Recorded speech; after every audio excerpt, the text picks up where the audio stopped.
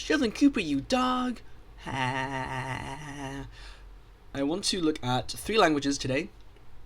Well, I don't know if I'll look through all 3. I also don't know if I even peek at all 3, but switch please. Here we have F#, which is a functional language by, I see Microsoft, which is, you know, based on the same back end as C#.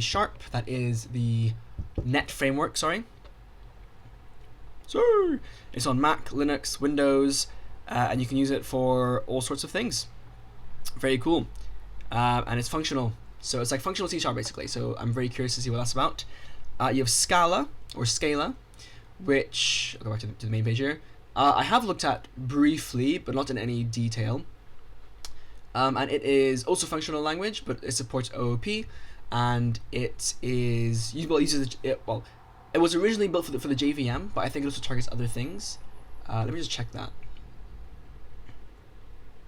JVM, JavaScript, and also LLVM, which means that you can compile it to LLVM, which I think would not use a GC, or maybe it can use a GC, or maybe it does use GC, but like whatever the case, you can make native applications with it, which is very cool. Or you can compile to the JVM, or you can even do JavaScript, which obviously gives you a web app. So that's pretty cool. And because it compiles to JVM and is kind of Java, like it's not based on Java, but like it has some Java-ish qualities, which means that the syntax, although it is a functional language, the syntax is a bit more up my alley, let's say, because I'm not a huge fan of some of the functional syntax choices. So Scala is very cool.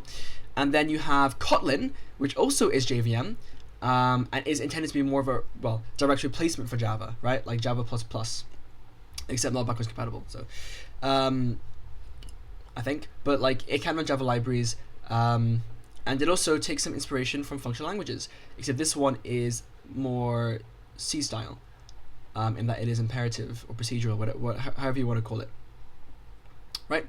So I'm gonna have some fun looking into these. Now, why each language, first of all? Now, F# I am interested in because it's functional C#.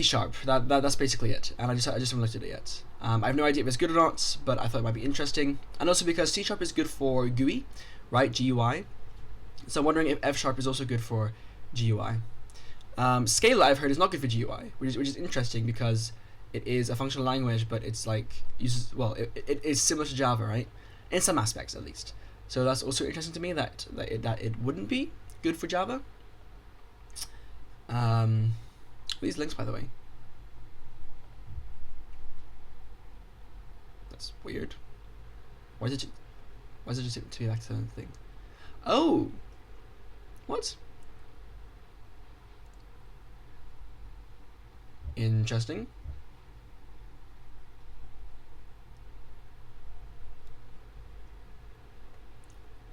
Interesting indeed. Wait, so then what's the LLVM thing?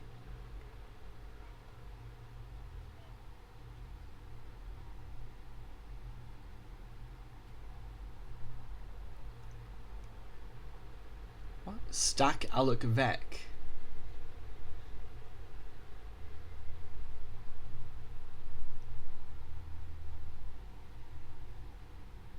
Wait, so it doesn't use a garbage collector?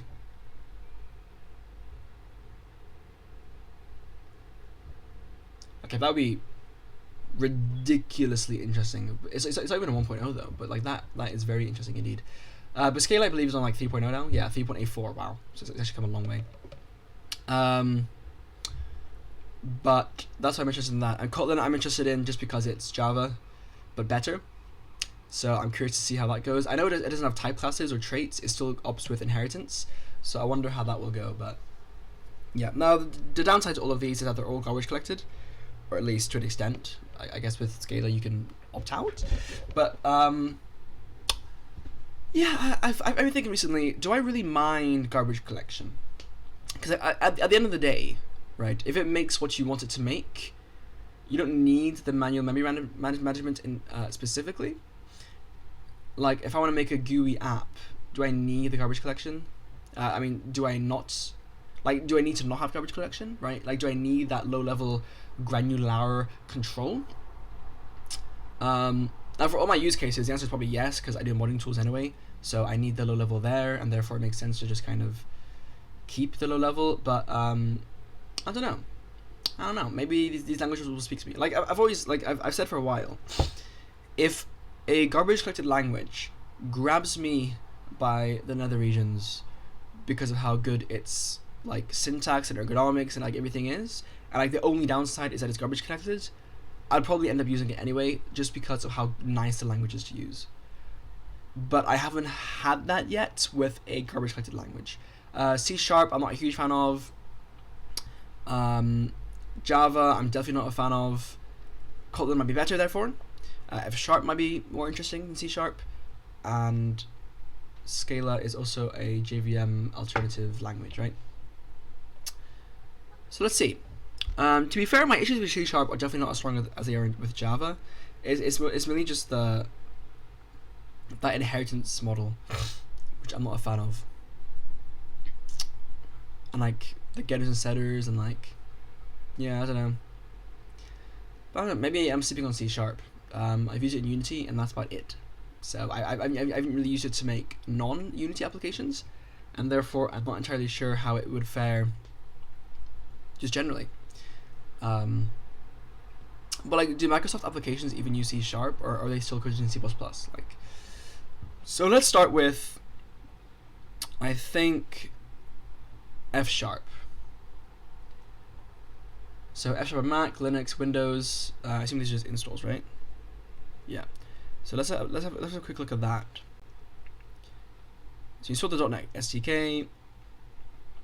Hello.fsx. I mean, should we do this?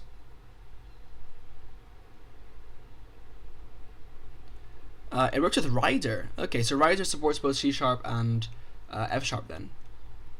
I do wonder what other programming languages use .NET.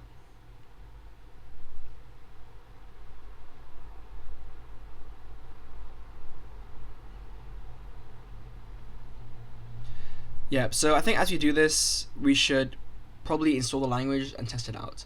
So let me install the .NET SDK, I guess.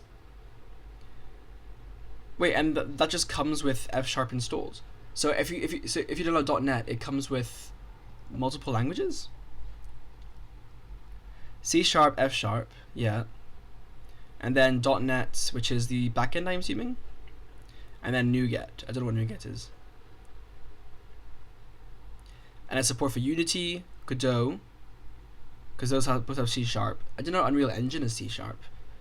Consoles in-house, okay. Razor, Blazor, JavaScript. Okay. Cloud stuff like this as well. WPF and WinForms. Those are C#, no? C++, no? Have a look at that as well. So .NET. So, this is the blog. That's JetBrains as well. .NET isn't JetBrains, is it?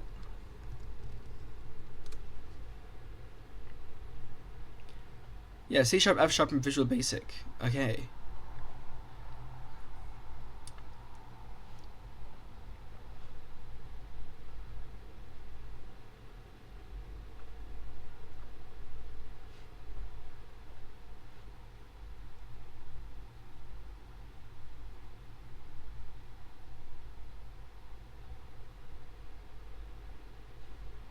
Okay, so let's have a look for .NET download with Pacman. .NET SDK. Why would I only install the runtime environment? I put them in the SDK, right? So let's get that. So yay install .NET SDK.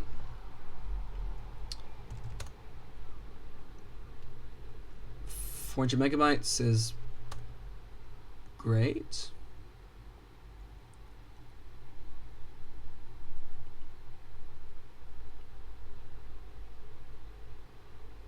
Yeah, that's fairly small. Okay, cool. So then we'll go into my projects folder, into Hello Linux, and make a new directory called Hello FSX, I guess, right?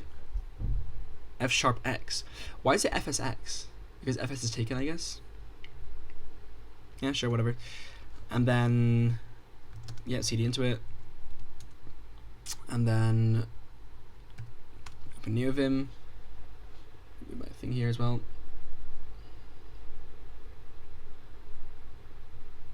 I should really just make a new like scene where my camera's the other way. And yeah, so let's do this. So yeah, Unreal Engine. Also, I should look into using Godot with C# with Godot, because I'm not a huge fan of GDScript. But at the same time, the way it integrates with C# I don't like either. So like Godot for me just has a language problem. I just don't like the Godot language. Like I find the ID, like the actual environment, very cool, but I do not like the language. Like just the way it's designed. Like I like the Python like syntax, but I don't like everything else about it pretty much. So we'll do hello.sfx. Alright, and you just printfn, okay? So printfn. I wonder if this language even supports C#. What's not C#? Object-oriented programming. So hello from Arch Linux Hyperland in F#. Looks like I don't have any syntax highlighting, but that's okay. And then what? .NET FSI hello to FSX to compile and run. Okay, so .NET FSI hello.fsx.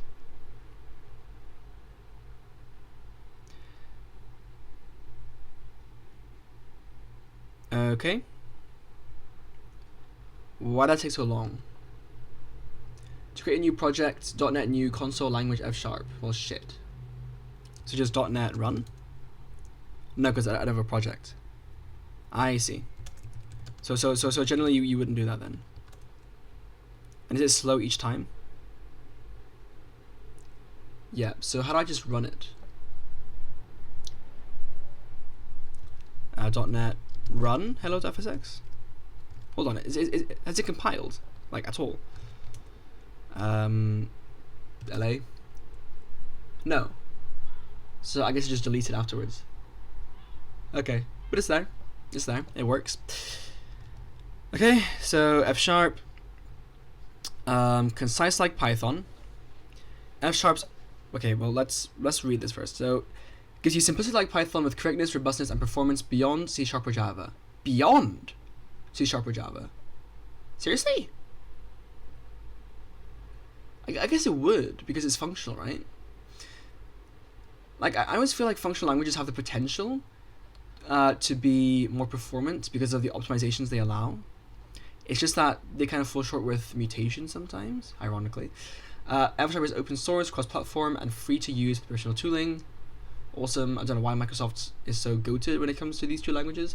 F# is a JavaScript and .NET language for web, cloud, data science, apps, and more. So it also compiles to JavaScript, okay? Or can. Let hello name. So it does use this,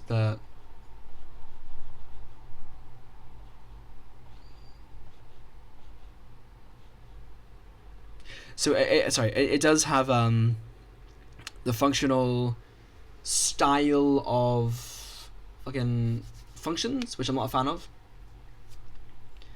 but it's okay. It's not a huge deal. So let hello name. So there's let first of all to define new functions and variables. I mean variables are functions. Hello name. So it's called hello. It has arguments name, which is like why I don't like it already. Equals print function, or sorry, not print function. Print fn. Print formatted new line, I guess. Although I don't know why it has to be formatted, because it just accepts a string in this case. Print fn $sign for interpolated strings. Hello name. Let greets world, system, galaxy, universe, omniverse. Greets list iter hello. Cool. So let me cd out of this. And yeah, I guess just open my sandbox. which has a folder called sandbox in it. It's goofy. Remove directory, recursive sandbox.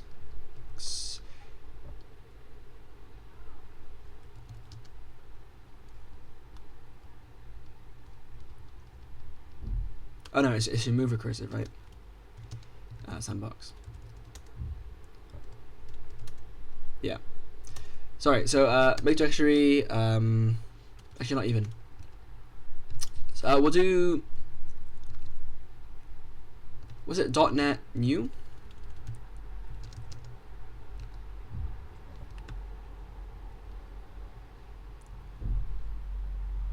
What's console? Would I call it console? I'm not very sure. Console, language, F#. Will it give me like a list of things? Yeah, it's called console app. Okay, fs proj, like cs proj. Let's see how long it takes to. Okay. Oh, cool. I just made it in this. What's an object? Is that the compiled? Maybe. And then if I do .NET run.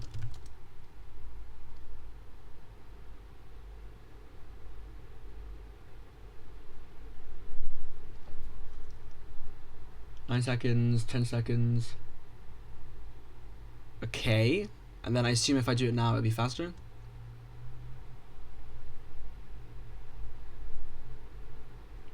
It's faster. It's still slow though. I don't know why I can't just run it immediately.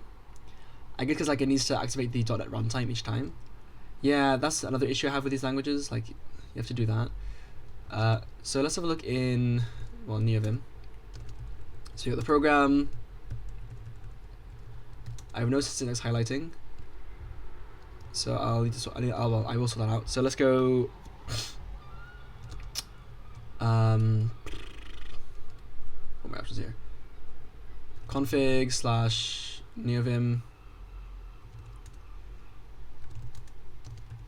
Yep, so you got Lua, me, I think Lazy has it, because I believe I am using tree sitter. Maybe. FSX for F#. See how that works.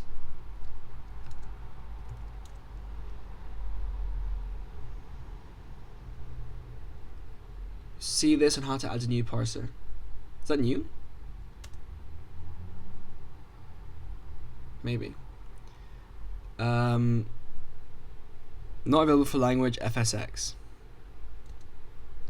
Okay. Is it FS? F#? Maybe? Or maybe it's just F# with like the fucking symbol. I don't know. It is. F#. Would it work?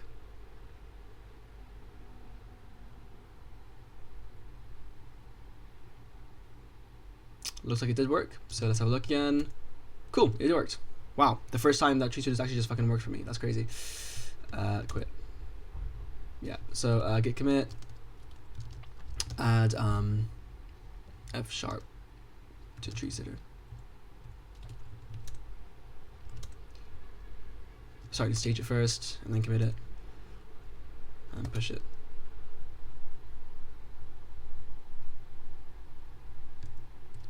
Okay, so let hello name equal. Okay, so there's syntax highlighting here to differentiate the identifier from the arguments, which is cool. Although I don't like languages that depend on that for clarity. Even the website here doesn't do that because I assume it's hard to bake that into the grammar. So printfn, like without an LSP basically, and just like a primitive thing. Hello name. In fact, this sounds like really limited highlighting in general, doesn't it? Whatever. Let greets equal a list. I don't know why that one isn't highlighted. I also don't know why it didn't give me thingy. Is it tabs or spaces? I guess I'll find out pretty soon. Did I do something wrong? Why is it not giving me proper indentation by default? I don't know. World, solar system, your mum, Jeff, Omniman, and then there's no main function, so you just put it here. So greets pipe into list.iter hello. Interesting.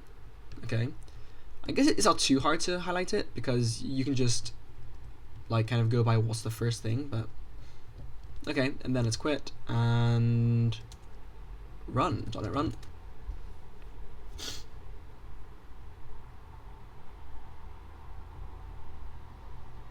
It's gonna be a faster way. The build failed. Tabs are not allowed in F# unless the indent option is used. Okay. So, like in a different language, I would expect that to be immediate. But oh well. So if I do spaces instead. Whoops. Yeah. Okay. Wrong thing. So I want to change my settings here to use spaces as well. So again, cd.config /nvim.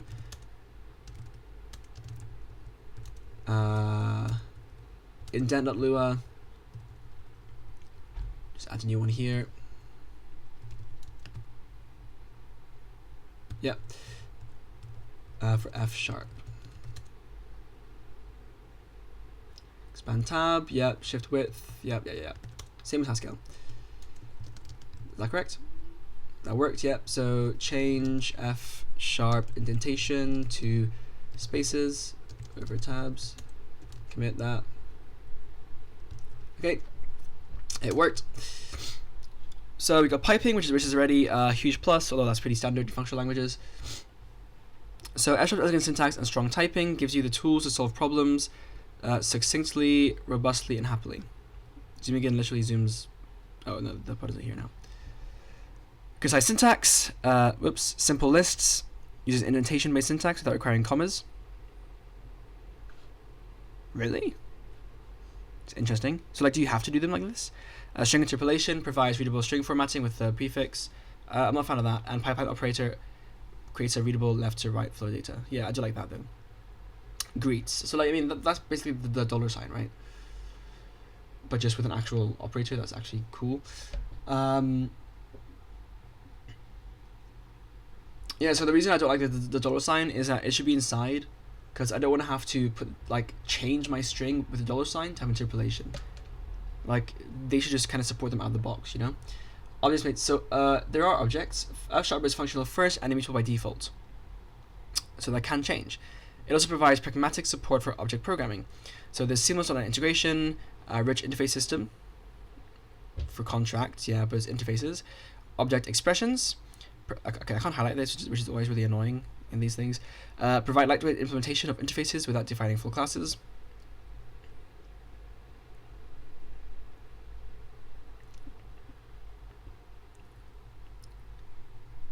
Okay.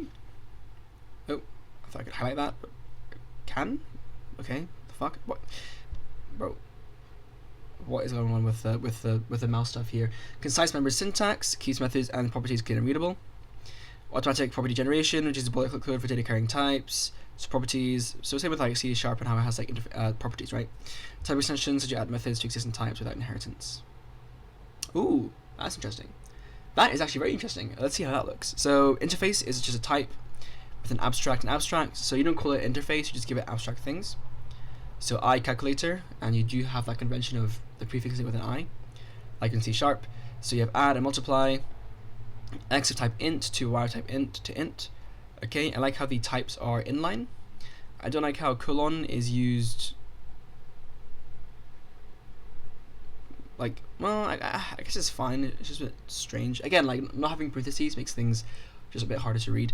X of type int, Y type int. Yeah, so I like how that's inline as opposed to like Haskell where it's not. Multiply and int and add, sorry, both have the exact same type signature though, which is a bit interesting. Obviously, you know, what can you do realistically, but that's just an interesting aspect where it's up to you to make it, you know, correct. Class implementation with interface, so type calculator with precision int. Okay, so that's the argument. And then, and that uses parentheses for some reason. And then you have your interface iCalculator. So when you do that inside the type, that happens. You are implementing the interface inside. So interface iCalculator with member add, member multiply. That's interesting.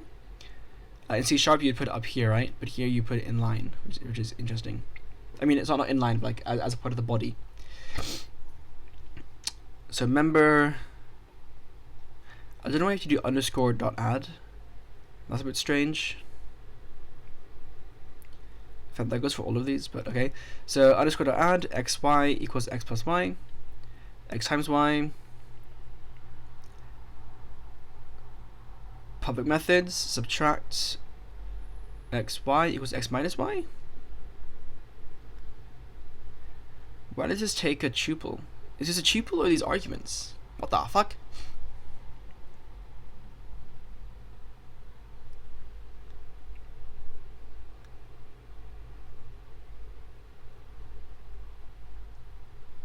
Why do these take just normal functional syntax, but then these take brackets, parentheses? That's weird. Round to position. And here as well, you call them with parentheses? What's going on here? I'm very confused already. X floats, exponent. Okay, so this is maybe exponent, I'm guessing. Or optional argument. Let exponent equals default arg, exponent 2.0. Interesting. So there are default parameters. Okay, look, this mixing of like tuples and not tuples are very confusing right now. An object expression is an anonymous implementation. So this is outside. So you have let quick calc equal new iCalculator with member add multiply.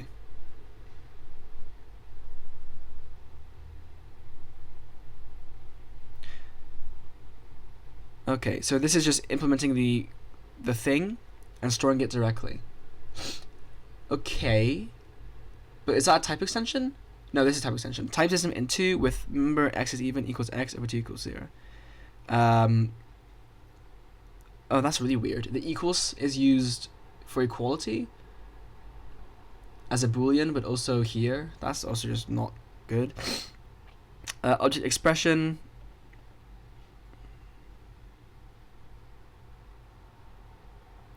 Also, why is he using Mac style Windows if it's a Microsoft product? Is .NET Microsoft?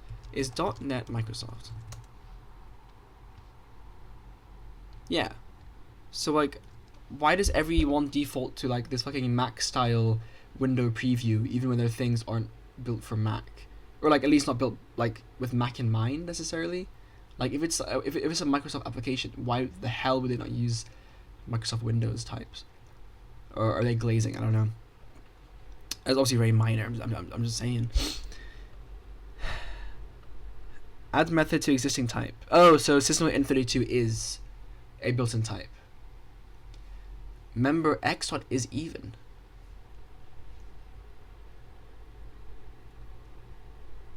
What's x? I'm guessing x is one of the members of in32. But okay, so you can add methods to it. It's interesting. Although it's not clear that you're extending it though. Like obviously it's the with syntax, but like, okay. Domain models made simple and safe. Extra gives you superb capabilities to create precise domain models that prevent errors and compile time. So you have discriminated unions, which I think is another word for typed unions. Model each payment method with exactly the fields it needs. In this case, okay. No impossible states could exist. A credit card payment cut off a routing number. I mean, everything's expression 2, right? Yeah, so it is exhaustive. Type safety, yep. Self-sufficient code. Okay. So type card info equals number, expiry, and CVV. That is a what do you call it? Semicolons, by the way, to separate things. and they're also non-trailing. It's weird. I assume there's like different ways to do this as well, but anyway, so number string expiring CVV, that would be a product type. And then you have a sum type using this syntax, credit card of card info, bank transfer of bank info, PayPal of PayPal info. Okay, type payment equals amount. Yeah, so you can put them on multiple lines, and you don't need to have a string and comma. So amount decimal method, payment method, and then you have matching. So match with this, this, and this. So here's the formatting in printfn. I don't know what the dollar sign does here. Dollar sign %. Okay. Yeah, so I find it interesting how for some reason product types are stored within these brackets, but some types aren't. And that's always been interesting to me as well. But okay, moving on. Abstract for JavaScript and the full stack. For both client and server, you can target JS environments directly. So type safe document manipulation, React integration, and whatnot. And async programming. Okay. And React integration. Honestly, I'm not loving using Rust for my web dev. It might be more performant, I think, but like even then, I don't really like the difference. Probably isn't even that big. And like the ergonomics are just so shit. So I honestly wouldn't mind having a different language to build my web apps in. Like I'm making a website, like a portfolio website, and I'm in Rust Leptos, and I hate it. I do not like it. So I wouldn't mind again using like F# or something instead. Open browser.dom, open feelers. Like the reason I don't mind having a functional language for that is just because your code is fairly functional anyway, or like declarative in HTML, and kind of JavaScript, because like the way you do it is like you would pass like anonymous functions to your components, and like in that sense it's very functional, right? Very declarative. So like button equals document create element button. Again, it's so weird. Why is it mixing normal functional syntax with like functional syntax? Like that's very weird. Button.text content, click me. We have some kind of Haskell style monadic thing going on. Button.add event listener, click with a anonymous function to window alert, okay, and then document.body append child button, pipe that into ignore. Hold on. Yeah, so this isn't the dollar sign. We're piping greets into this, right?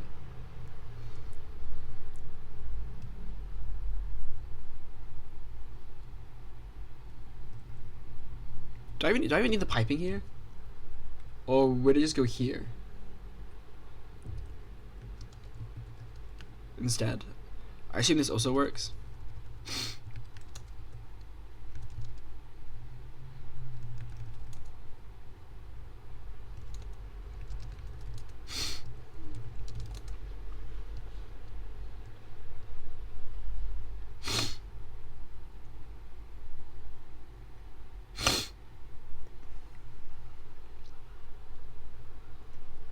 Yeah, okay.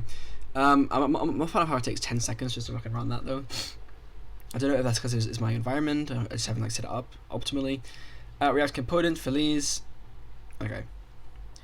HTML.div, HTML.span, HTML.button.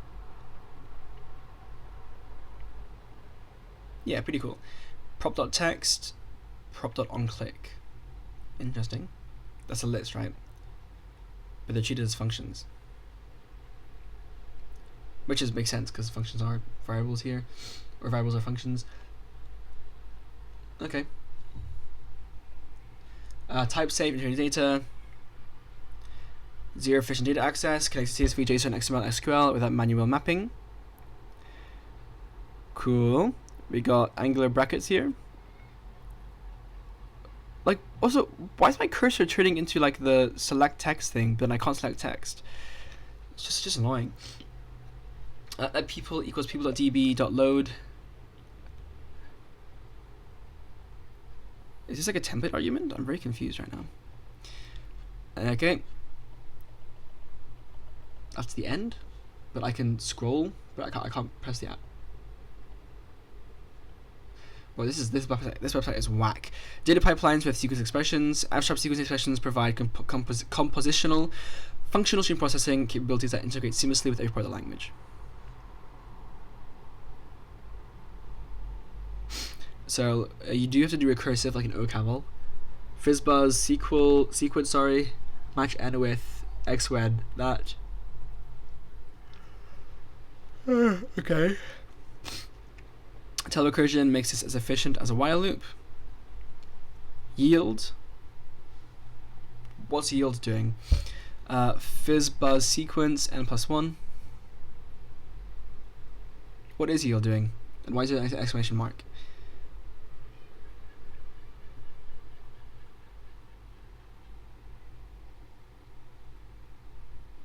Don't know. Fizzbuzz. So why is it recursive? It calls itself +1. Process the sequence using a pipeline. Fizzbuzz sequence will take 100. Okay, so there's lazy evaluation then. That's why this terminates. Sequence.iterate, print function. Yeah. So when you pipe, it goes into the first argument, right? I wonder if you can change that. But sequence.take 100 of this. Sequence.iter for each item, print fm. That's pretty cool. Okay. I mean, I say pretty cool. It's pretty standard, but I'm glad it is indeed in F#. F# async expressions provide a powerful way to handle asynchronous programming. I thought for functional programming, you kind of just came out of the box, no? I mean, here you have a delay, I guess. Return exclamation mark. Definitely will need to look into that more. So async, which is a block. So this simulates network delay. Using pattern matching and async code. Again, I'm not sure what the difference is between the exclamation mark and this. But it seems like the exclamation mark implies async. I just don't know what it's doing here with the yield. Async.run synchronously. Okay. Clean code with computation exercises, expressions, sorry.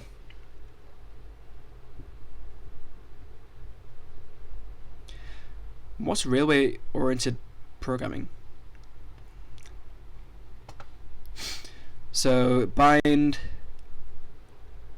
return from, defines return from, return exclamation mark.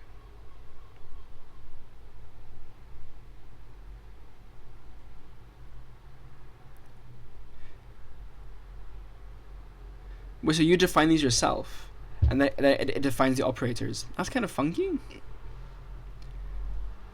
How you don't call it that to define that, but would not be the first time. If age weight equals 0, okay, it uses this and for some reason.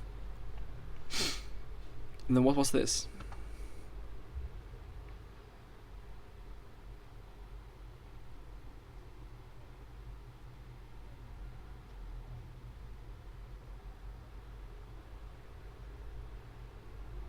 Just like with binds and stuff. Okay. And monads. Okay. Safe numbers, sorry, through use of measure.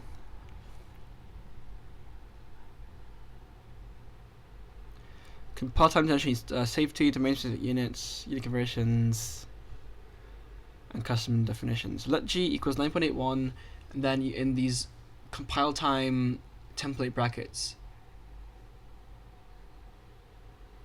you put meters per second squared.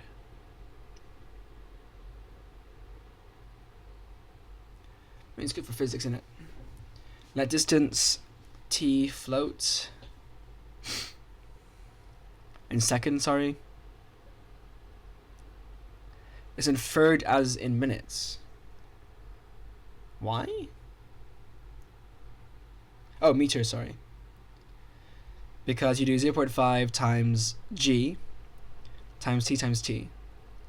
So t times t is seconds squared, right? And then g is meters per second squared, so you get meters. It's interesting how it infers it. I mean, obviously it should, but like, I don't know if you would want it to be inferred in that case, or if you would want to make it explicit for readability's sake. And again, why do we have... Okay, for here the parentheses make sense because you're having a type argument, but... let full duration equals 2.0 in seconds. Okay, and we're back. So...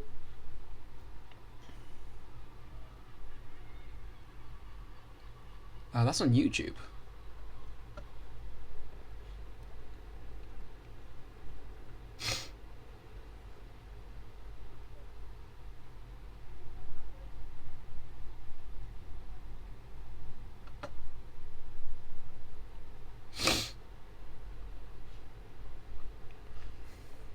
Okay.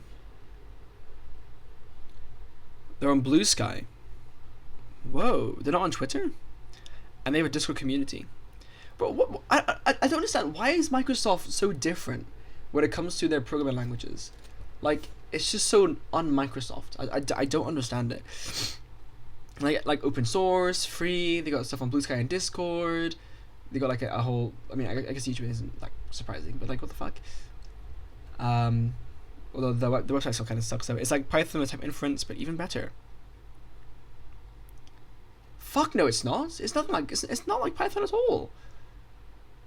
Why are we comparing it to Python? Like, Python just has... Like, the only Python-like thing about it is the significant white space. Like, that's the only similarity. It's like Haskell, but better. Maybe. It is fun language to code in.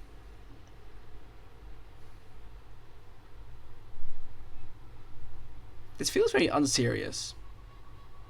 Is F# actually used in the wild? Because I feel like this is very bizarre. So I want to have a look at a proper guide.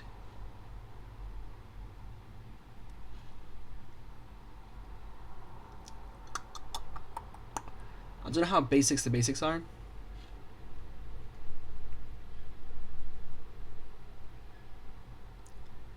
That's so new to me. Interesting. F# for C#, Java, or Python developers. Again, Python, bro. F# cheat sheet.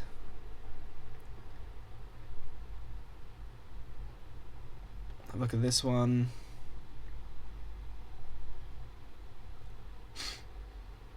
So there's a wiki book. Okay, so a lot of different guides here which are unorthodox. What the hell? Wait, so also Microsoft has their own page for it as well. What the hell? What is going on? And these examples are different too. Type inference. Print names for names and names do. Oh, so there's a for loops. Why the fuck didn't I just say that? These for loops are way better. Let names equals Anna, Philippe, Emilia. First class functions. What the fuck is that? So there is an equal sign, but there's also not an equal sign. Pattern matching and object support. And this has this instead of underscore. Bro, like, am I looking at two different languages? I'm very confused right now. Was the other website fake? This website's a lot nicer to look at. Okay, so get started.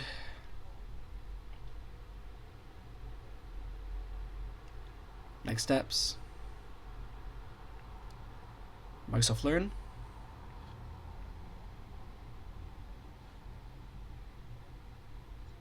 XP. Bro, I don't have an account.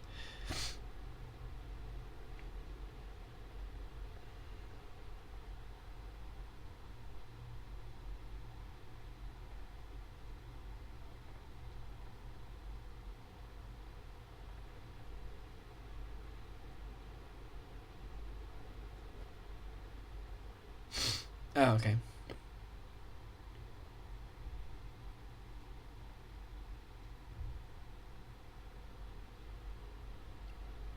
Okay, so that's the name. Open is for importing modules. Let from whom. There's sprintf.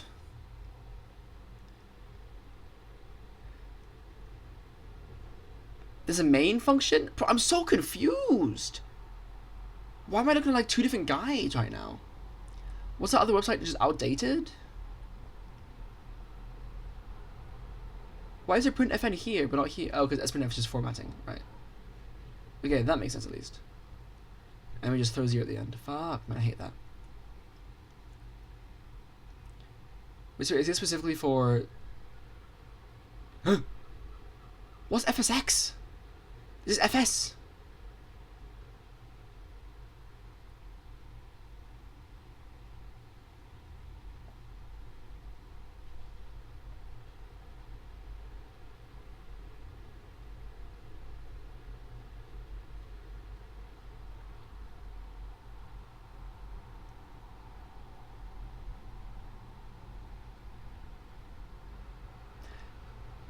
I'm dying here. What is the difference between .fs and .fsx for F#?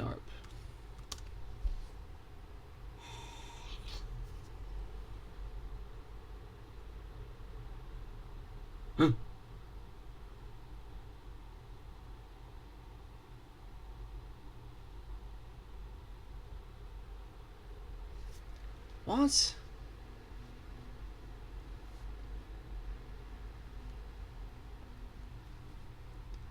So prototyping one of scripts FSX for actual application code FS. What the fuck, man? This has been the most confusing, like, thing I've ever, like, for coding. Costs money. Fuck me. Are you a Unity-based developer? Learn to think functionally. Don't be scared. Have fun. The fuck? There would be no math notation and no misuse concepts like functor, category theory, and anamorphism. If you are familiar with Haskell ML, this is not the place for you. I just want to look at the spec. Like, all I want is a spec of F#. I don't really care about, like, a guide, per se. Okay, have a look. This is cool. We got a comparison. So let result equals result length. Not really though, because you wouldn't need to fucking define a let in this case, but you wouldn't here either. Okay, what the fuck, bro? I'm so confused with the function syntax. Okay, so you have the types, basic keywords and operators.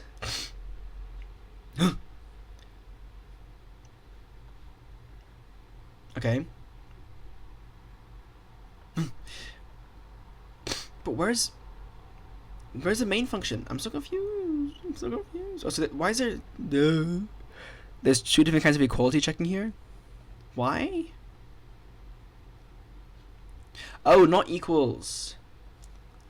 What? They use this for not equals? Why do they use ML syntax? Why the fuck would you use that? And they've not as a keyword?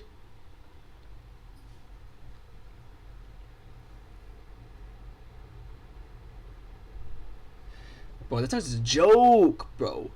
That sounds like a joke. Why would you do that?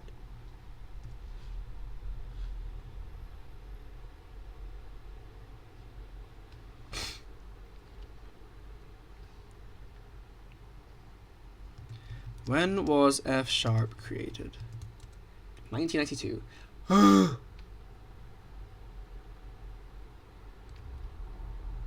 What?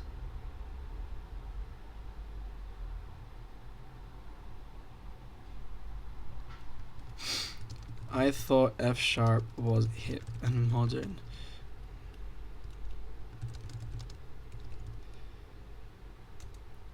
Now I realize it too is a 2002. Fuck, man! I was actually excited to use this language. What the fuck? 2002? When was C sharp created? 2000. But C sharp has come like a long way. Like, it's pretty nice to use. F sharp is fucked. Latest F sharp version. Is F sharp still popular?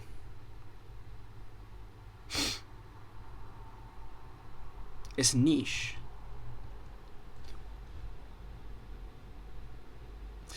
Sorry, it's either the if or the scrutiny is of a type.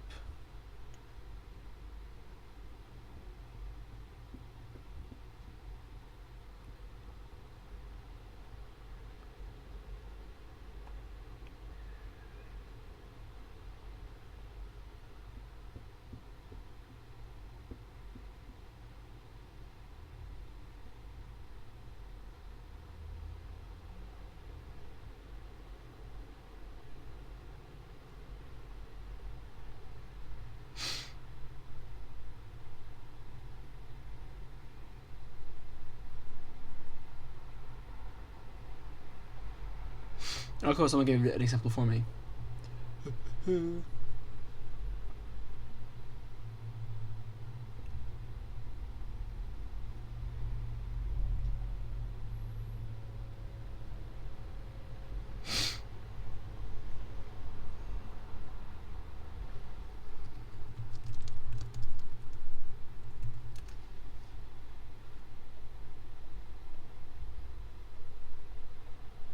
Bro, enough with comments, bro. Enough with comments.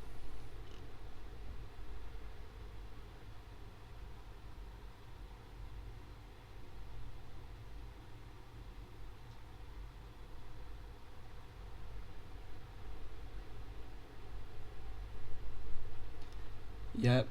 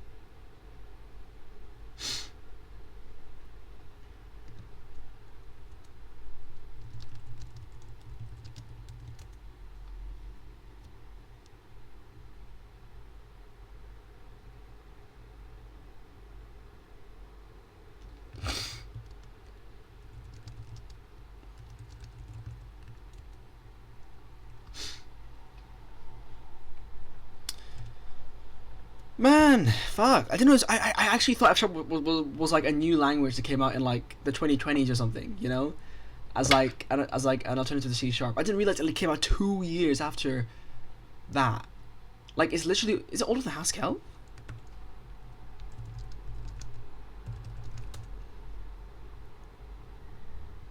Okay, fair enough. It's like, why is Haskell syntax so much nicer than ML syntax? I don't understand that. What the fuck? Okay. Yeah. Well, I mean, I can't find a spec anyway. Like, there's a book here.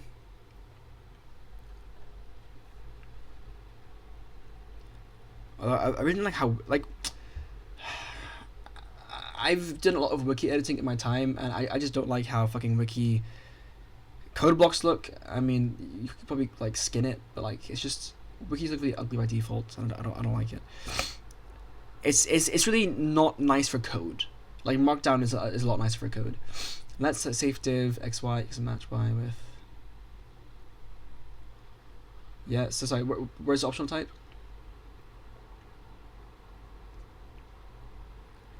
This is a runtime error as well. Okay, I mean, I feel like F# is kind of just ML. Like, are there really any benefits using F# besides the runtime? Because I don't really care about the .NET runtime. What I care about is just a good language.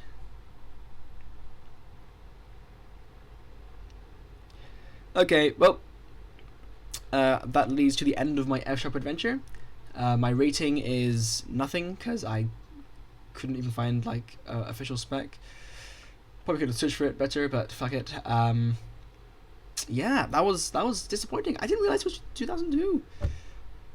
That just killed me. Okay, before I have any more surprises, when was Scala made?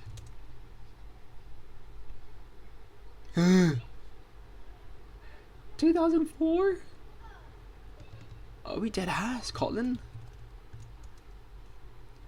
2011?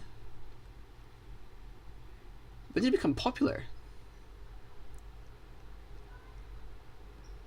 That's crazy. Latest version of Kotlin. 2.4.0. Okay, so when did Kotlin 2 release? 2024. Okay.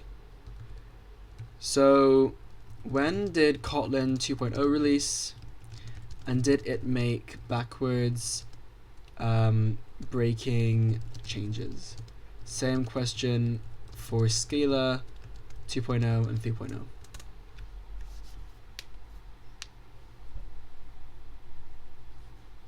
Because if they make breaking changes, then it's more promising. Also, what is going on with my fucking hair, by the way? What is that? I don't know. I'll screw it out. 2.0 was 2024. Yeah, so this was like 23. No, 20. Sorry, what am I saying? 13 years later. It's not backwards breaking in the Semver sense, but it fixed many compiler bugs and inconsistencies. That's what I wanted though. Okay, fine. Scala 2.0 was 2006. 3.0 was a lot recently in 2021. That's cool. And it was major, and it was breaking backwards breaking. A new type system, very cool. Syntax changes, awesome. Cool. Okay. So Scala is like for all intents and purposes, Scala 3.0 is like a proper new language. Kotlin is not that old, old anyway, because it's only 2011. But it doesn't make backwards changes, so that's something. When was Rust created?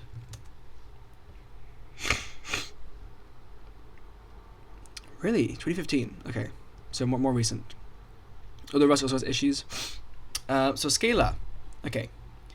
So I'm going to start with Scala, I think. So I've seen some of these examples already, but just have a look again. This one does consistently use parentheses rather than the normal functional syntax, which I'm a big fan of. I think that is the right way to go. We have name, so even data structures seem to use even data structures seem to use parentheses, which I also agree with, right? You want to unify that syntax. I wonder if there are named arguments though.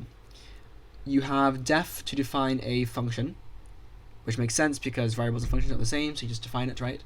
Enum payment, so it has the enum keyword for some types and has cases in the same way you have match case, which I think is a nice consistency.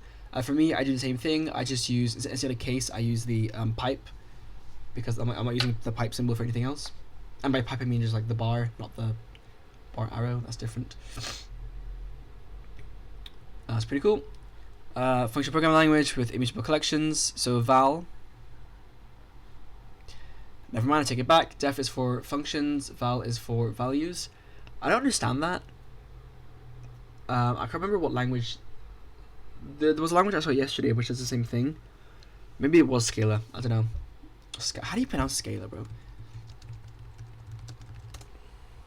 Is it Scala? Scala. Hilariously, my fucking audio isn't even on. It is Scala. favored by the creator Martin Odersky and matches the Italian word for staircase. Okay, so Scala. Scala is the American pronunciation, which is where I've heard it. Where's he from? Germany. Okay, so Scala. So Scala has val and def, so there is a separation between functions and variables, which is interesting. Depends on how it has mutability, really, handles mutability. And then you have for loops. Awesome. So you don't have to rely on recursion for looping. Print line, s with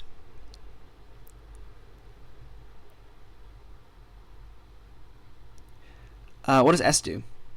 I wonder. And then you have $sign for insertions. Case class, pet, string. Okay, cool. So we do have a class. That's weird. Am I seeing this right? So enum is just types, because the case keyword can be used by itself for a single case. And then we have class pet, which contains data. But here there's no class keyword, it's just pet. Derives codec. That's okay, this is interesting. Enables coding pet to and from text. Coding pet, like encoding. Val coco equals pet. Yeah, with your fields, which are named. So I do hope there are named arguments, because that would make sense. Val message equals write JSON coco. I wonder if val isn't lazily evaluated then. Read JSON pet message, convert message back to a pet.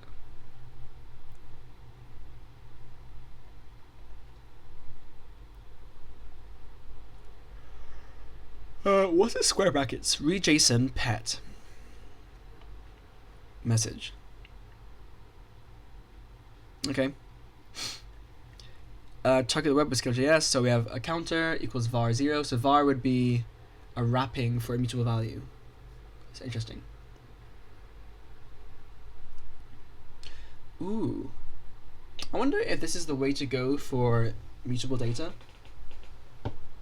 Have it be like an actual type.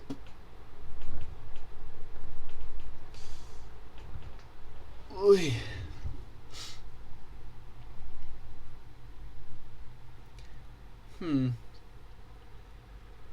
So what I'm thinking is, obviously you can do this for declarations, but then let's say I want to pass a variable into a function, but then not mutate it, right? In Rust, you just don't have the mute keyword, right? But then have like a reference. But I wonder how that would work in this case. So create a counter button that increments on click. Counter button is a button. TPE. I don't know what TP is meant to see. Also, this is annoying as well, how I can highlight it, but then these fucking things are inside for some reason. Why are they in line? They should be outside.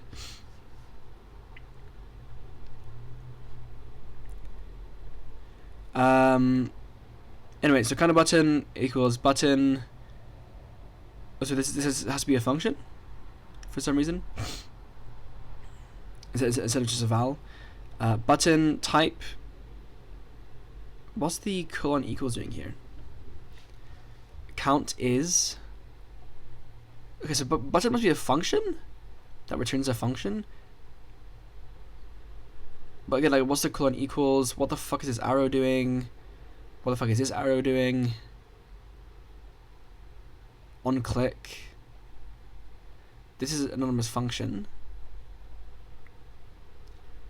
These are arguments, right? Function arguments. Yeah.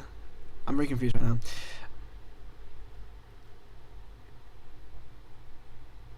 now. Let me just solve this. Okay. So let's do get started and then the docs. Thank God there are actual docs. Scala lets you write. Oops. Yeah. Lets you write less to do more. As a high-level language, its modern features increase productivity and lead to more readable code.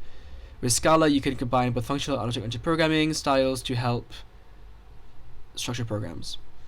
It's scalable. Scala is well suited to building. Is that why it's called scalable? It's called Scala.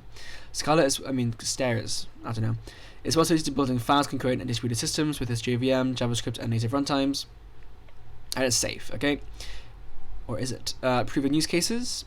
Server-side processing command line front-end web. But nothing for GUI. Interestingly enough, it is sponsored by JetBrains. What is your company?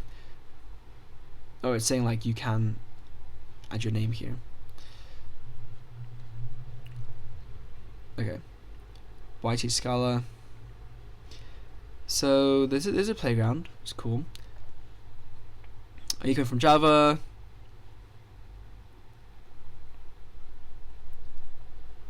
What the fuck? Why would I curl all this? Crazy. Scala C. Scala CLI is for the active toolkit. Build tool. Ammonite. Enhanced REPL. Scala FMT formatter. Okay. CS. Setup installs the Scala 3 compiler and run by default. Or manually.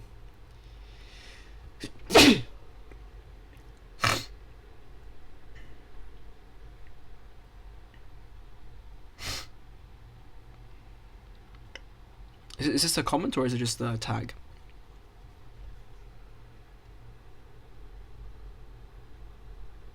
Yeah, and it's an annotation. That's interesting how you can change the entry point. I don't know why you would do that. And not just have like a main keyword, main function thing. I suppose it does make more sense than having like an implicitly thing called like main that you define. Like if you tag it explicitly, then it kind of just makes more idiomatic sense. Like, okay, I'm saying this is my entry point as opposed to just defining an entry point that happens to be called main. So I do sympathize with that actually. That is interesting.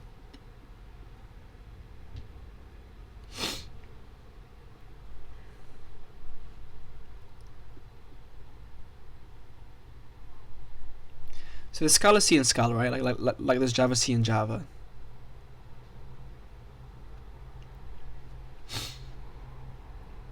Okay, so pacman install Scala.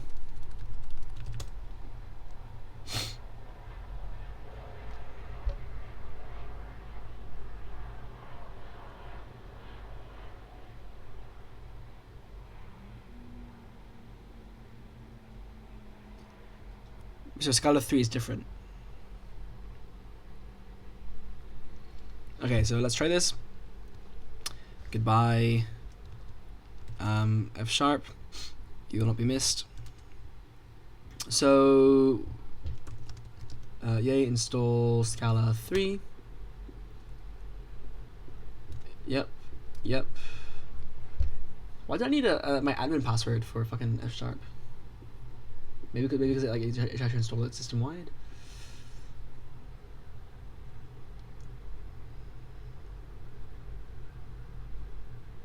Oh no, it was .NET, not F sharp. I'm gonna keep it anyway, just for the C sharp support, but please don't install from fucking root. From source, I mean.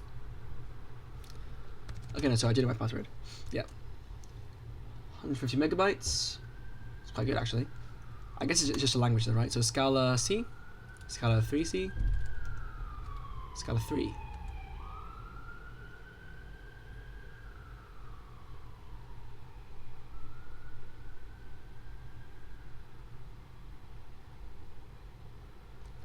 Don't know why I'm getting warnings my first time. So this is just the interpreter.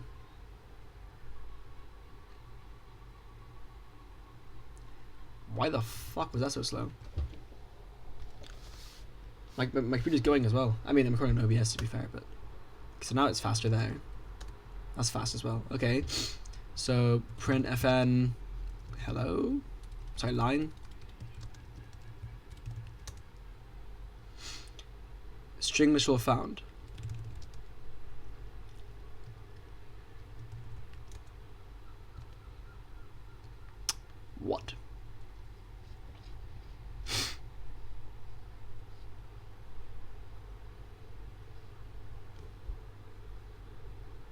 Oh, sorry.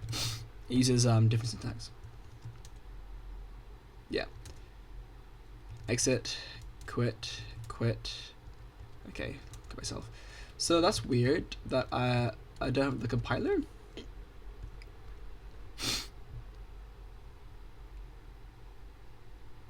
Scala run hello Scala.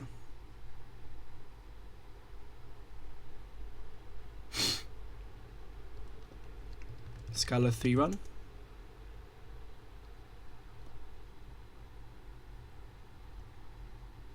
So it does work. Okay. So let me try it then. So let's go out and cd into hello Linux and make a directory for hello Scala 3. What's the file extension? Literally just Scala. Is this for Scala 2 though?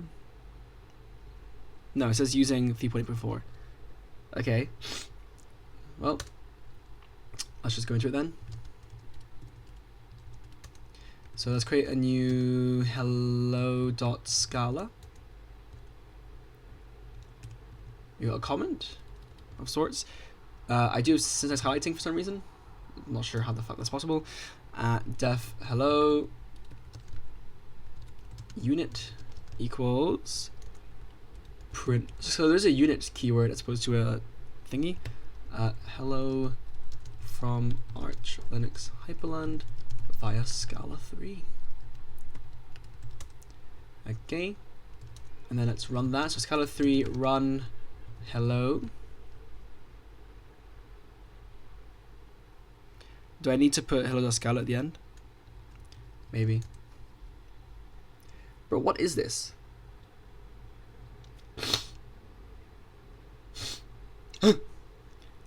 Downloading the fuck? Why is it doing all that?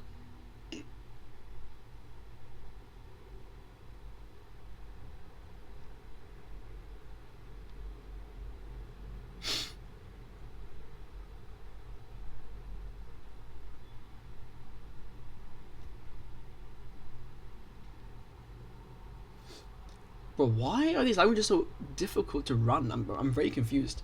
A terminally deprecated method in sun.miss answer has been called. Okay, that's not my fault. Report this to the maintainers. Oh shit, so there's actually a bug. I guess I got unlucky. Today has not been my day for language discovery.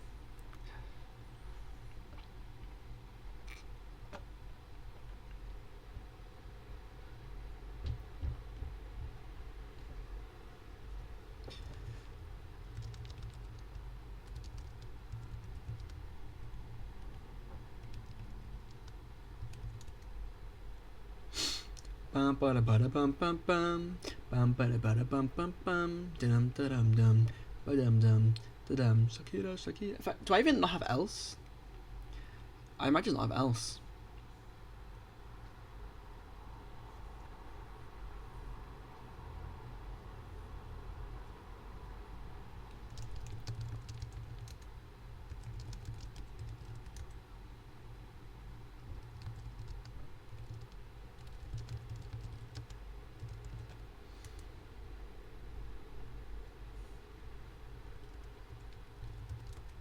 If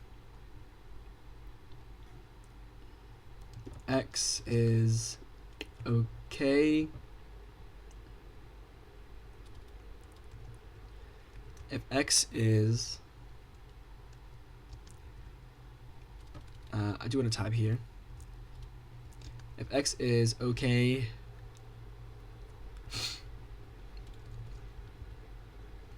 x, then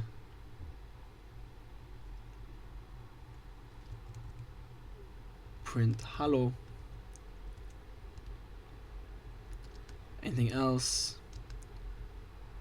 return.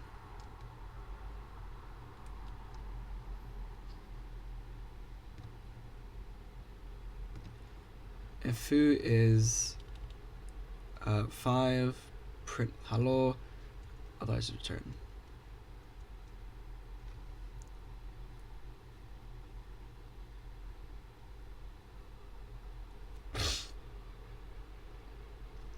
Yeah, because like I don't need else, do I? In that case, because like if I want it to be exhaustive, which else covers, then I can just do this, and then if I don't want it to be exhaustive, then I just don't use this syntax. I just do if foo is 5, and then that's it.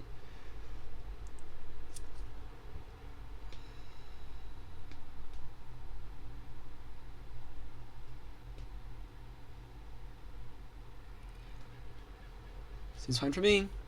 For now. Holy shit, that took fun time. So it worked. If I run it again, will it do the whole thing again?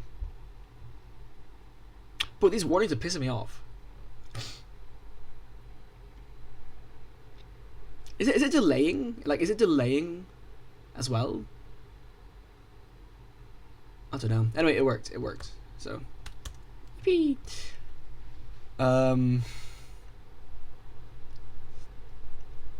Okay, so how does this work? You provide it to the program. Right, for like a CLI tool, right? Interesting. So rather than having like args, you literally just pass it in like this. Which also means it automatically deduces the type. You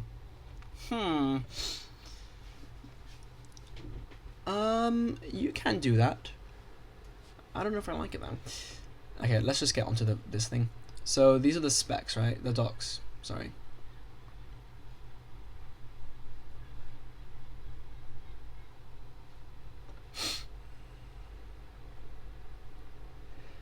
I wanted the docs, bro. The documentation. Where is it? Please, could one like, I don't know, industry level language, like that's developed by like a company, just please. Okay, let's do a tour. That's kind of what I'm looking for. Yes, good. Okay. So, what is Scala? What's a paradigm? It's object oriented. Every value is an object. Types and behaviors of objects are described by classes and traits. Classes allow subclassing. Okay, so you do have inheritance. And there's also mixin based composition. The fuck? Instead of multiple inheritance. Interesting. It's also functional. So every function is a value, which means every function is also an object. Scala provides a lightweight syntax for defining anonymous functions. Yep, cool. Does it mention immutability? No. I wonder how that will work. It is statically typed. So, yep. Upper and lower type bounds. I wonder what that means. Compound types. Inner classes. Yeah, okay. It is extensible. So libraries, right, okay. And it interoperates. So there's Java runtime, so there's JRE. Yep. Okay, let's go. So, typing Scala in the browser. Sorry, trying Scala in the browser. There's scasti. Okay. There's a Brazilian Portuguese translation. W. So, do I need... No, I can just do that straight up. It is cool that, by the way, it has both Scala 2 and 3. So I'll be able to compare what's changed as well. That'd be cool to check out. So, print line. Hello world. Run. Hello world, yep. And it's given a type of Scala unit. Which is interesting. It's an anonymous function, basically. So I could, in theory, just do this. Is that correct? Is that error? What's the error? It's a semicolon, but this found. Huh?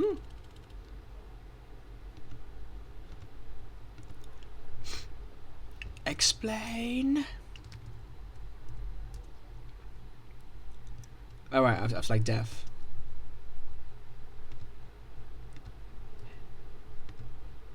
Okay, that works.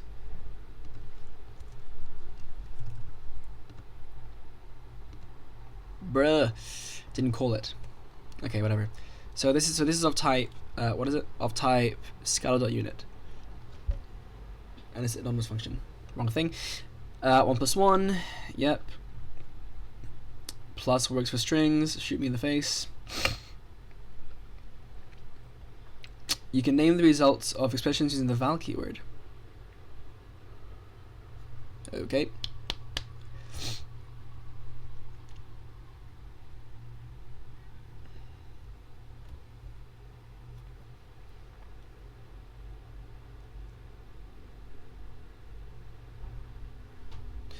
The results of expressions. Ow! Named results to X are here are called values. Referencing a value does not recompute it.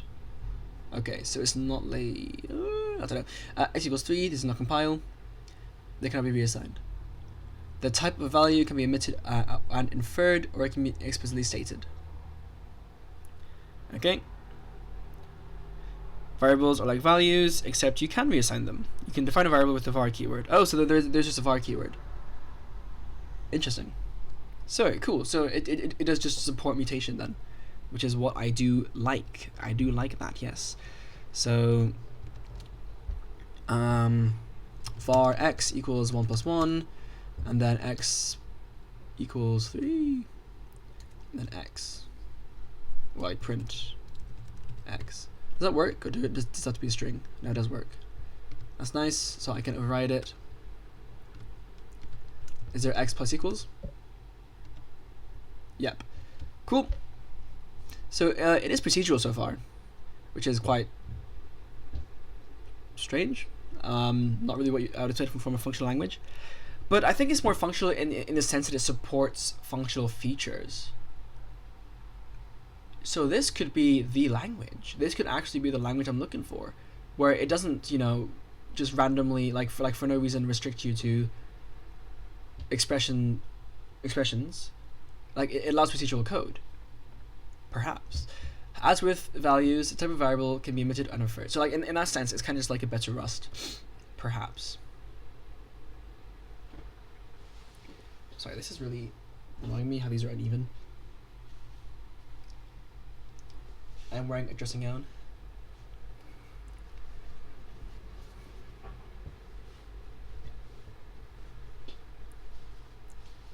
As with values, the type of variable can be omitted and inferred, or it can be explicitly stated. I just read that. Blocks, you can combine expressions by turning them with this. Huh? But I can do that anyway, can't I? As the interpreter would seem to suggest. We call this a block. The result of the last expression in the block is the result of the overall block too. Right.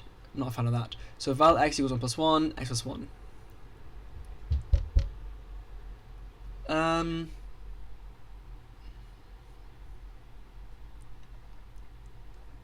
I mean, I do like this being used for blocks though. I think that is a cool feature. So then you don't allow chaining by default. You have to use a block. I mean, do I like that though? Not really. Because like, why not just have everything just be a block, right? Like, yeah, it means you can do this.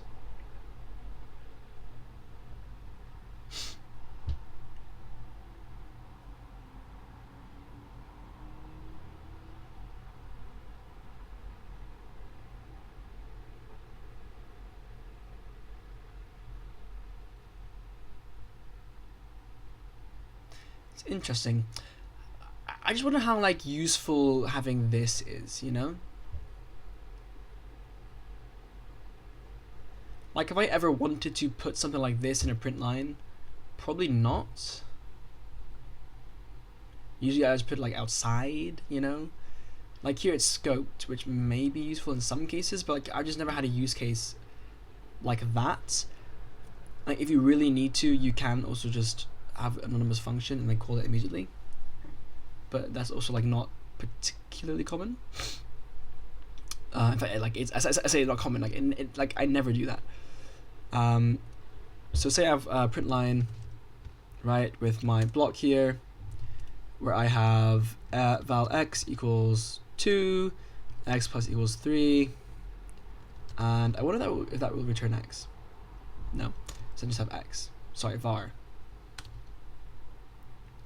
Maybe it will work then. No, it's just units. Okay. Right, but then alternatively, why did I just add that? I must have clicked it by accident. No? Never mind, I don't know why that added itself magically. But alternatively, instead of a block, I believe I can just have an anonymous function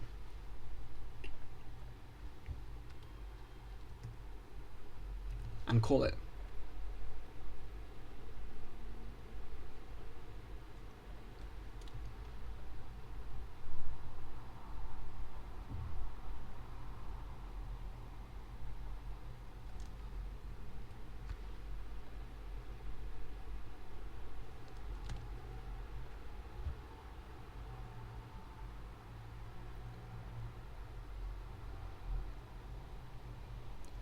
Missing parameter type. How do I have an empty? Yeah, like that. So that also works. And then I don't need to have a block. But again, like it's just such a niche use case. I don't know if it's worth adding blocks and complicating the language like that. Because I notice how this is a function, but I don't need to have a block here. Like the function just lets me have procedural code anyway. So like what's the real purpose of having blocks then? I just feel like it's just not necessary and just kind of adds complexity in a way that I do not appreciate.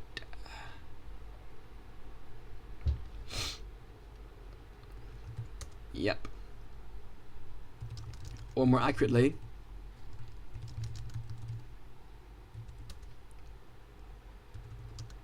just this versus both else and.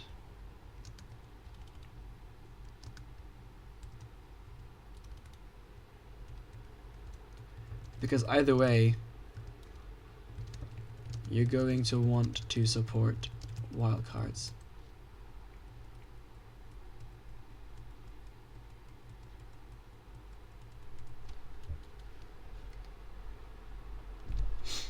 Val add 1 equals, that's an anonymous function.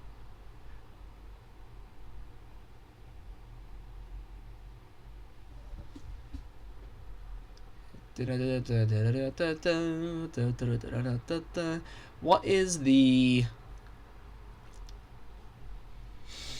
so what is the,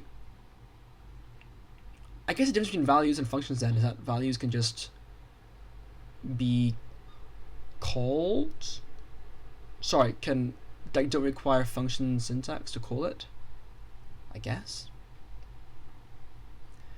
But like in my language, you don't have to call functions either. Like you can just have the function without the call syntax, and then guess what? It doesn't call it. It just passes it around. Yeah, so I'm not understanding right now why values and functions need to be different. I guess it's just because functions. Have you seen a function yet? Actually, we haven't. I mean, I have though because it's here. Like, I guess a function just is a more convenient way of writing a function declaration, because otherwise you'd have to do the val hello equals the anonymous function to print line, right? And then just copy this. Like this is quite literally what my language does.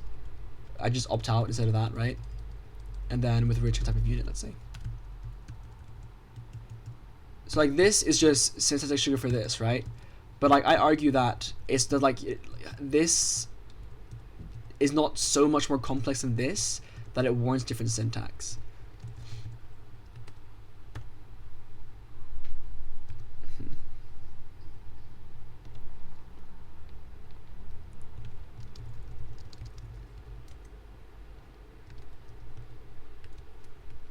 So Scala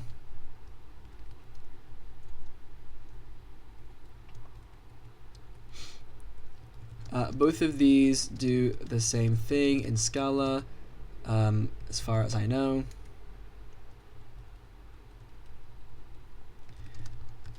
So def is essentially just syntactic sugar for the second, which makes me think, is it really worth it? Like, the difference that the sugar makes is so minimal,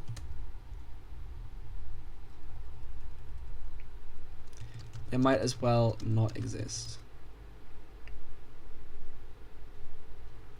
So far in my language, it doesn't.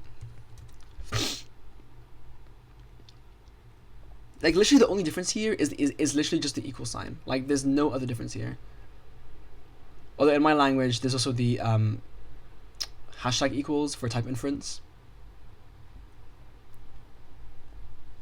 Which is fine. If I how does it do type inference for this? Sorry, wrong one. Yeah, like just doing equals just gives you inference, right? But I don't like that because I don't have a defined keyword. So hashtag equals is for type inference. I could get rid of that, to be fair.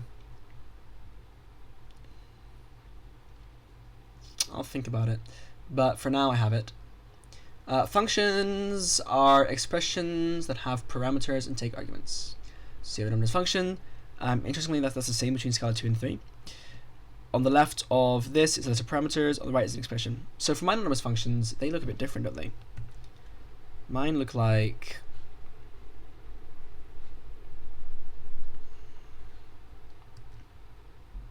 Yeah, mine look like, well, they use the colon. They also prefix with func, which you could argue isn't completely necessary, except it kind of is because... I mean, like, it is. It is necessary. Because I'm using colon, which is also used for other scoping things. It'd just be a bit confusing. Now, whether I call it func is debatable. I could also just have, like, fn. And then for type, I could use TP instead of type. And that would also free up that keyword, right? So that's actually quite important. But, yeah. I feel like this is fine. Because, like... Let me just change this real quick.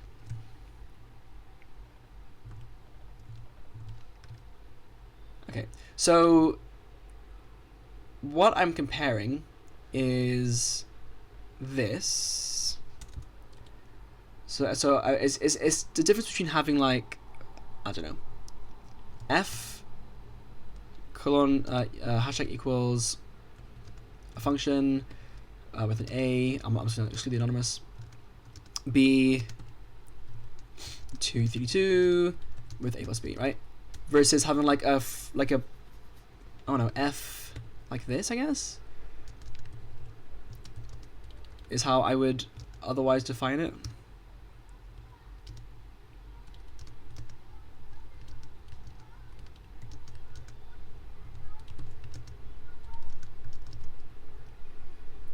And go like an actual name, like my func. Like, the difference is this. That's the only difference. And, like, what do I gain from adding this? I gain just using, like, anonymous functions to apply functions. So, like, I have a unified syntax. And then the type inference is there because I'm inferring the type. So I could also explicitly make this like this, right? But that would be redundant. But if I did do this, to be fair, it would mean that I can do this because the type is known. So you get that benefit, I suppose. But that's really just a matter of preference. So then it's that versus this. Both of these are identical. It's just a matter of preference whether you want to have it be inferred or be not inferred. So, like, yeah, like I feel like there just isn't a reason to really add that. So anyway, a function can have multiple parameters or no parameters at all.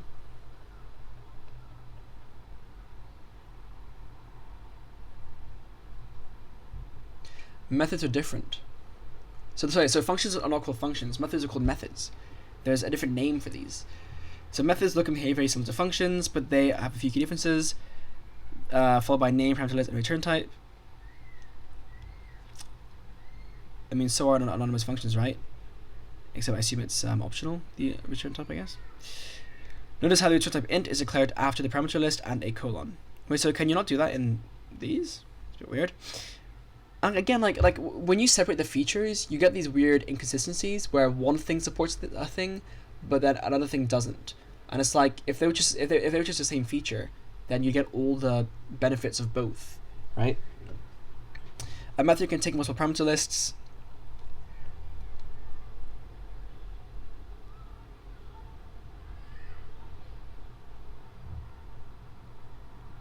Sorry, did I misread that the first time?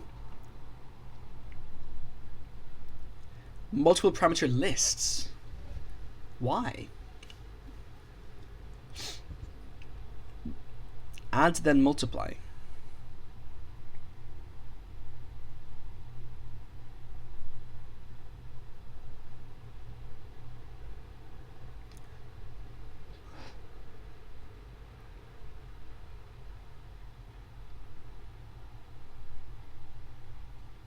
So like it generates two anonymous functions. I mean that's interesting, but obviously you don't need this to do that.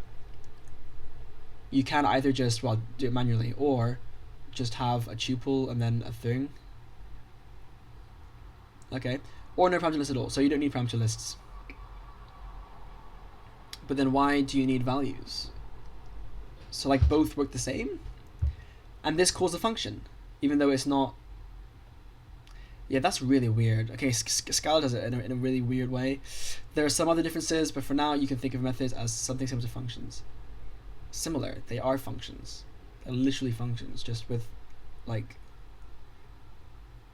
That's weird, man. I don't like that. I don't like that. So methods can have multi-line expressions as well. Okay, so now we have a first difference. So multi-line expressions, like this.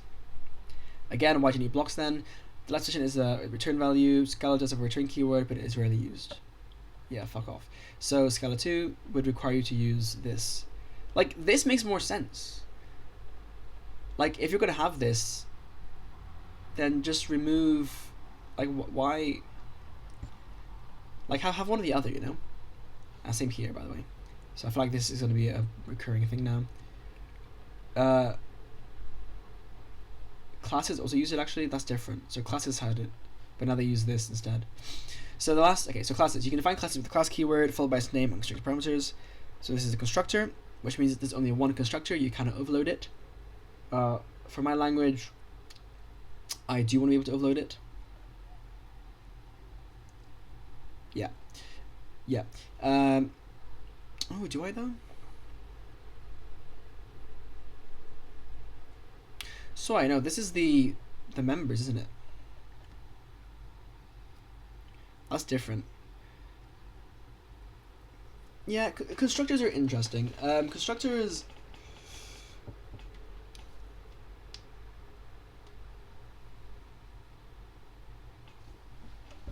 I don't know. Anyway, the return type of the method greets. Also, let me just zoom in here a bit.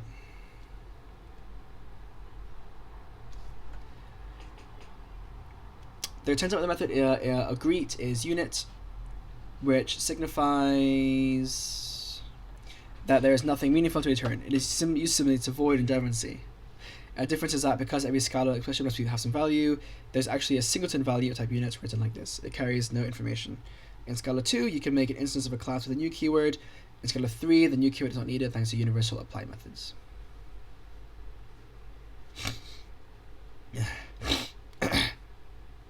Okay.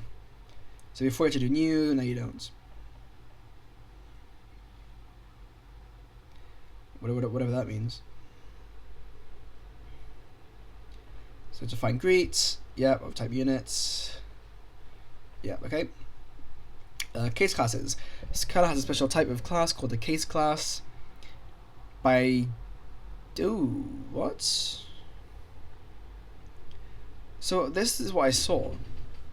So is it just like a tuple then? A case class, by default, these are immutable and they are compared by value, which are compared by reference. This makes them additionally useful for pattern matching. You can define case classes with the case class keywords. So it's like a named tuple? No. Yeah. No. Yeah. Yeah. It's a named, well, not really. It's like a class tuple. The arguments are still unnamed. But they're also unnamed keys we found. Even though the constructor has them there, but yeah. So it's like the difference between a struct and a class, basically, in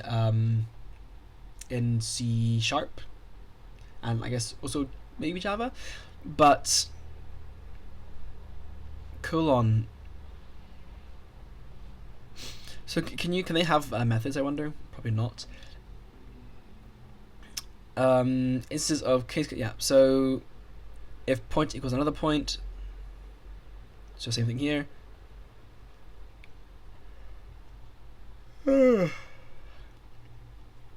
Okay. What's the difference? Just the things. Scala 2 had these, but Scala 3 has then and else. Weird. I don't know why it doesn't use the colon for if. And I guess so. I guess because then it doesn't have that else colon, but I think else colon is fine. But in my language, you don't have it anyway, so it's fine. There's a lot more to case classes that I would like to introduce, and I'm convinced you'll fall in love with them. Okay. Objects are single instances. I don't know why I'm saying that like I wouldn't like it in the first place. Objects are single instances of their own definitions. You can think of them as singletons of their own classes. Holy moly. You can define objects with the object keyword. Difference is just that, again.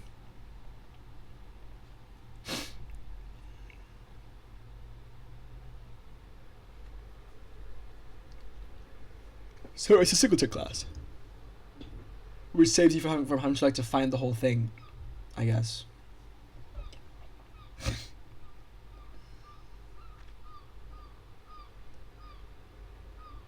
that useful?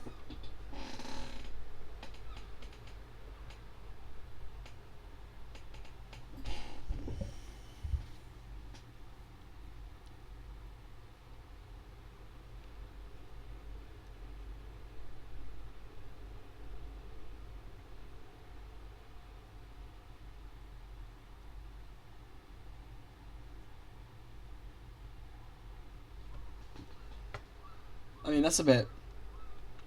This isn't how I would use it anyway. Like, why?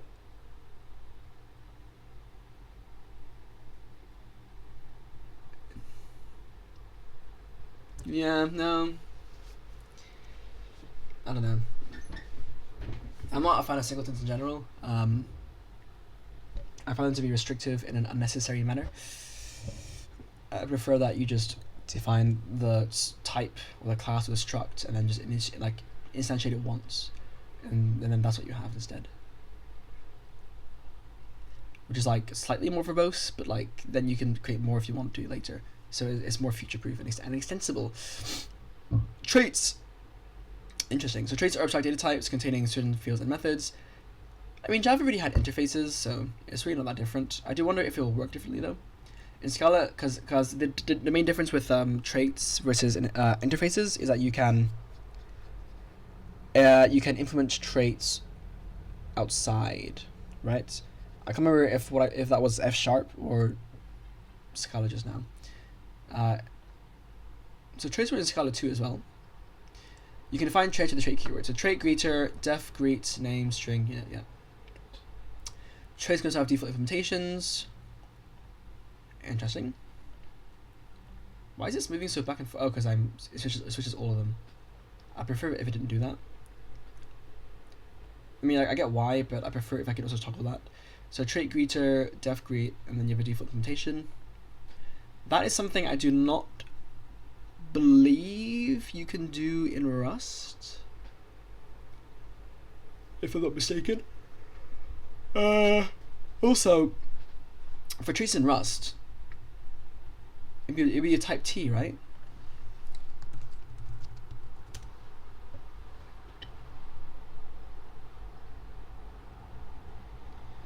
Like, more typically, you would refer to self. Because like that's kind of the whole point of the polymorphism. Here, there is no self. You just have a string. That's fine, though. It doesn't have to be a self, right? But then I wonder if it can refer to itself. But yeah, having a default implementation is interesting. I don't know if traits can. They can. Okay. You can extend traits with the extends keyword and override implementation with override keyword. So same as Java actually. Huh, Scala. Yeah, so Scala 2 didn't really change that much. Or like Scala 3, sorry. It's more so just the syntax. But not much of the syntax. Class default greeter extends greeter. Class customizable greeter extends greeter. Yep, cool. But can you implement them later on? Because then here it's not really a trait; it's more of an interface. I mean, of course, these words are just words, but like it's not a trait in the Rust sense, in the type class sense. Here, default greeter extends only one single trait, but it could extend multiple traits. Okay, and then you have a program entry point. Yeah, so at main. Yeah, again, I do find this interesting. How you tag it as at main. This is by far the most interesting part of the language so far. So let me create a new source note. I don't even know what to call this. Tour of Scala. I feel like I've thought of these tour of in recent times. No, language tour of. Okay. So Tour of Scala is called Tour of Scala. Authors, I have no idea. I think it depends, right? A bunch of contributors, Holy Pumpkins and Zombies, shout out. So it's various authors. Published, I don't know, but I'm accessing it on this date. So what's the date today? Should I even no, because I have a last modified date. So yeah, I'll put my access date. So 26th, no, it's the 9th of July 2026. Tags irrelevant. Well, no, not relevant. It's an online article. IDs, nothing. Link.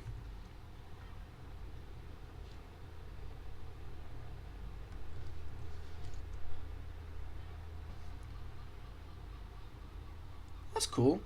Having an index page for non-existent pages. Could probably format it a bit more with like the site's general theme, but it is better than an error page. I wonder what backend or like what framework for a web creates these. I would like to know. Is it like a homepage then? I suppose it's this, right? Yeah. Also, it's .html, which is also interesting. So now I'm very curious what the framework is, because it is a nice looking site in general,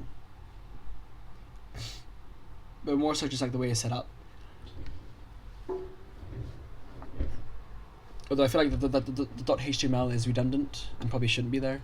Does it automatically? It does. But like if it's automatic, it's fine. Anyway, so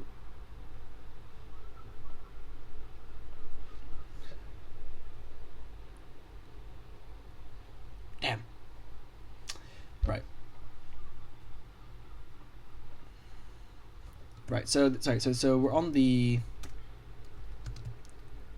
basics. So just copy this really. What's in Scala 2? Scala 2 is actually just called main, and has to be in the object main. Interesting. So you have to declare a singleton called main, and then define main inside it, with args, which is an array of strings. Unit. Yep. Whereas in Scala 3, you just have this. Define hello. So that anything can be that. It's pretty cool. It's pretty cool. And the fact that it like does process the commands by default is also pretty cool. It means that if someone runs your application and they pass in the wrong types, I suppose the runtime can auto generate a type error. But I don't know. It means you lose that like the manual control. So I'm not sure I do want that for mine. So is there a difference here? No, there isn't a difference. Okay. So I love how that copy pasted literally perfectly. I'm assuming this uses Markdown, right? So then I wonder how they got this type switching. Can I see the source?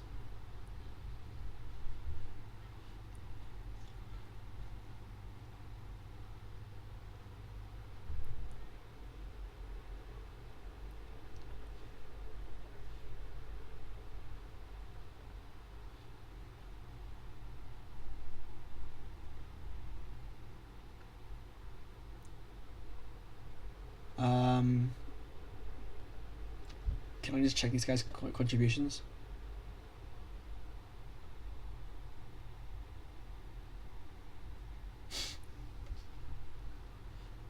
The game of Mao.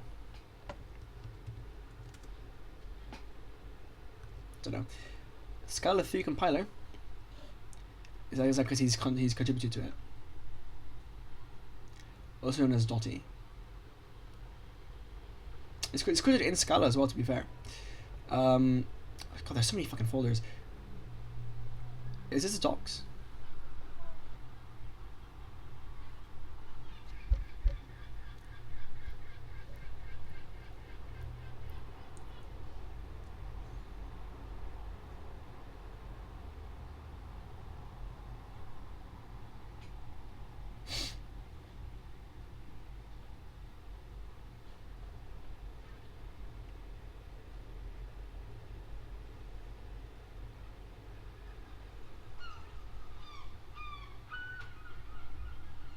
Don't know. So where's the actual code then? Is it in project?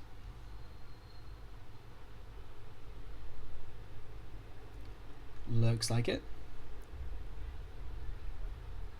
Constants. It's actually written in Scala 2, which is interesting. I guess they haven't migrated it. Yeah, Scala 3 is written in Scala 2. Unless I just misread, but that's what the syntax looks like.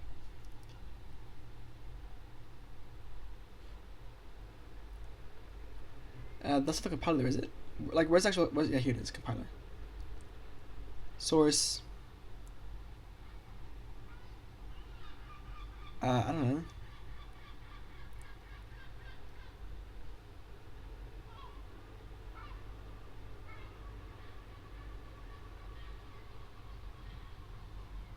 God, I hate like how Java fucking like JVM projects are organized. It's so hard to actually just navigate.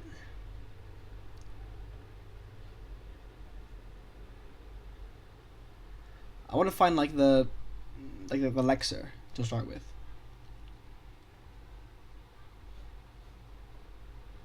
Can't find it. Lexer.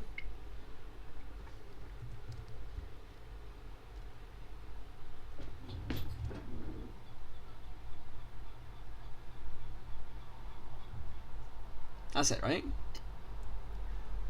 Directives parser, source main, Scala, Dotty, tools directive, lexer. Like, what? Why is it so deeply nested? Okay, we got comments, and it's written in Scala 3. Object lexer. Param. Interesting. Line text, line num, line start offset. I wonder how those work. Return. Oh, sorry, fucking comments. Right, so def tokenize.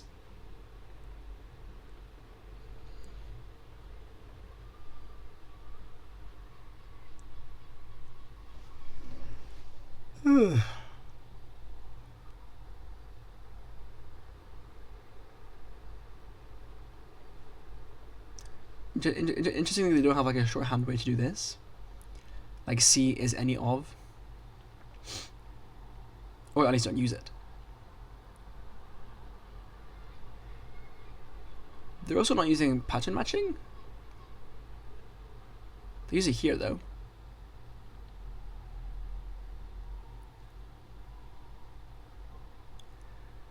It seems to be quite modular because I'm not seeing like specific keywords here. So do they have like a keyword list?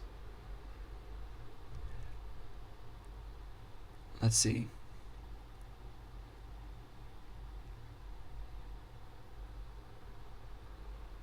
What does it return? A sequence of tokens. Yeah, so it does tokenize it. So maybe the tokens just don't include keywords. That seems to be the case, doesn't it? So where's it getting tokens from?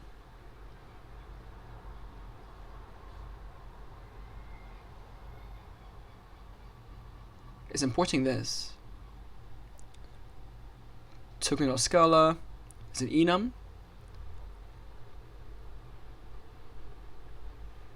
Interesting. So the enum can also have a definition, like a variable. Is it like a? Does that mean like it has to be included in all of these? Is that how that works? You can see it has using an indent I guess. String literal, boolean literal, comma, new line, end of fail, and Lux error.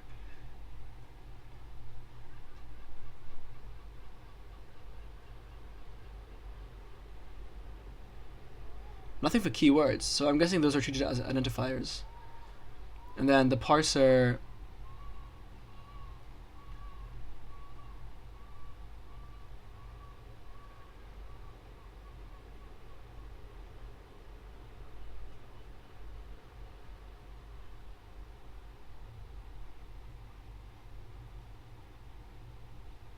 how's to find I don't understand where the keywords are coming in.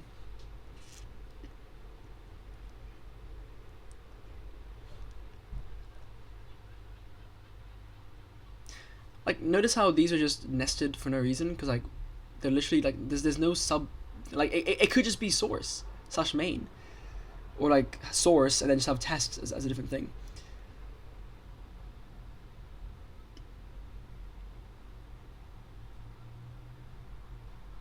But it is used by the Scala 3 compiler, so yeah. So I wonder how it passes keywords. I don't know. Anyway, I want to find the docs, if you don't mind.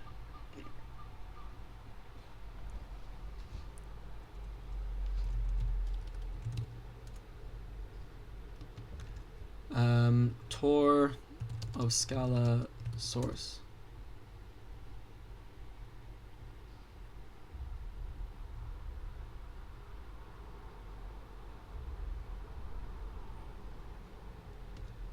Code. My god, bro, my thing's so laggy. It always annoys me. Is it there? Yeah, it is this. Okay.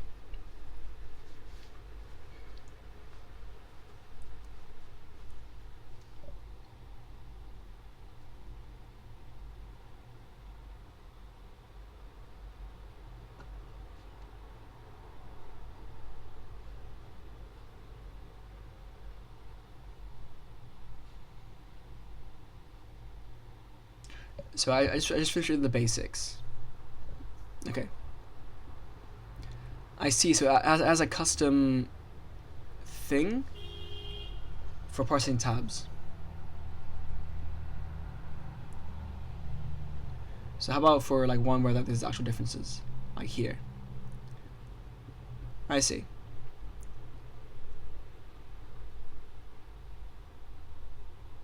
Cool.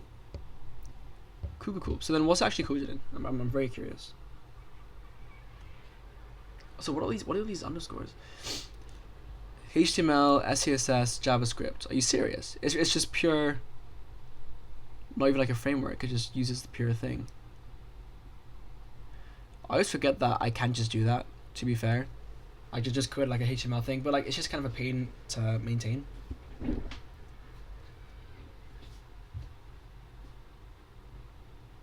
I like having like just one language to do everything. Where does it actually start then? Because I was just reading the fucking underscore English, maybe? No, Tor. Like, why is it underscored? Is it even here? Where is it? It's here. No, it's not. Where was it? It's under main? Scala 3. No, wrong one. Yeah, it's underscore Tour. Is it here? I've actually just lost it. No, it's here. Tour. Why is it underscore? I don't understand. Whatever. So how is it actually coded then? Because these are just markdown files, right? So it's data.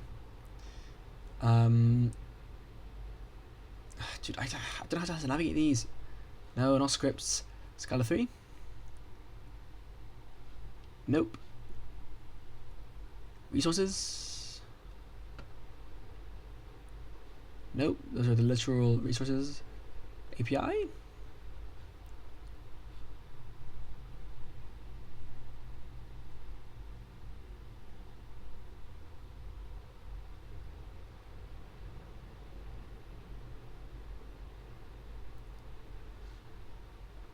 Okay. Let's do a manual search then.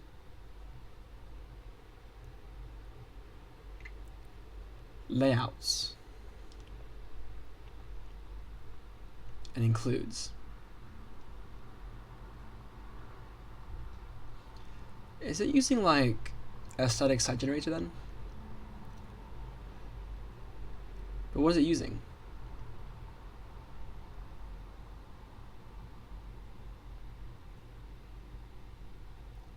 I feel like Docker mentioned. It uses a Jekyll. It uses a Jekyll, a Ruby framework. You need Ruby and bundler installed.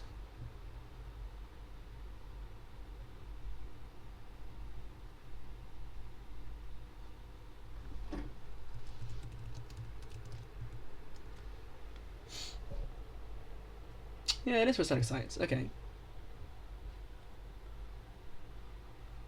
Wow, this actually looks like every site ever, doesn't it?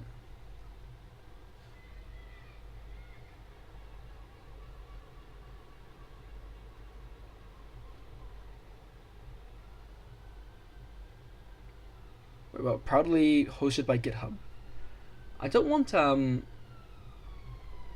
my website though. I don't want to use a static site generator. I want to kind of just like generate my own site. What's Liquid? Shopify?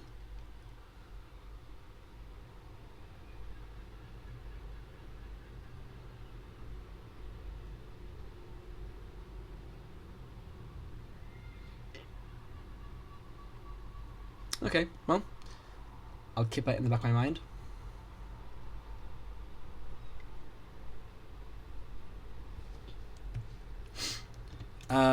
The Scala docs are generated via Jekyll, a static site generator. Sorry, I didn't look at this properly. Can I see some like examples?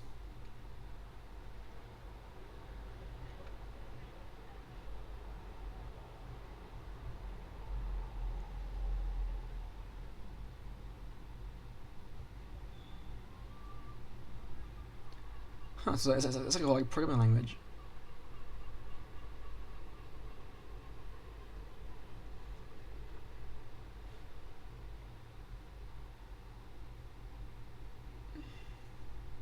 So this is the markup.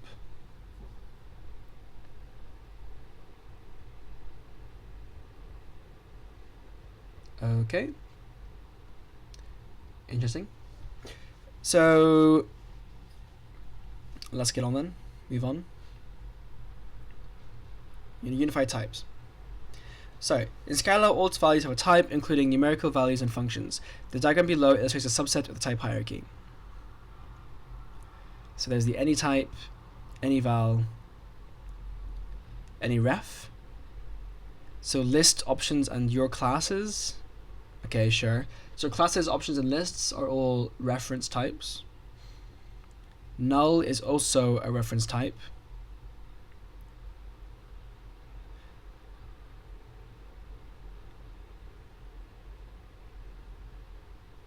and your class inherits null, option inherits null, less inherits null. So basically all of these can be null. Or null can be all of these. Sorry, I'm not understanding here. Any type. Any type can be any type. And any ref is any. A list, option, and your class are refs. Null is a list, null is an option, and null is a your class. Okay. I'm not gonna think too hard about null, to be honest. Nothing is null, but it's also any of these for some reason. So all of these can be nothing. Then double, floats, long, ints, shorts, bytes, units, and booleans are all any val, and char as well. So there are different width types. So int is not just an integer, it's an int specifically. Yeah, I don't like this naming convention for things, but any is a super type of all types, also called a top type. These are non-nullable, but they are nothingable. Unit is a value type which carries no meaningful information. Where's that? Here. Okay, all functions must return something, so sometimes unit is a useful return type. I see. Any ref represents reference types. All non-value types are defined as reference types.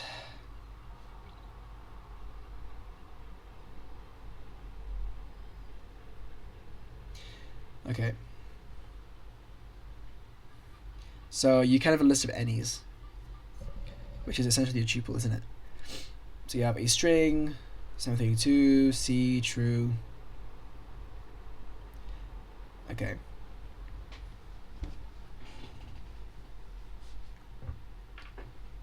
Yeah, I mean, it is interesting having a list of any types.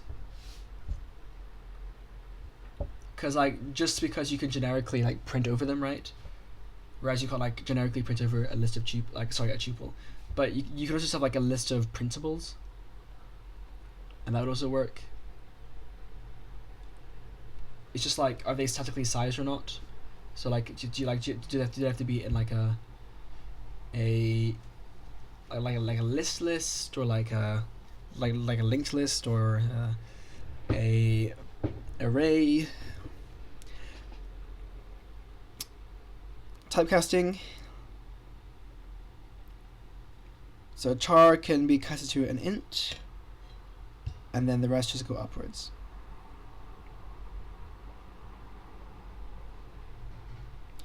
Nice graph. But char's implicit. Yeah. Not to be fair, I don't like that. Know that long to flow conversion is deprecated in new versions of Scala because of the potential precision lost. Oh. Okay.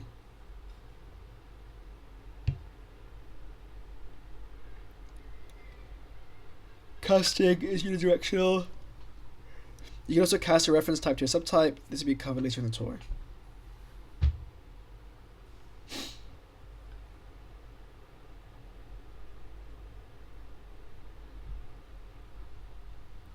Nothing is a subtype of all types, called the bottom type. There's no value that has that type nothing, and a common use is a signal non-termination, such as a thrown exception, program exit, or an infinite loop. Oh, it's like if it returns nothing. Okay. It is a type of an expression which does not evaluate to a value or method does not return. Sure. I don't see why you need to have that and like unit them. Okay. Let me drink some water because I'm really thirsty. Oh, my bottle's empty.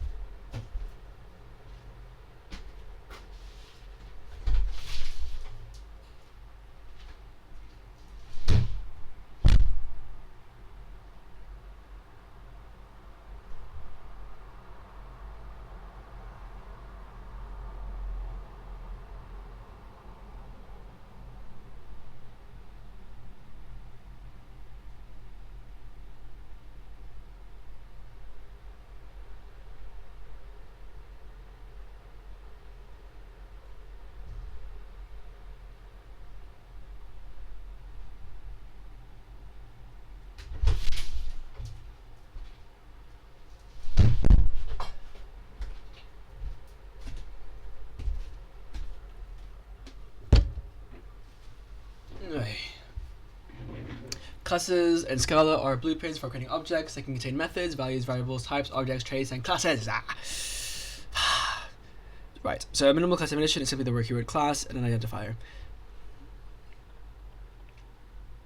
Ooh. Interesting how before you could do new user without any arguments.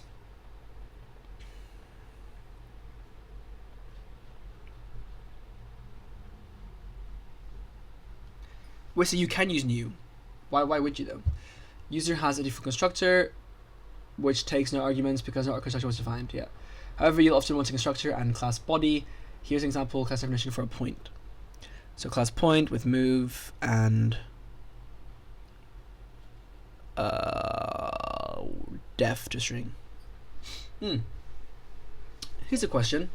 Riddle me this. Should a vector, as in like a vec2 with an x and y, be different from a point? Because a vec2 in programming is really just like a, well, like it is just a point. Like it's literally a description of the data structure as opposed to like its functionality. And like I've wondered about this, like when you compare to different class objects, do you compare them structurally or do you compare their type, right? Like it is a genuine question, because different types with the same type, like it's kind of override definition to string. I guess every class has to string equals this. So I guess this S is used for interpolated strings. Again, I don't like that you need to prefix it. Endpoint. Okay, val point 1 equals 0.23. Okay. Right now, so far it's looking pretty Python, to be honest. Oh, there's this endpoint.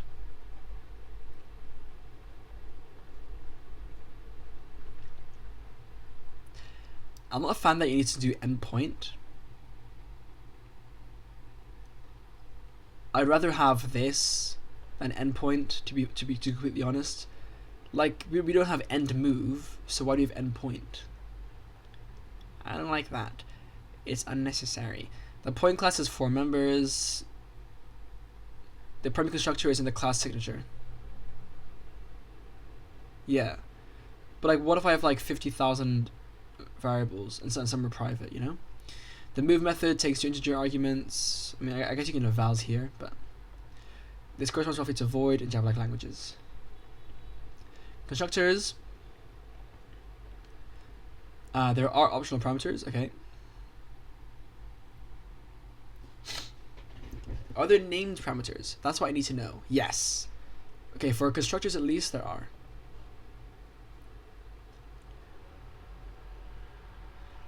My next question is, does it work for functions? Members are public by default. Use the private modifier. I think in Java you have to do public and private, but here it's public by default. It really should be private by default, but anywhom.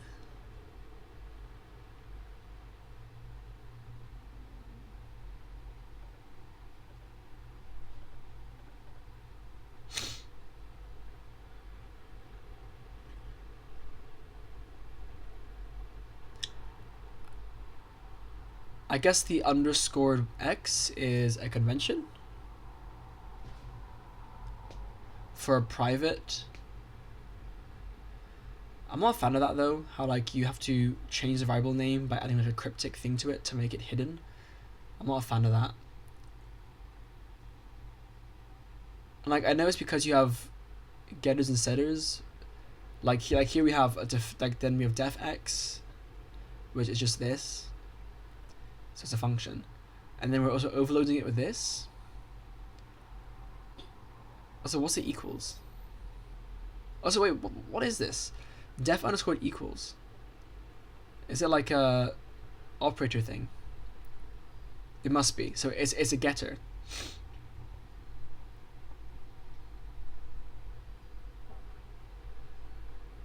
No, it's a setter. This is a getter. This is a setter.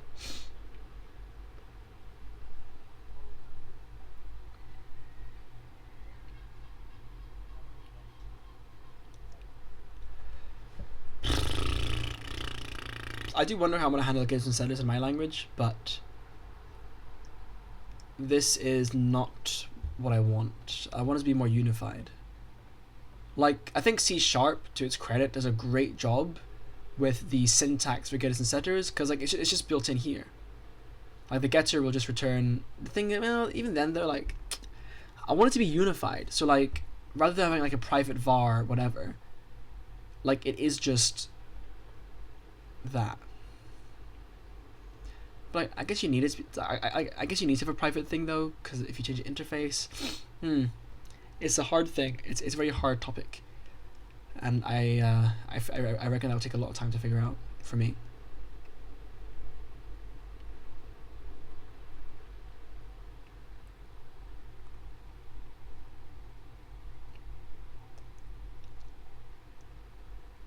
Okay.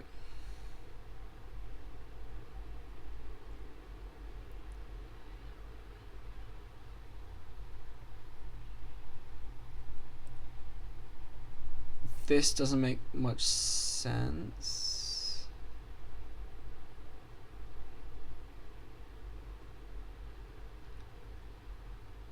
They're values, so not variables. So they're visible within the class, but the class can't change them, can they? Or can it? Like that doesn't make sense, because like yeah, you can say this is private, but then like is it valor of R? Like it still matters whether it's a valor of R. So that just isn't very intuitive. Yeah, I'm not a fan of that kind of constructor thing. I just consider this, but like the downsides were pretty obvious to me from the get-go. So that idea didn't last very long.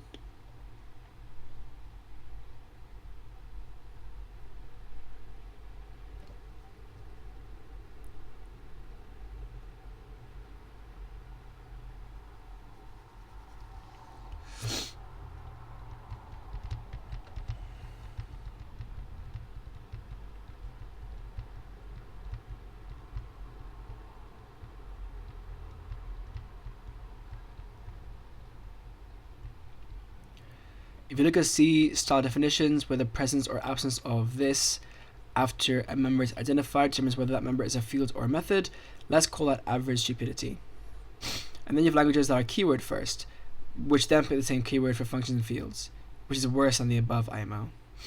C Latin OCaml is really expressive in general and just made it worse in every aspect. Giving it different keywords is not because alternatives are impossible, but because it's a fundamental kind of information that should be front-loaded and exists as an expressible position.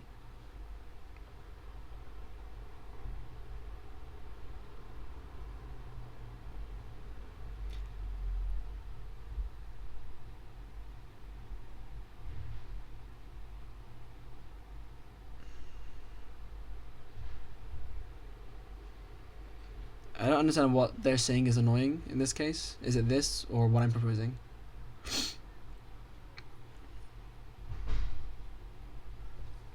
Yeah.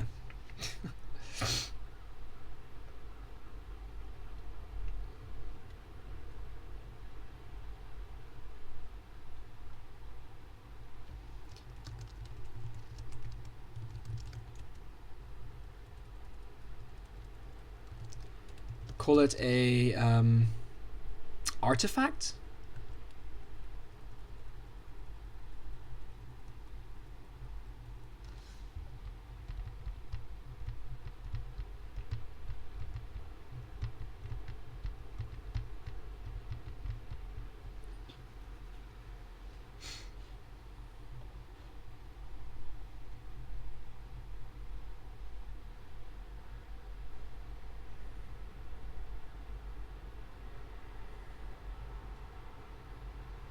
I did ping it in that server, right? I guess it was deleted. I don't know. Default parameter values. I can name them, right? Please. Dude, just named arguments. Like, it's such an easy feature to add. Please, for the love of God, just have it. Just have it. Just this once. Just this once. Just this once. I have deja vu right now. I actually have deja vu where I read this and I cried because there weren't any default arguments. Hopefully I'm misremembering, because there's no way. But I swear I've read this before. Yes, that's a class. If the caller emits an argument, any following arguments must be named.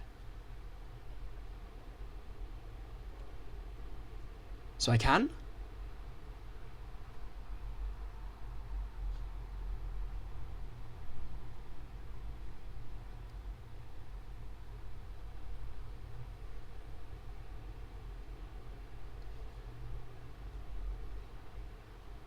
Default parameters in Scala are not optional from Java code. Does Java not have optional parameters? Or default parameters? I didn't know that. Or I guess I did know that. I forgot about that. It's really annoying. Bro, fucking Java, dude. Well, you're full using Java. So how does it work in Java then? With default parameters? I guess they just don't work. You just lose that feature. So, fuck you, Java. But I assume it works in Kotlin. Here you have to say y equals 1. Yeah, but that's for the constructor. So I assume constructors are actually the same then.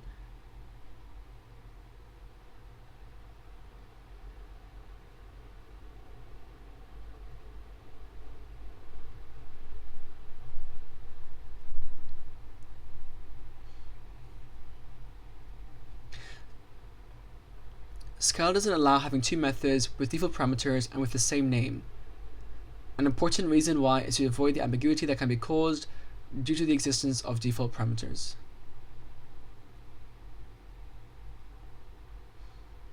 Okay. Okay, so I need to know. Give me a function, define at, fuck me, okay, let add equal a function,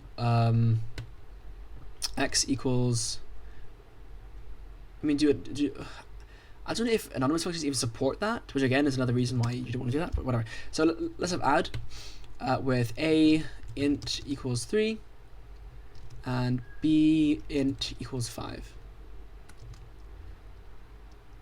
equals a plus b.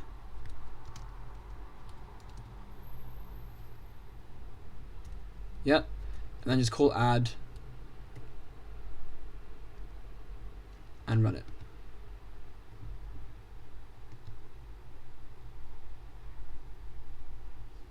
Sending task to the server.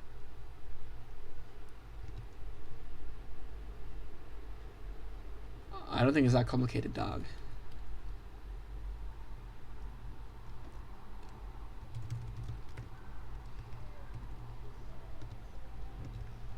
Okay, we're going to refresh here. Oh, saved.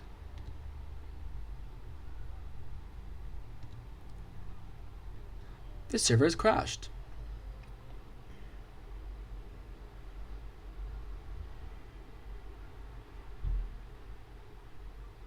Well, this is up. Okay, new plan. We're going to not do that. We're going to go back out, go to my out again, go to my sandbox.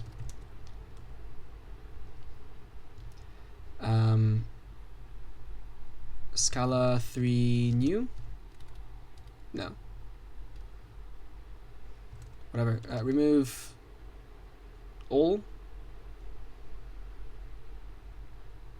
How do I remove everything? Remove that. Remove recursive this. Yes. Oh, okay. Right. So then let's do nvim test or Scala.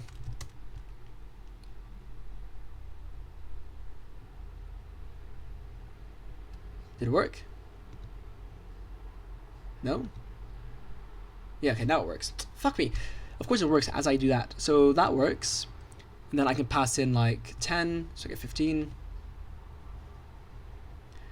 And I can do 10 or something. But then can I do b equals 10? Yes. Yes. Fuck yes.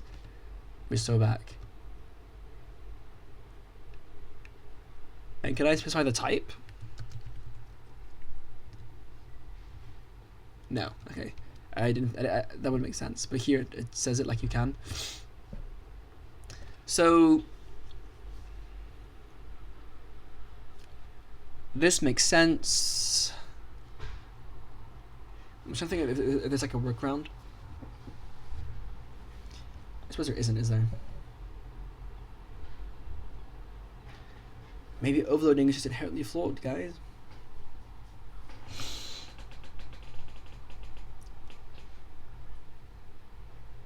At least with default arguments.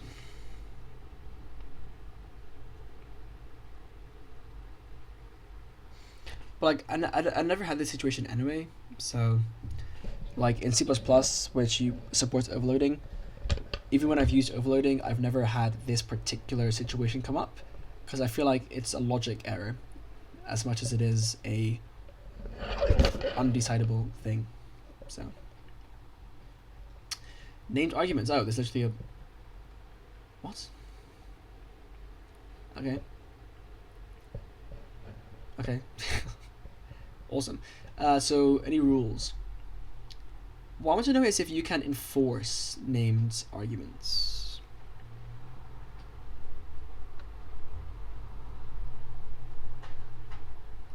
They do work with calls to Java methods, but only if Java library was called with a parameters flag. Why wouldn't they work? I guess because it's the JVM or something. I don't know. And like maybe the names get discarded. Defining a trait. Hair color. Okay. Same thing then. I guess that's used for templates.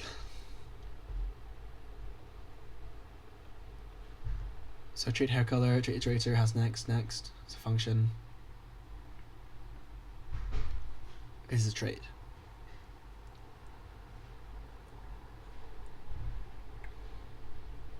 So here's an example. Int iterator to int extend iterator int. Okay. So now int is an iterator, right? Well, no, it's not. Is it? I don't know. So then private var current equals 0, override definition has next, override these.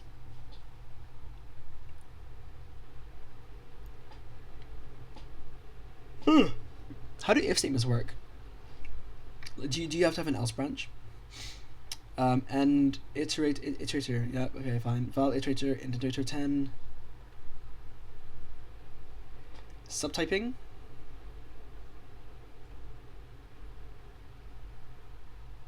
Import Scala to collection like mutable array buffer.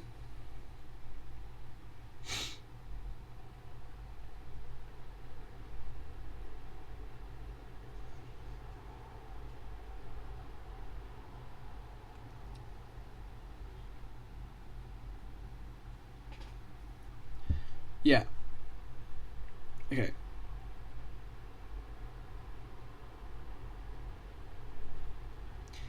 Why is this not a case class? I guess because their values are compared. Sure.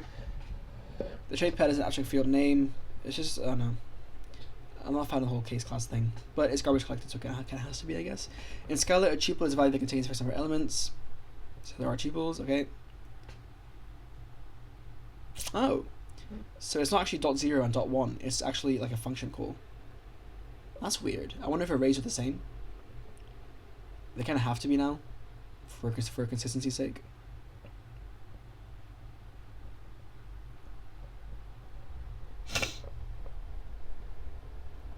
You can patch and match them. Yeah, okay.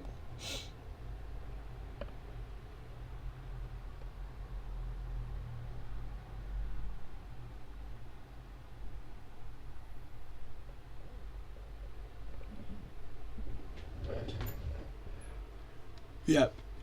Users may find it hard to choose between tuples and case classes. Case classes have named elements. The names can improve the readability of some kinds of code. In the pattern example above, you might define this rather than using tuples. I just don't like tuples, man. Mix-ins. So this is interesting. Are there mix-ins before? Yep.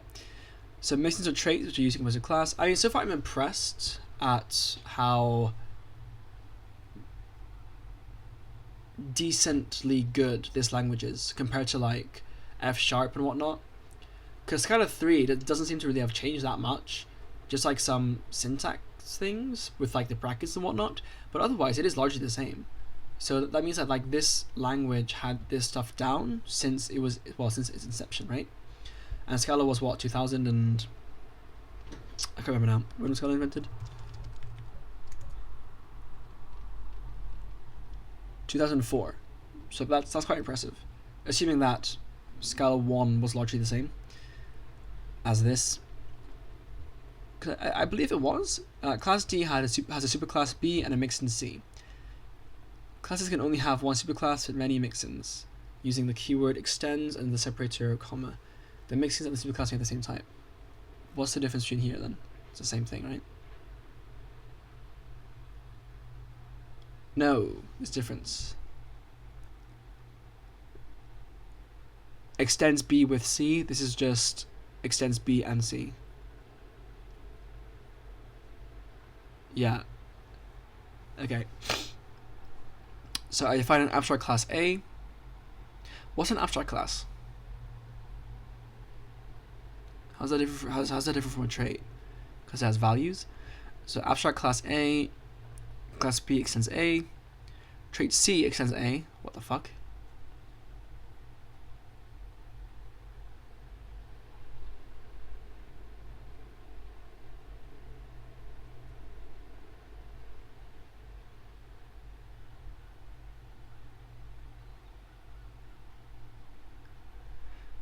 Right, so it's not a mixin necessarily, it's more of like a concept. So trait C extends A. So interface can extend A, but then require... What? So an interface can require an abstract class, basically.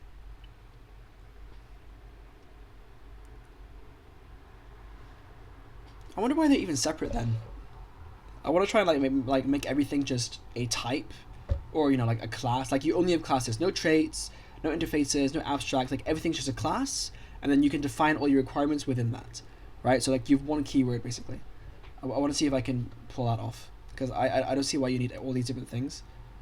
I mean, C++ definitely doesn't have different things, although it does have concepts. But that's different, because that's for... Yeah, that's a different thing though. Let's look at a more interesting example with an abstract class. We have higher kind of types.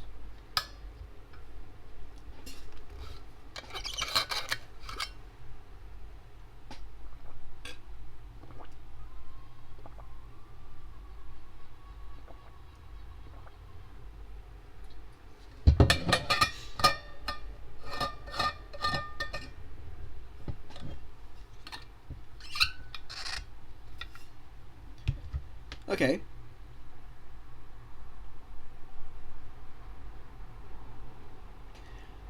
I wonder why T isn't here.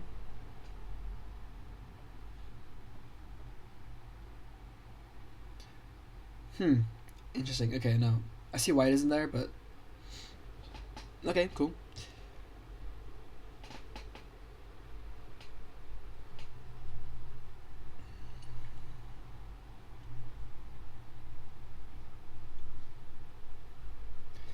I mean, obviously, yeah.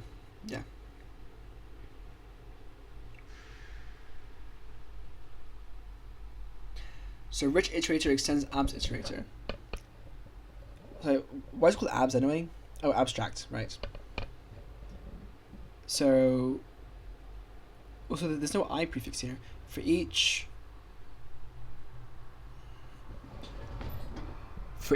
f of type this, unit equals while has next to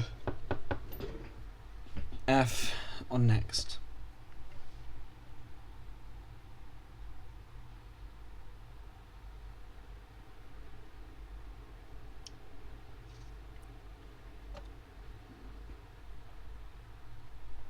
I actually prefer the old one, Scala 2, where it said with extends this with this, because like traits and abstract classes are not the same. That actually makes more sense, especially because then like you can list multiple of these. Like I would have a with and then like a comma separation for the rest of the different things. But that's just me. So then you can have a class this, which has this.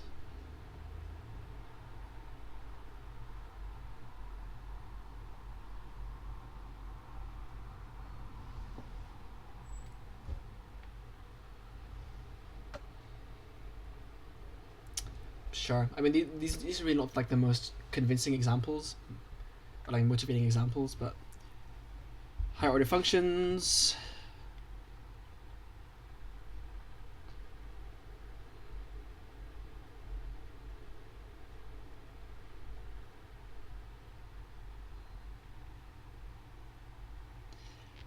Methods can be coercions of functions, so again, there really isn't a difference between them.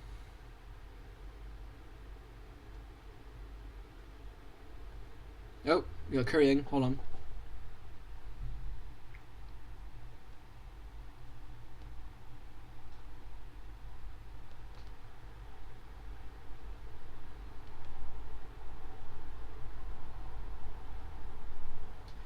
Yeah.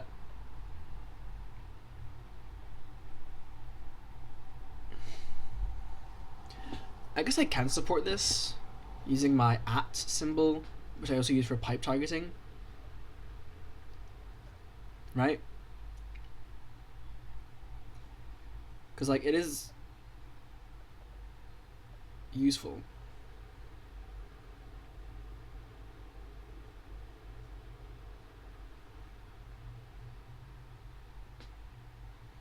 Okay. But just like not using it underscore, because again that's used for something else. Coercing methods into functions.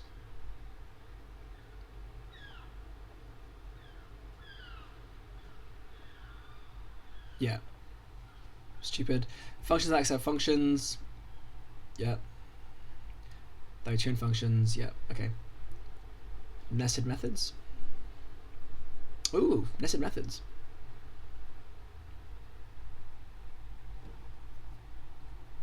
I mean, again, like this isn't like you get this for free. If you just have values for methods instead, like you get the same thing for free. So it's really not that crazy. I mean, if in C++, if you defined all your functions as variables as well, using this lambda syntax, you could do the same thing. And like it's why lambdas are useful even a lot of the time, is so you can do this. It's just so, man. Ooh, if statements needed.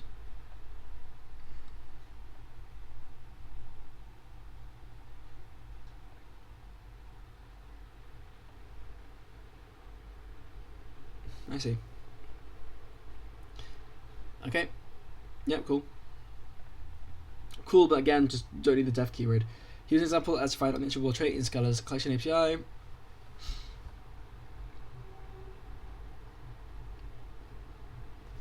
Okay, so for left, Z, op. Yeah, I don't know why, like this thing, the parameter lists, I don't know why you need multiple. I guess with a curryable.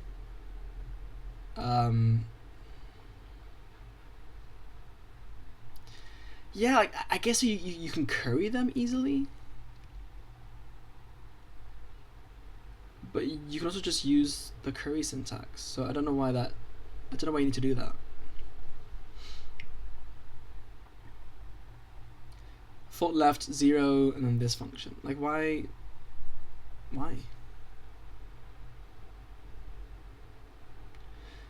Suggested use cases for multiple parameter lists include drive type inference. In Scala 2, type inference proceeds one parameter list at a time, but it doesn't apply to Scala 3. So Scala 3 fixes it anyway.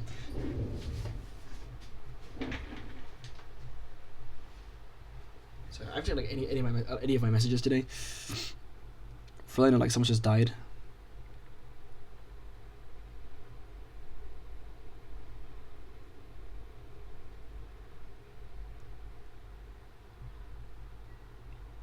I got denied from, what is this?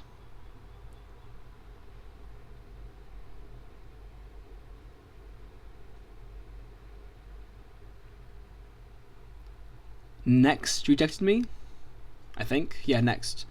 Okay, that's another job. What's the word?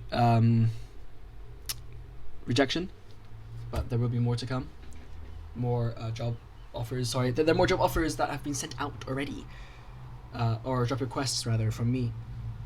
So we'll see what happens. I also have an interview tomorrow, so that's nice. In Scala 2, yeah, type inference proceeds one parameter list at a time. Okay, so as a result, later parameter lists may contribute to type inference. Okay, so it's just not a thing for Scala 3 anyway, but let's have a look. So you have the following method, Scala 2 and 3, as list, okay. Then you'd like to call it in the following way, but we'll find that it doesn't compile. Sorry, what's this? Just like whatever the body is, okay. Sure, that could use like a comment there. The return type is inferred, right? So as list A, B0 is B. We'll call it B0. Operation, or like the first B, I guess. Operation. Okay. So numbers with 0, this plus this.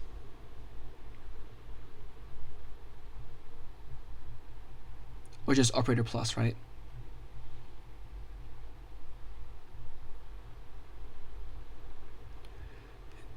You'll have to call it like one of the below ways. This is pretty cool, by the way. Yeah, I do like this. Def first way equals fold left 1 int number 0. Why doesn't this compile? It didn't explain. It's here. Oh, because it can't infer the type of this function. What? Yeah, this seems like a very easily fixed issue. It's still inferring A and B. Well, just say it's A and B. And then infer it later, right? I don't know, man. So the first way is to pass them explicitly, or to pass this explicitly. I see. And Scala 3 just fixes this. So, okay. Implicit parameters. To specify only certain parameters as implicit, they must be placed in their own implicit parameter list.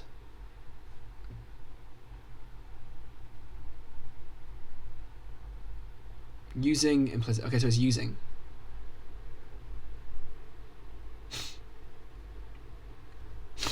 I don't know what implicit does though yet. I haven't come across this yet. Implicit parameters isn't here.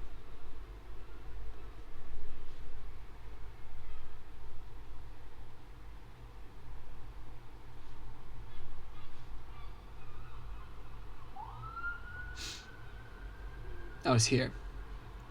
I'm thinking of contextual parameters, also called implicit parameters, or more custom implicit. Parameter lists starting with the keyword using or implicit mark contextual parameters. Unless a call sign explicitly provides arguments for those parameters, Scala will look for implicitly available given or implicit values of the correct type.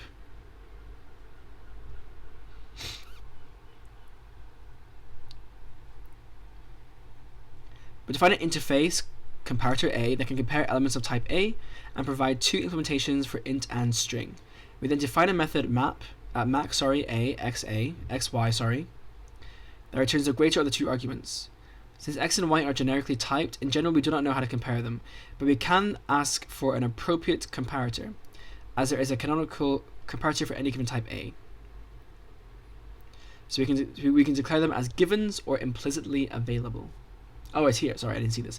Using comparator A.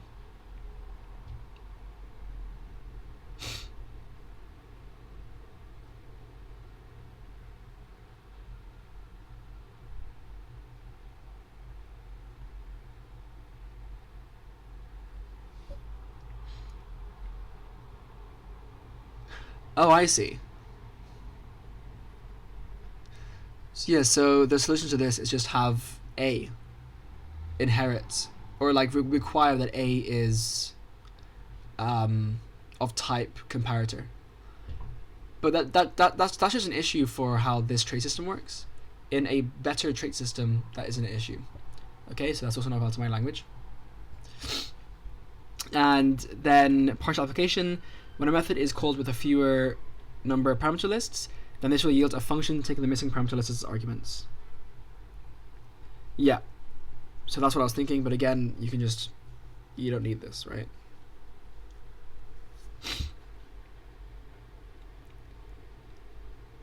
It is valid for like the interfaces here, but that's more an issue with using interfaces in the first place. Partial application isn't an issue.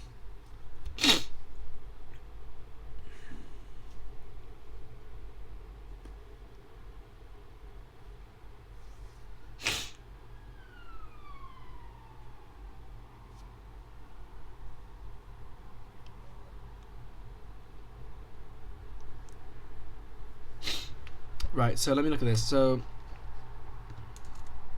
to kind of prove what I'm saying. Fuck, my fucking eye. Jesus Christ, is it red?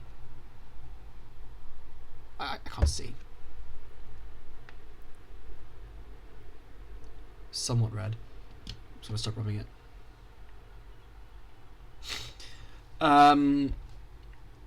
What's this one called? Multiple parameter lists.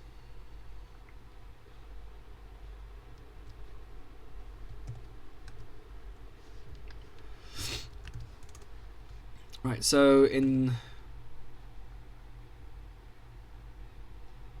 Oh, sorry.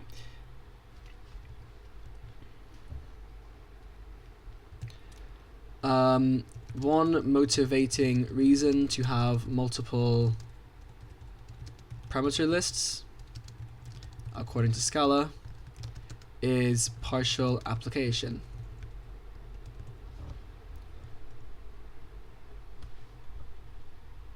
Sorry, I didn't fucking finish his thought. I just realized. This is a nifty way of having the entry point of a program defined, as it doesn't rely on having an implicitly declared main function or main method, main procedure, subroutine. What is the difference between a procedure, function, and subroutine? Why did it collapse? Subroutine. The umbrella term, a name, a block of code that you can convert anywhere to avoid repeating it. Procedure, a subroutine that performs an action but doesn't return a value. Specifically, a function, a subroutine that does return a value.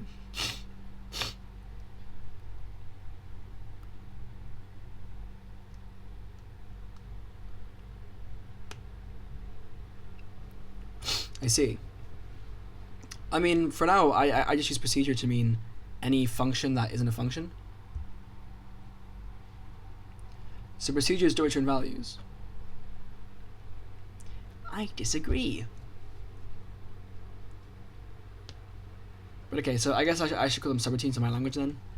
I'll just keep that in mind. Anyway, so yeah. While still allowing you to search for the entry point easily. I guess the only downside is that if you were to use a tag somewhere else, you get an error, but like that's fine, because like why do you have multiple entry points anyway? Overloading? You could actually overload it then. You could overload the main method low-key, but that is a whole kind of worms. But yeah, very cool feature. W Scala. It is actually has something new. Scala 3 should probably be one word. Whatever. Yeah. But since currying exists, I don't see why this is necessary. So in Scala, So its example is this, right?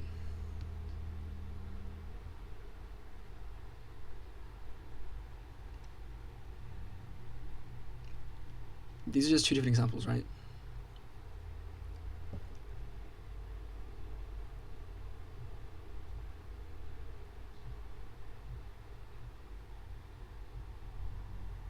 What's colon plus? Is that a concatenation? Colon plus? X's colon plus x times x.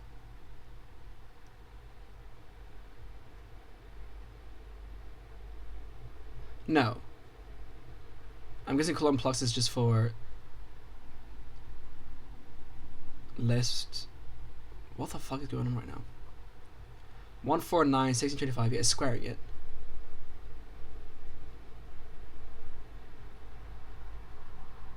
It's folding it. What the fuck? What is this? What is the example? It's folding it into an accumulator that is also a list. So it's like mapping it basically. Why do you use this example? This is such a weird example. Just fold it. I don't understand. This is a very weird example. Okay, can I have like a normal example, please? What's the actual definition here? 0 and then this function, right? Where m is the accumulator. Yeah. So let me just use this example instead, please. So we're gonna have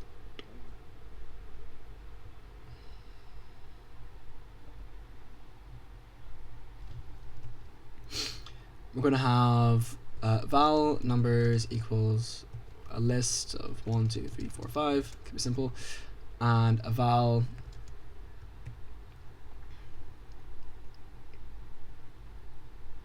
number func.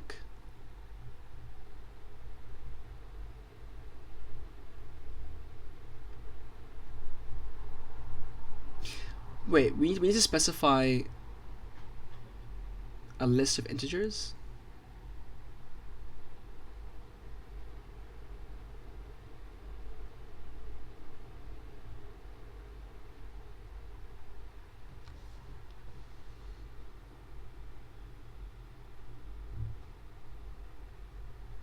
Is this who wrote this? I mean, first of all, this is a stupid example. Second of all, is this a bug? No, it's numbers. It is numbers. It's numbers dot fold left. So why do we need to pass a list of integers here?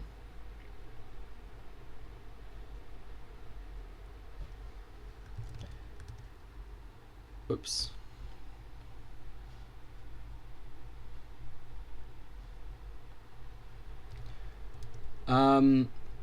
I saw this example on the Tour of Scala, and I don't understand why list int. Oh, it's the initial value. Yeah, sorry, it's the initial value. That's right. My brain just clicked in at the last second there. So we're constructing an empty list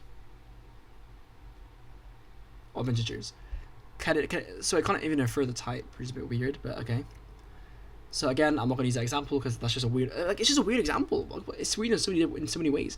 So we'll have number func equals numbers dot fold left, and we're going to just add them. So we're just gonna have 0. Just gonna have 0. Okay.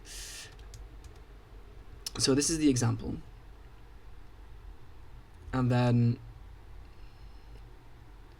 val sum equals number func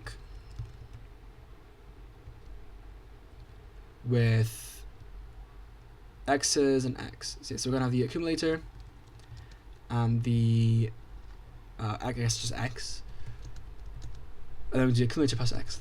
That's what we're doing. That's what we're doing. Okay. And then print line sum. Sure. And that gives us 15. Right.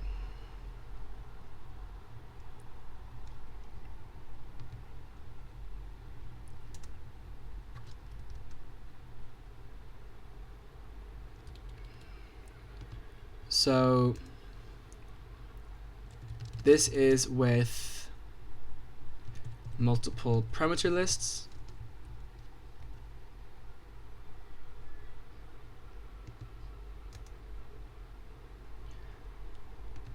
Honestly, I'm just gonna do this instead. I need like a good example. Okay, let me remove this instead and have this here.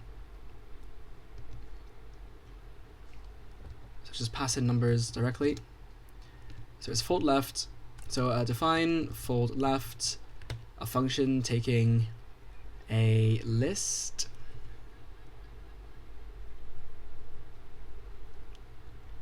of int, let's say, just for simplicity's sake. In fact, well, no, type inference. So then list here, and then a start. So initial init val, let's say, which is an int, and then a function. And then int to int.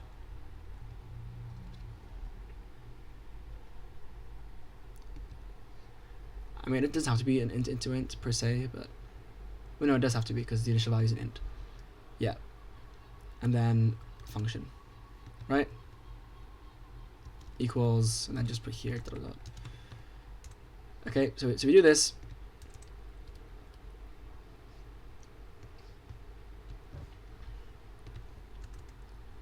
But this can also be achieved through the already existing querying syntax.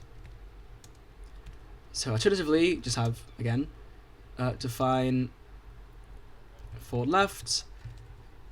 This time it takes a list, so same arguments here. I don't know why I'm typing it out again, but whatever. And then a function inline, right? Like it's just part of the same list.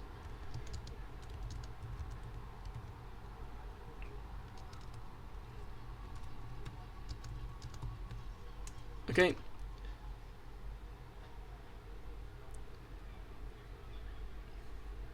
No, same space, right? Yeah. And then val numbers, right? But then we have val number func, which I managed to misspell. Func equals fold left, and then what you do is just numbers 0 and then the underscore, and that's it. You have an anonymous function. And then val sum equals number func. Same thing. And you just pass in that's my function. Even just do plus even. Right?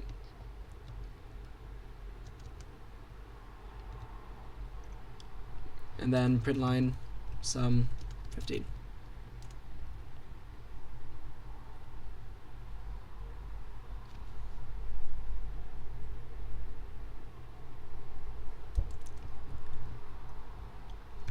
Note that the following are equivalent.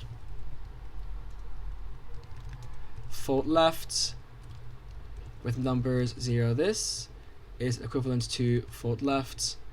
No, it's equivalent to function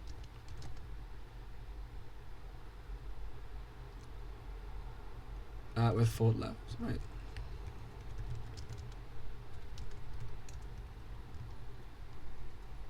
So again, completely unnecessary. Completely unnecessary.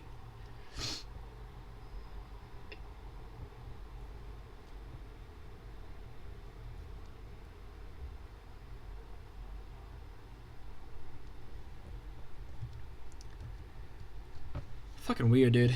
Fucking weird. And then it's like, And like also like with partial application, there's a question of then why you don't make everything have that same thing, right? Which is just annoying.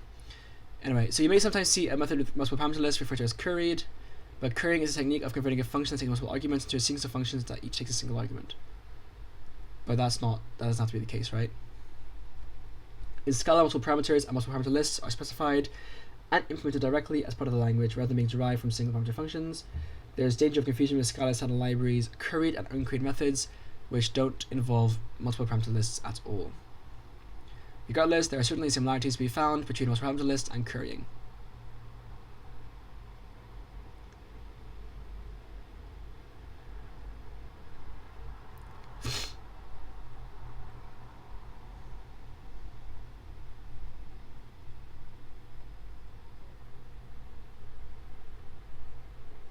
All three call sizes are identical.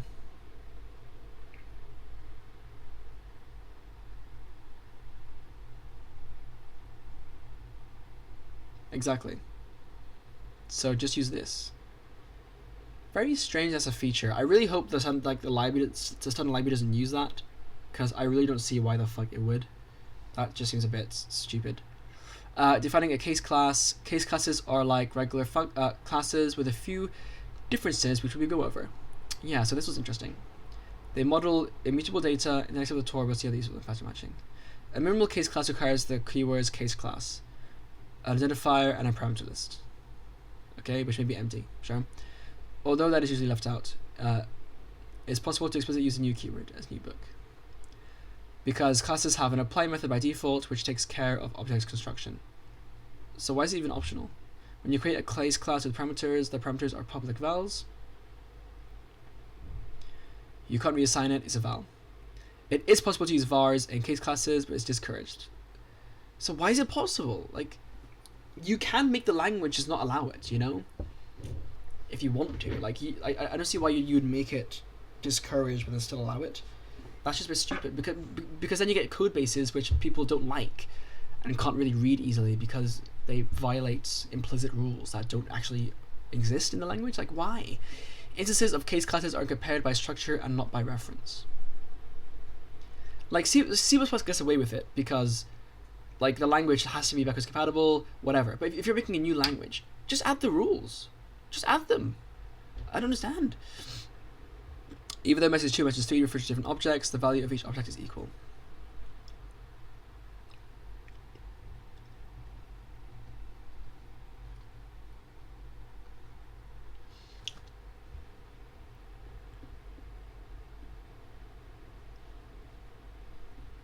Yeah.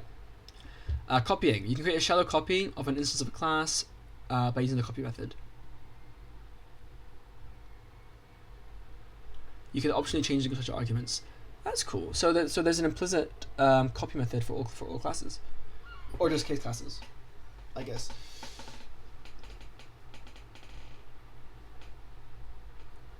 That's cool though. No, I do like that. Sorry, there's a book that's like online. I didn't realize it'd be online. Should I have read this instead?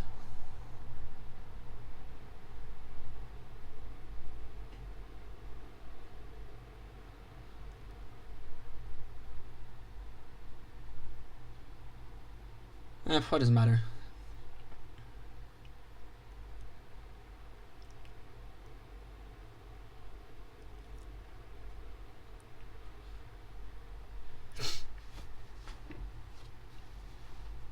I guess the book is more for people who like, but like this is fine. Like the Tour is completely robust anyway.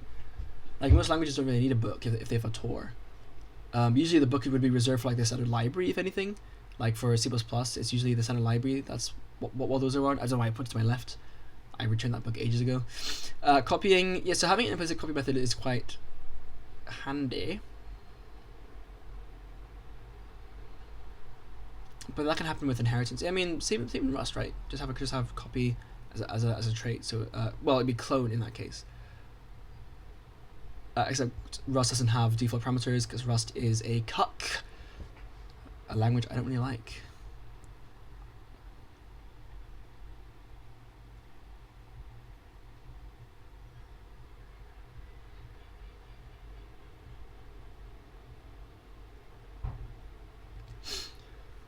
Pattern matching. Right, so case 0, 1, 2. Yep.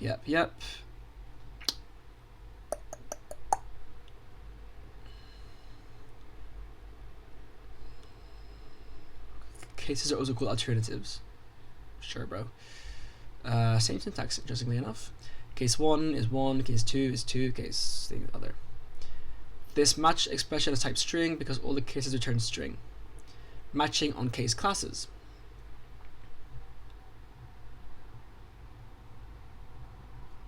Case class email, case class SMS, case class voice recording.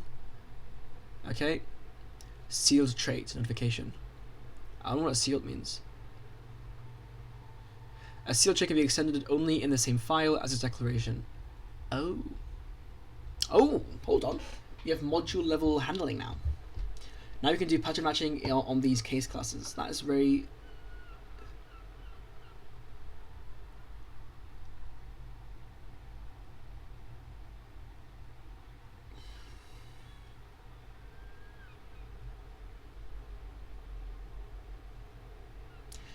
Would you know? I mean, I guess you could have an enum here as well instead, though, right?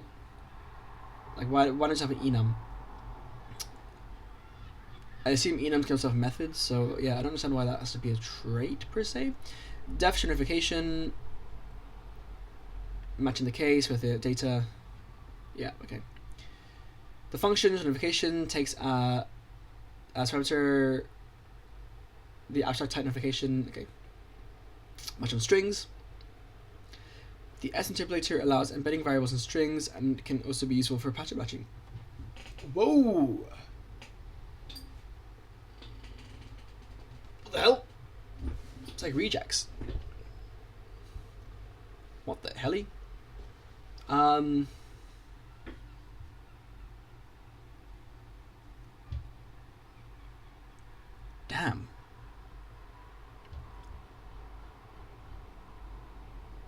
Would you include that?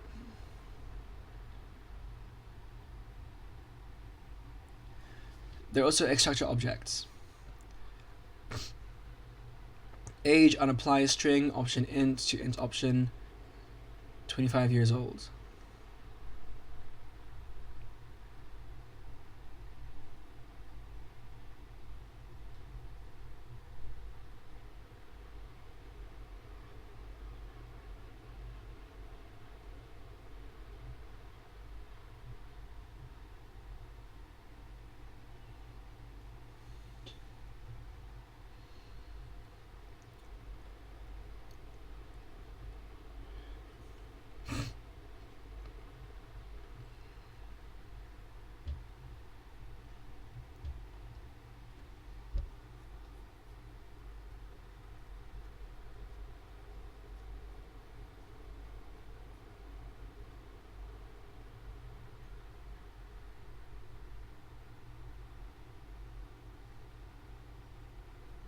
That's really funky. This is the return type here. That like this is the return value.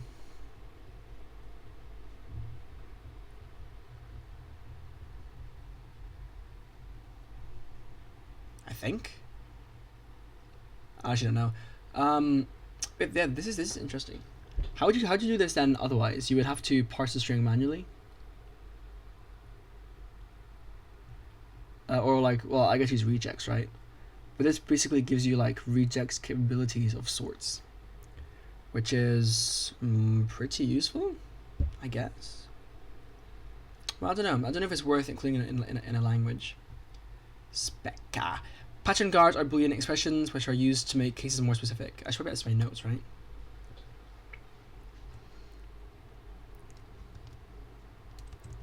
This is pattern matching.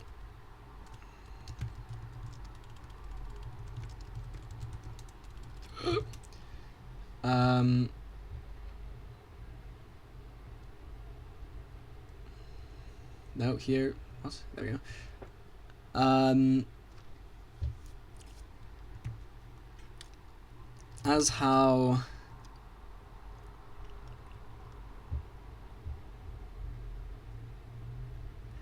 my issue here though is that like you don't well, let me write it first. So as how Scala supports string interpolation, The same can be used for pattern matching.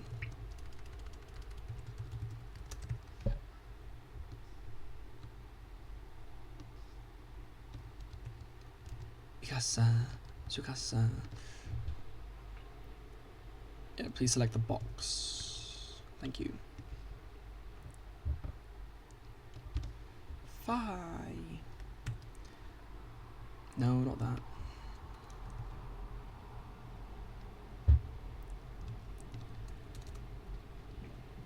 So the issue here is that what if name and age are in scope? Like, the reason that this is so confusing is because you have name, age here, but they're not being used here, right? For example, but like, if you have conflicting names, then am I inserting or am I not, you know? However, there is a major issue in that there is no way to differentiate between matching on binding and insertion. Like, if I have Scala val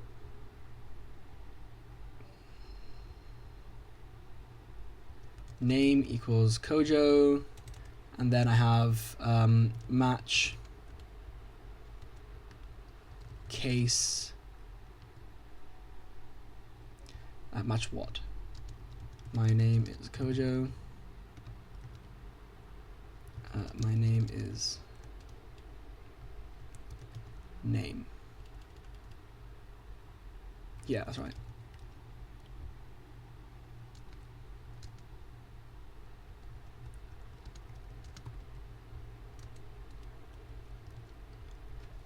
Like, is this... Why is this syntax so good, by the way? Like for this particular language, it's pretty good. Yeah, so like in this case, it's like, am I matching on Kojo, right? Or am I matching this to anything, you know?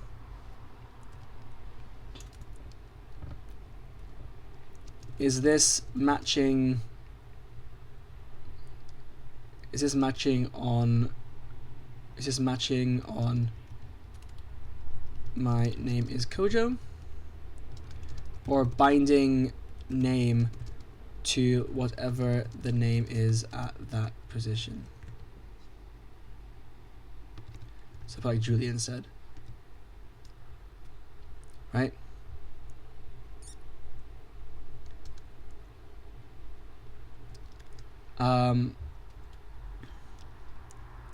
It's not, yeah. And how would I?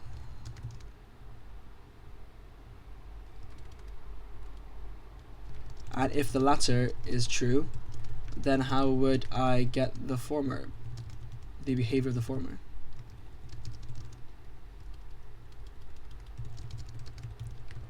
So this I'm not a fan of, to be honest. Pattern guards, yep. Matching on type only, yep. Yeah, when it comes to matching on structs, and like you don't need to bind, like and like you don't need to check for specific values within the struct. I don't like how you would like just bind those. Like don't bind. Like just have this. P screen off, and that's fine, right? I mean, obviously, I guess the names can be verbose, and that can be an issue, but I wonder. Binding matched patterns to variables. Yeah, so I've seen this before with the @ symbol, which took me by surprise. It allows you to have both.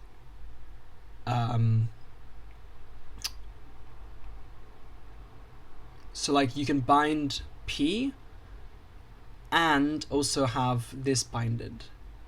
But I mean, first of all, the @ symbol is kind of random to have there anyway. I think there might be a different symbol that could be used, but also like how useful is this in practice? Like let's say I want to bind P, but only if like it is a phone 5, right?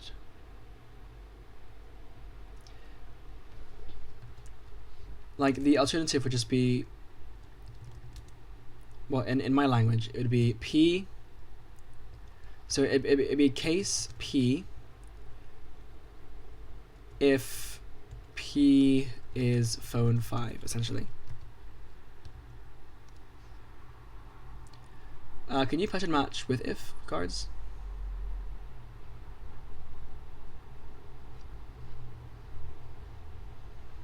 Maybe.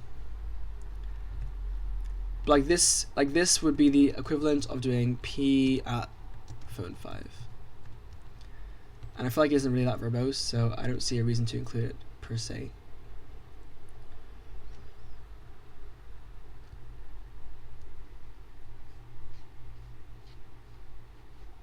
But yeah, just copy this.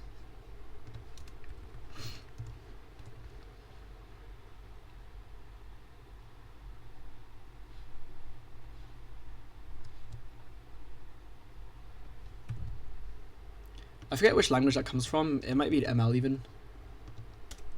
I think Haskell also supports it. Oh,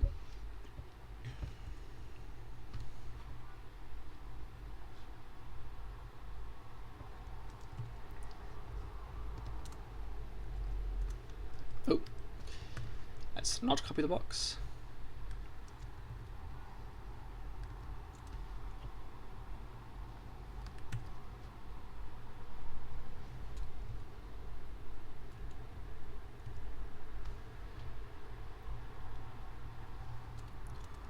While this is a mildly useful feature, I don't really see the point of having it. For example, in my language, for example, okay, maybe not make it specific, but like for example,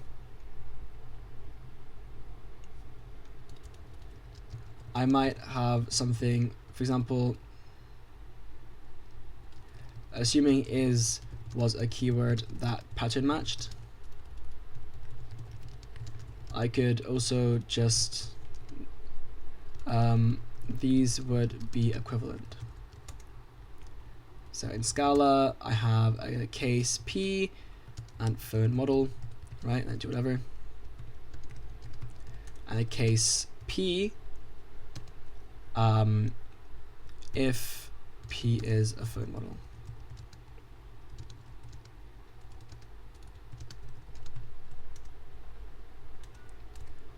The difference is pretty minimal then. I assume in other languages, like they just don't have an is keyword, so then instead it would have to be like case P if match P case phone model, right? And then like have like a whole thing as well.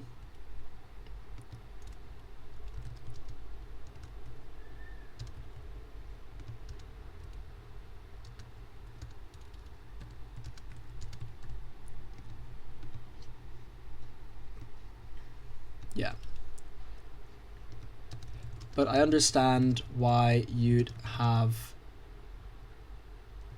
the at syntax if the language lacks such an is operator.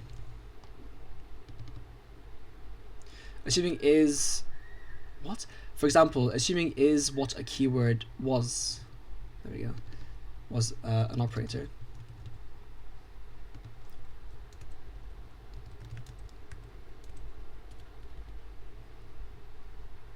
Yeah.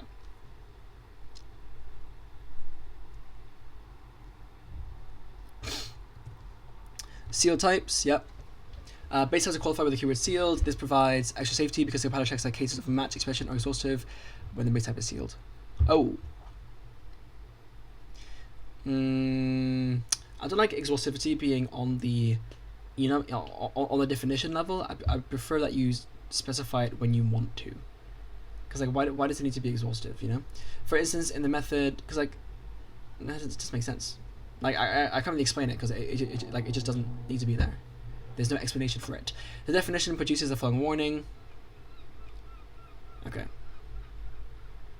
But I already said it before, so I'm not going to bother with that. Also, seal that's been the same file, right?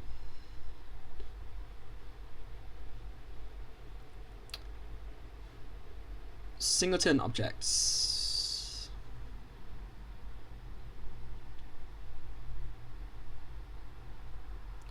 And their companion objects. So you have a case class circle and an object circle.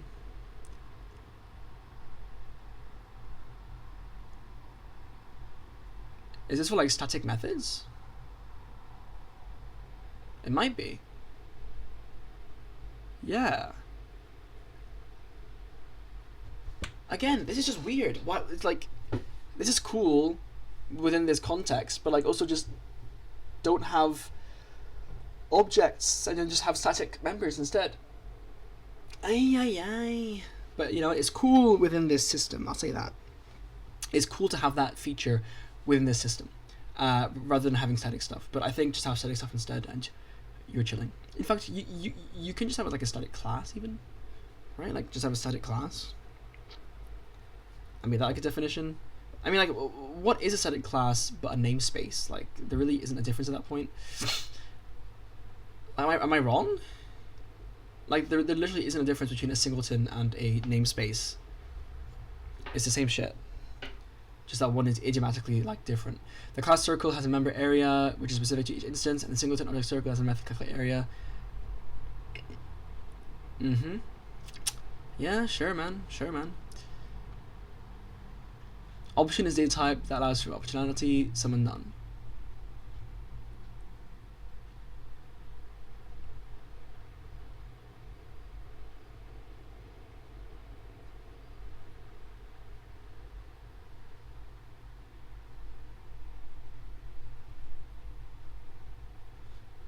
Yeah, so static members in Java are modeled as ordinary members of a companion object in Scala. When using a companion object from Java code, the members will be defined in a companion class with a static modifier. Static forwarding. I mean, sure, man. Pick your poison. It's just, it's not poison to choose the thing. There are a lot of things here. I guess I go to the end. Regular expression patterns. Wait, so there is regex.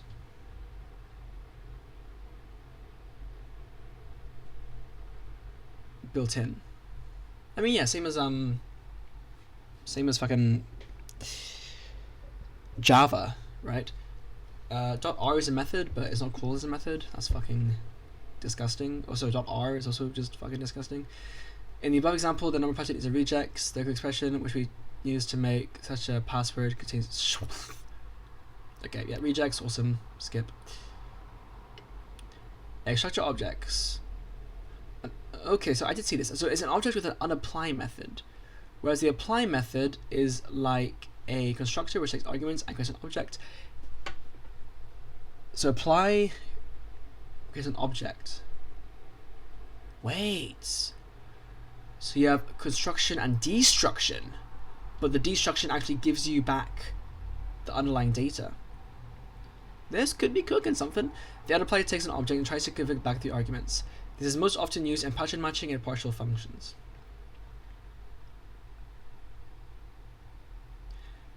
So define apply. Wait, so you can define a constructor separately. That's a bit strange then. Well, does my language do the same? It might do the same. I can't remember now. Probably not though, because that's kind of hard to grammarize simply.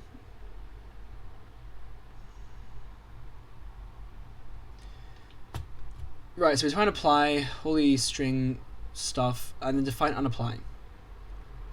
I almost wish I had a Scala module, because in my university course, we did Haskell for a module, which is fine, but honestly, it would be pretty cool to do Scala.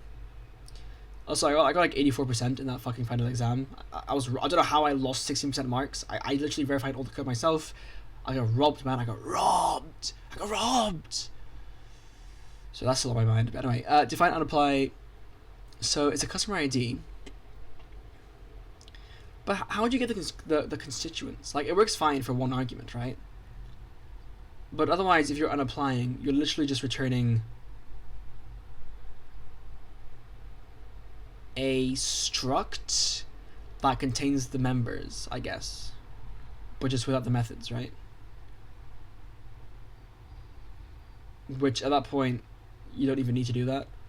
I think it's for pattern matching though, if I'm not mistaken.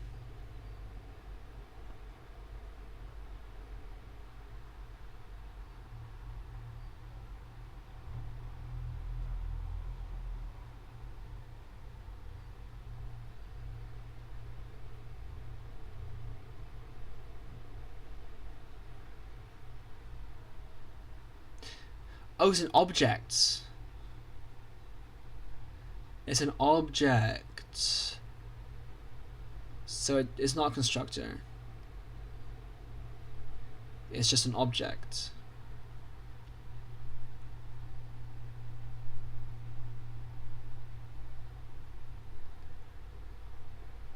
Why does apply have no return type? It is a string, but the return type's implicit, I've realized, which is a bit confusing. And then define unapply. See, this is why I don't like implicit return types. Because, like, it's either void or just implicit, and I don't know which one it is. Unless I look at the output, but, like, that's not immediately obvious. Maybe it's just me, man. Define unapply customer ID string.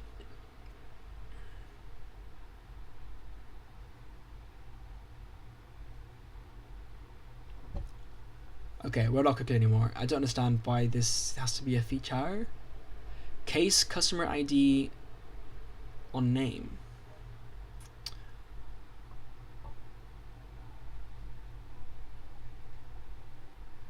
Wait. I see. I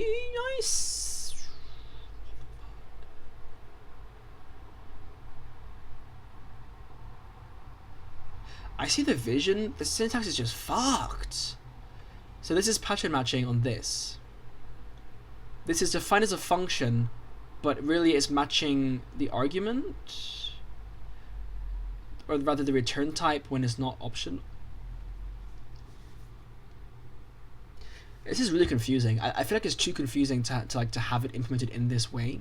I see the vision with having like a custom destructor, so that you can destruct it. Not destructor. A custom pattern matcher, right? So you can pattern match in a custom manner.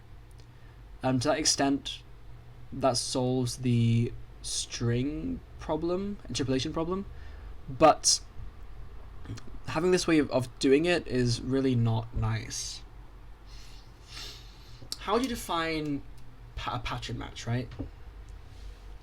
I guess it's like having first class pattern matching in a way, isn't it?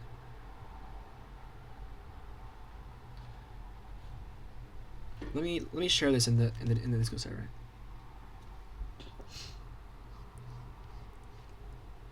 To anyone who is familiar with Scala or can make sense of what's happening here, is this some way of supporting first class pattern matching?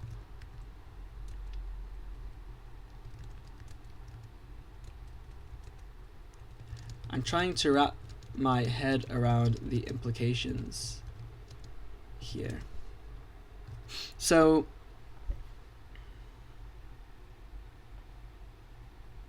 because it returns a pattern, right? It effectively returns a pattern. It's just, for some reason, it's just like over here. The syntax makes it really confusing, but case customer ID name is literally, but unapply is literally returning a pattern. No?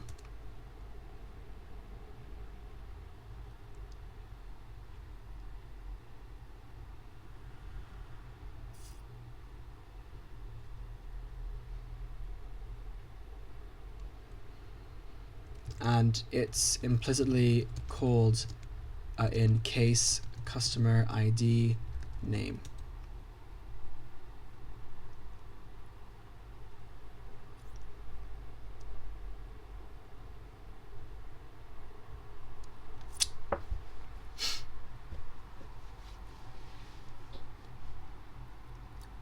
Maybe you are cooking after all.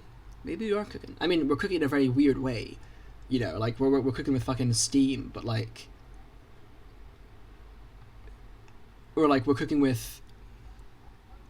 I don't know.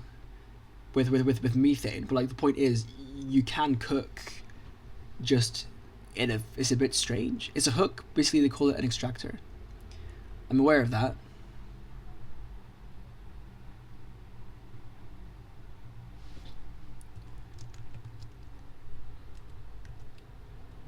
What is a hook? Let me just stare at this for longer. No. So we're defining unapply. Is that a good time to point out that this syntax highlighting sucks, by the way? Like, why the fuck is it dark red for variables and light red for strings? Like, look at mine here. This is way... Okay, well, like, well, no, okay, well, kind of. But, like, this is better. Identifiers can be white. Yeah. Keywords should be black. It's fucking weird. Or maybe they should be. I'm just gonna stop talking. Right,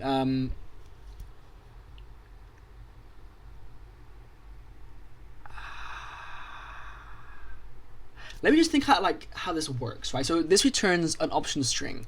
So it either returns something or nothing, right? Or none. Some or none. So we get some name or none. If it's none, this doesn't match. If it's some, this matches on this. What the fuck? Okay, I feel like it isn't that... Like, it doesn't follow logically then. It must be some special syntax specification. Like, it's saying that these are the matching arguments. So whatever you put into here gets matched, gets binded even, or matched.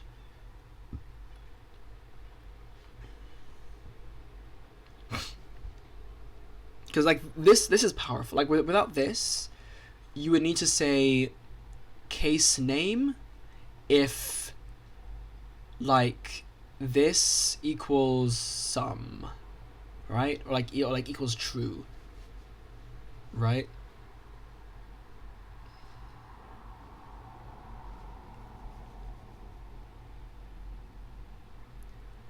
But then that's only for, like, single ones.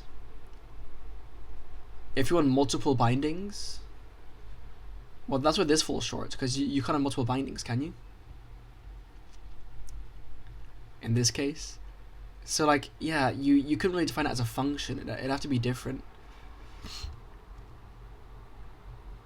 Tx is t.applyx, save for case with unapply.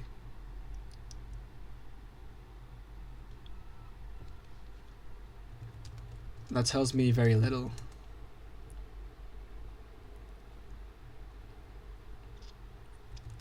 This looks like first class pattern matching with really dodgy syntax. That may also limit it.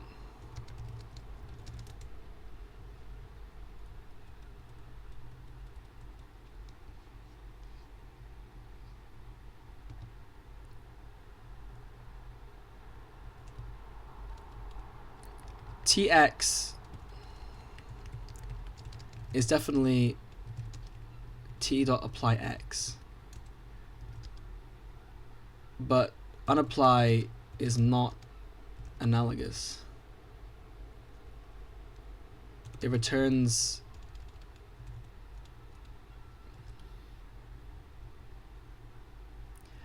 C++ users should know all about this. Well, fuck me.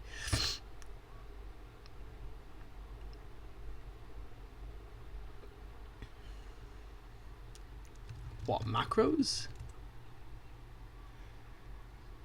Like, I don't understand.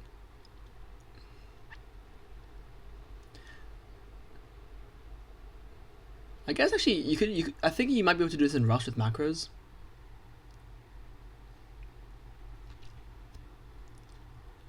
Also,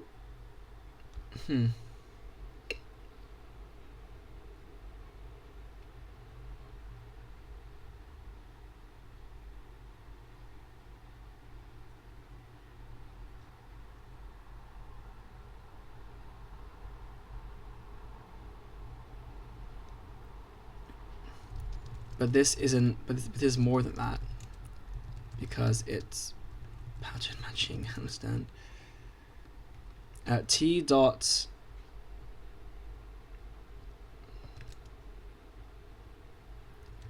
case customer ID name is equivalent to, is similar to case name if is customer ID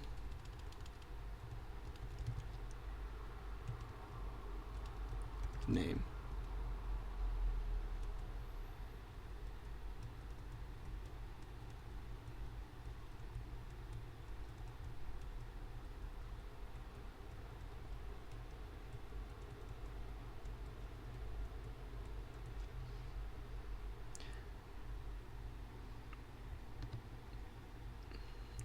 Except constructors and operators can be thought of as functions. Pattern matching is a different ballpark. Am I tripping here?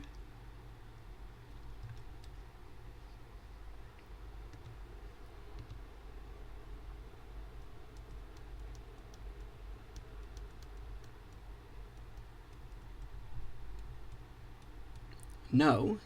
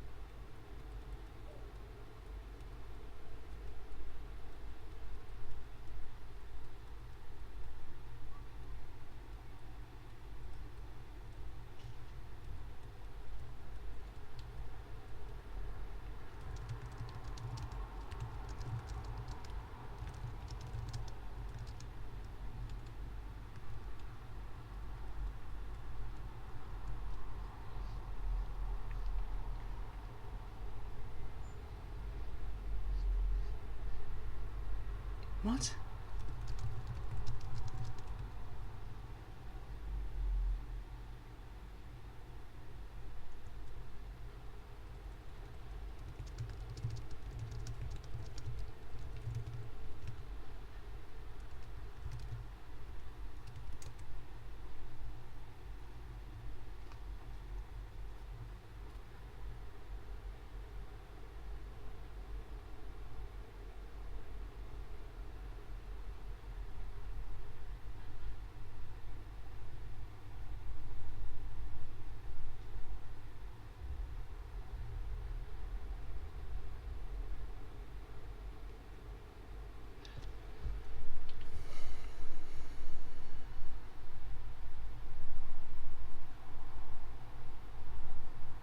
Apologize in a different language, but we're scouts. Okay, let's go. La siento. Lo siento. Fuck you, Spanish. Fluent. Esto de mi lead. Laat dan baby wat dit. Antilski. Laat No what? That's way. wild. Suisi. Laat How? math. Math. Yes, nah, I got it. Nah, I got it. Hold on. Pardon. Pardon. Pardon. What? It's me? Handsel waiting. Panamahin. Panamahin. Panamahin. Pamanhin. Panamahin. Oh, you smashed it. Yeah, you got that fucking snap one. Gomshi okay. Shite noni madweke. Funny madam weg, hè. That's what it said. Nice. Gomi wachi oh, achishait, moshawachi, gozimasen. I will not get on that, lad. That's Gomi stitching. waki okay shitey munchwaki. Apologize in different language. I thought they got through. We know the whole string. You want either the name or the random thing. The example gets the name out.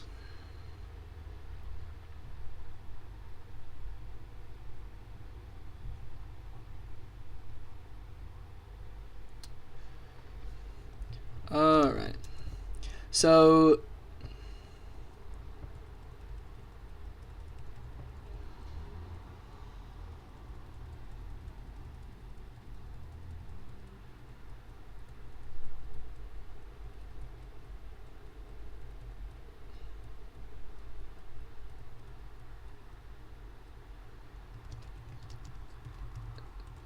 there's actually case name if customer ID name. No. Oh my god.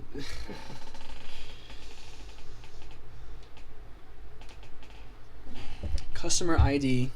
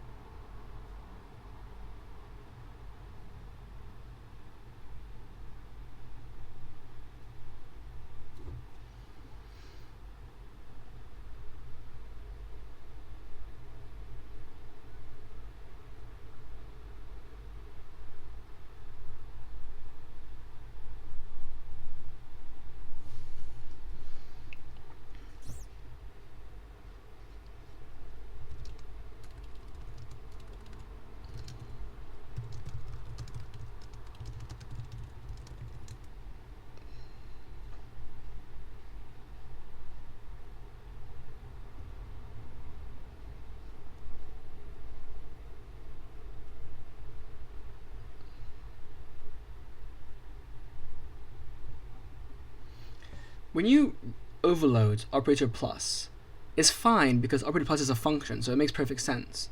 When you overload a constructor, it's also fine because the constructor being a function also makes sense. Pattern matching being a function doesn't make sense.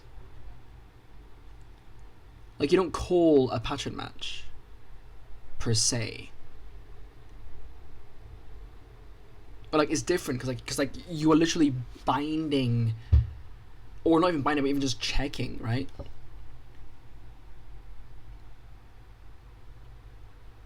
You're checking. You're checking it. You're checking it. You're checking it.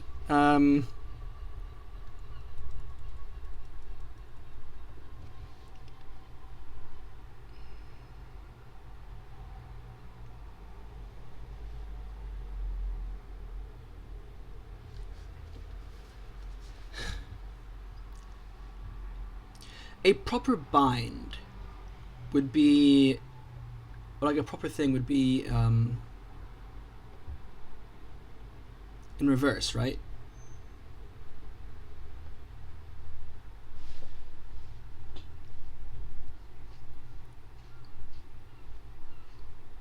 So like,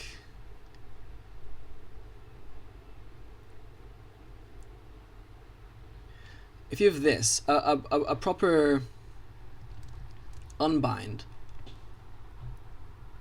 would, or like, sorry, a proper first class pattern match would, you would define your pattern match, call it unapply, whatever, but its arguments would just be one thing, which is a return type, right? Because you're binding it, so you're either binding it to, or you're not.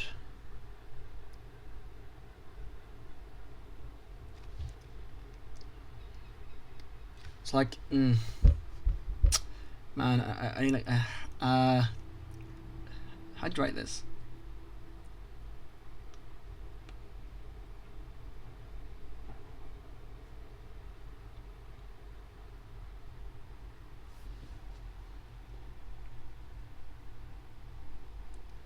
So let's say I pass, let's say it's an int.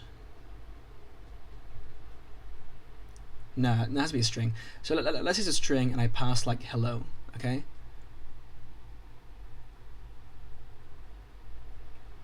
It will match against, let's say, H and bind to H.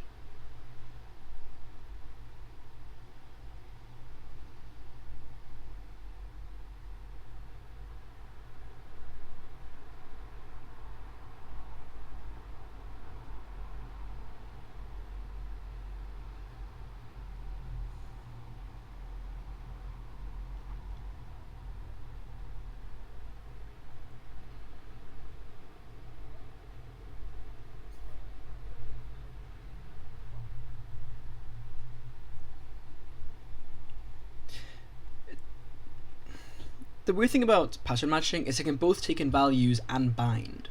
So like it can do two things. Although ideally you want like a bind keyword, like a def keyword anyway, but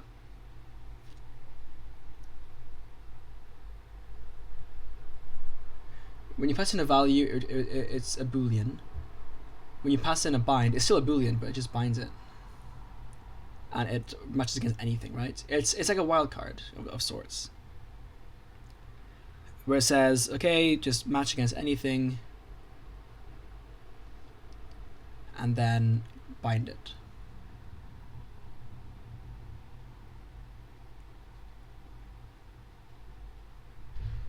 Right?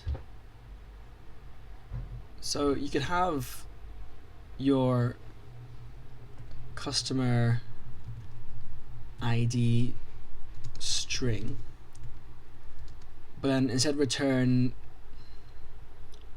a pattern string.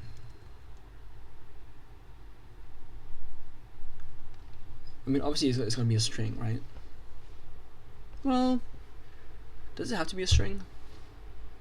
It has to, because like it's binding. Yeah, so the type has to be the same. So don't even call it that. Call it like pattern, like pattern unapply, or pattern customer ID takes a customer ID and it's of type string, right? Then equals a match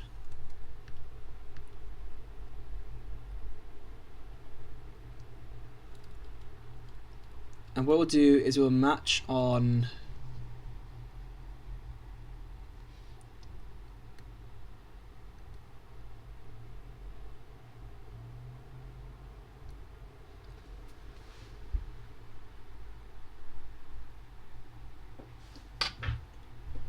some string array.head.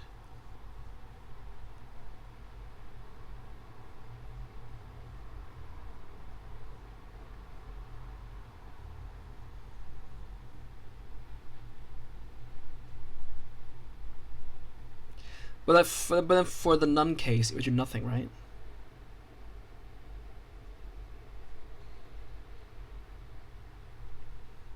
Yeah, that's what you want.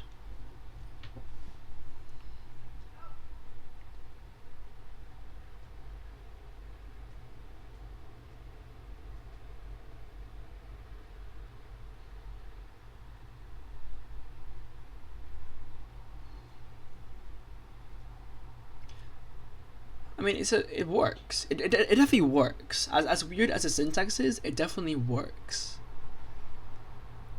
I'm trying to think how you'd make it feel like, or like make it more like actually first class, so that you could just like pass around patterns.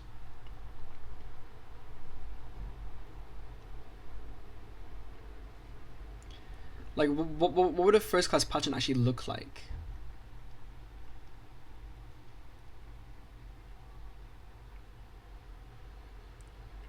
It wouldn't, like, it wouldn't solve, like, define any branches for you. It would simply just say,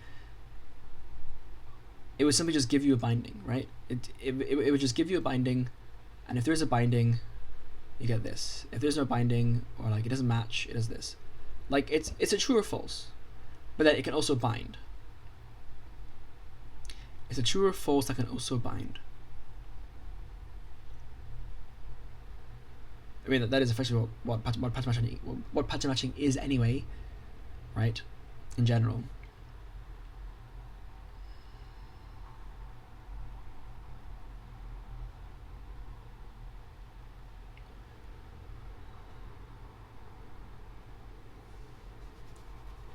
True or false with the ability to bind. I mean, that's why for my language I don't have an equals operator. I just have the is operator, because like it literally does everything equals does, but it also can just bind. So like, just bind, you know.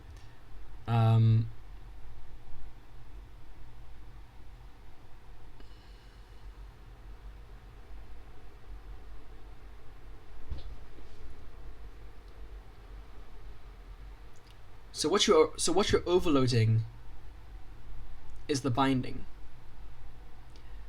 You're overloading how it gets binded. That's what a first class pattern looks like.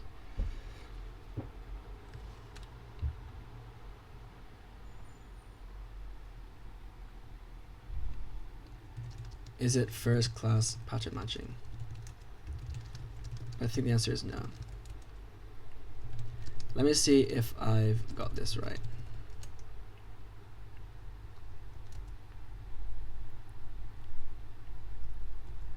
Pattern matching is essentially a Boolean comparison. Is essentially a Boolean comparison, or essentially an equality comparison with binding. Well, that can also bind, i.e. define identifiers. Well, bind to identifiers. Whether that, including, boom.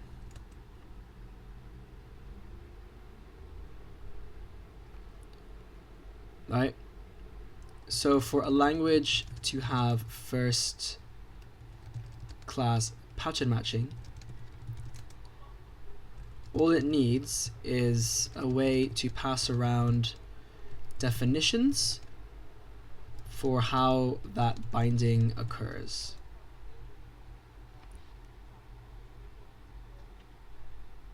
Now, for how something binds.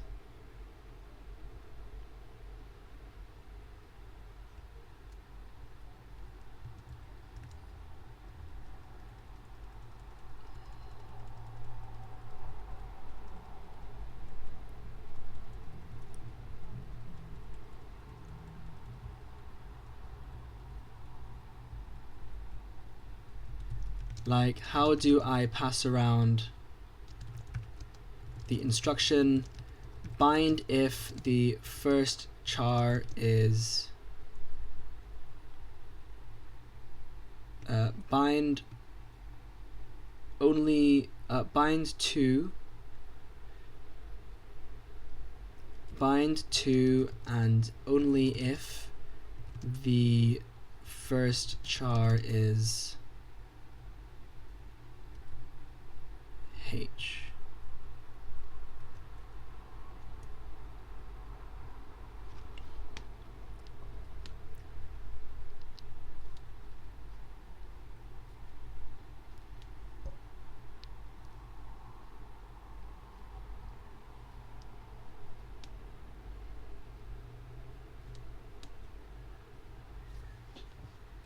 Right?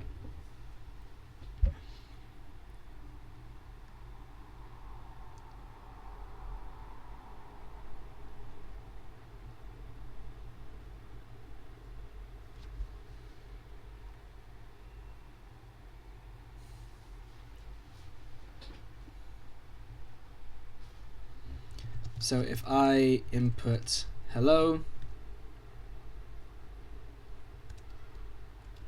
what the fuck? So if I input hello, I get H.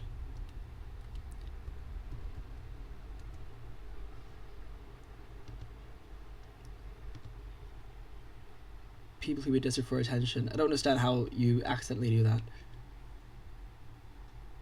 Okay.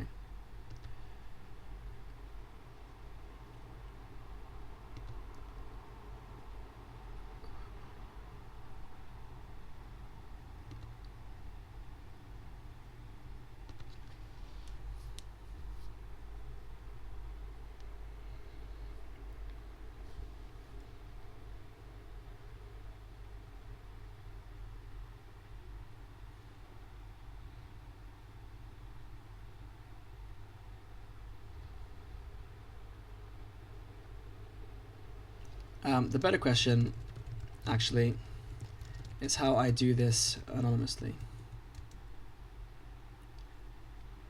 How can I achieve this in line with a pattern match? Because that's the key to having first class anything. The fuck? I didn't notice hashtag anything.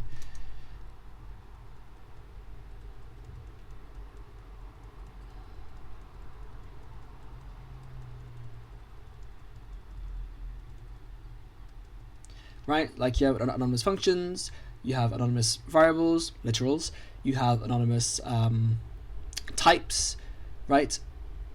At that point, the identifiers are just bindings, right? So likewise, how do you have an anonymous pattern match?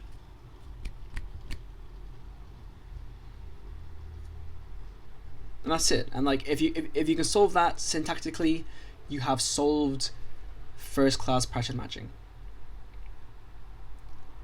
Wow, I did not expect this to get so deep. Scala. I won't lie. You will stick in my head for a long time because you were seemingly the first one, at least I know of, to do something like this. This is awesome.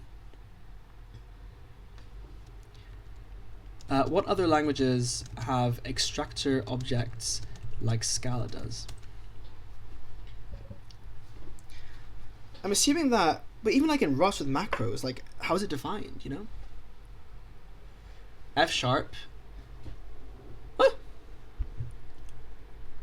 Pattern foo for Haskell. Swift has minus equal. What? What is that? Oh, it's maybe equals. Why is it look so? Okay, which is the font size? Let you hook into switch case. Racket, Rust. Yeah, it has macros.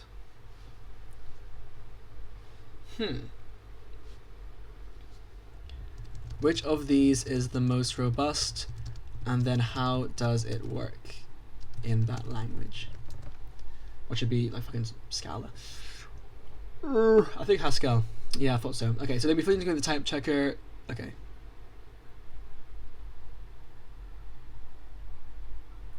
Now con/nil are usable in pattern matches, even though list of A is really just built-in list syntax.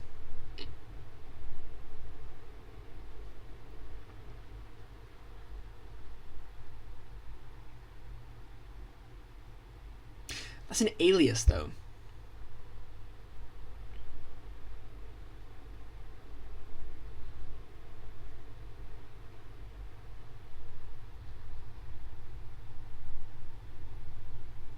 Here we go.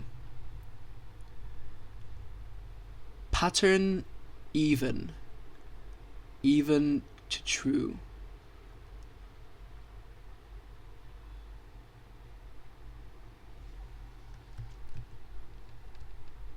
Apparently Haskell has this.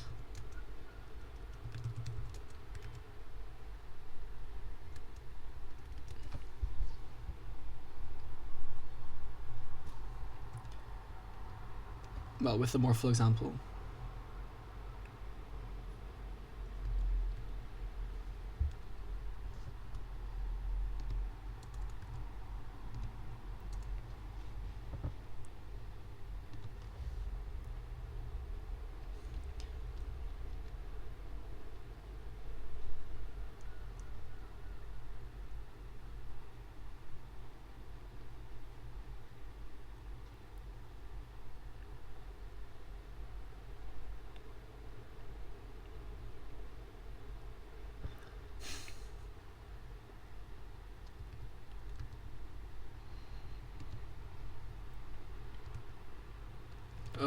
this isn't binding yet.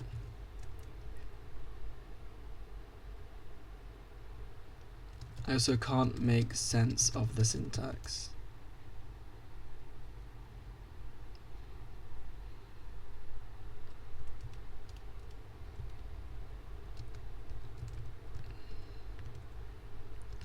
Even true. But like it does use a boolean, so that's really a step in the right direction.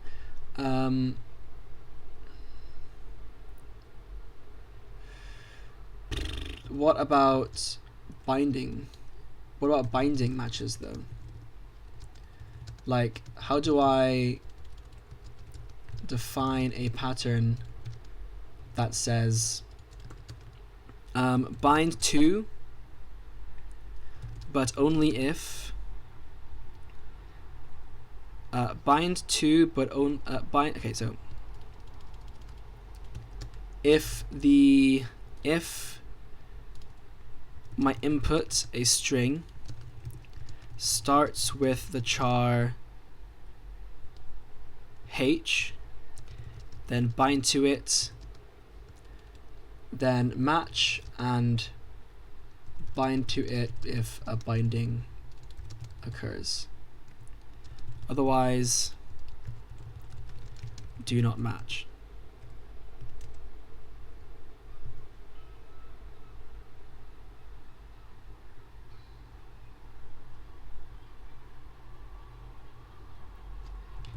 The ability to define pattern matching anonymously and bind it to identifiers. Like you can with first class functions and first class objects, aka literals.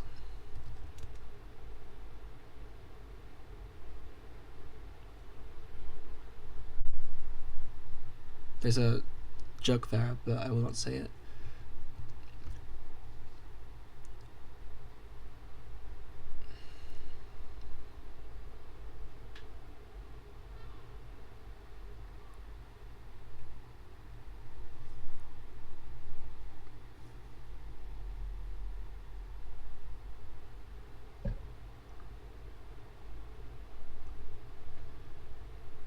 What? That's what I said though.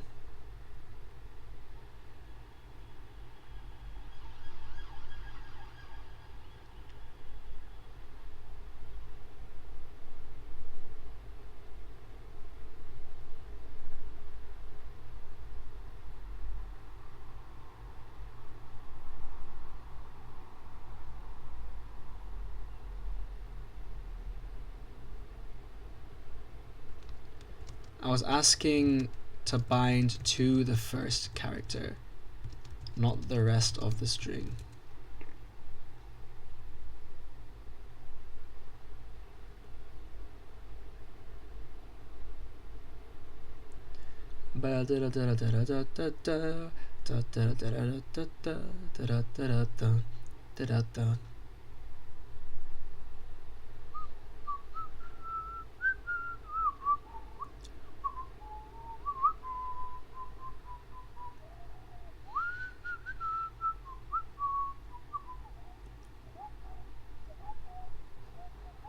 I do like this because it looks like a normal pattern match.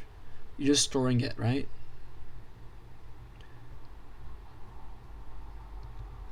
Like this is the if condition, kind of. I really don't. What I don't understand is this though, with the fucking even to true.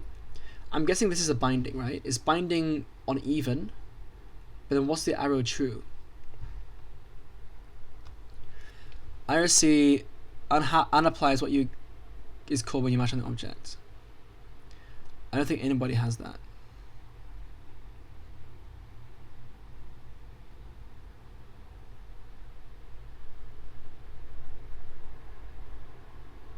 ID match is ID.unapply match.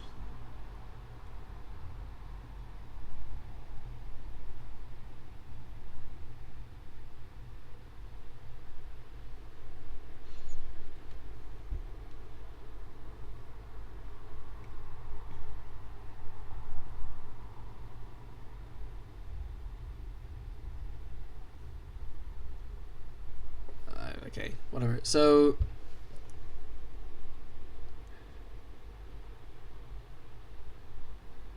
this I can get behind, right?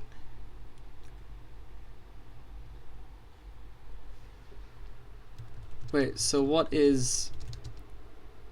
Wait, so what does the even to true from earlier mean? What does it mean? That's a view pattern. After pattern syntax is you apply a function to the value before matching. Requires language view patterns. It means apply expression to whatever value is being matched there, then match the result against pattern. So take the input value, apply even to it. It was a function. Oh, for fuck's sake! I forgot. Yeah, I forgot. Bro, call these is even. For Christ's sake, I can't differentiate these things. I really do not like Haskell for that reason. Match that bool against the pattern true. Right, so apply even to the input.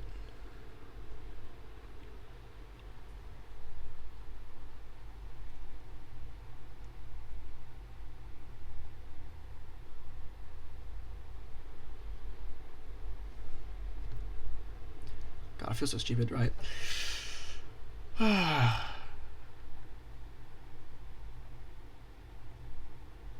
Right, so even...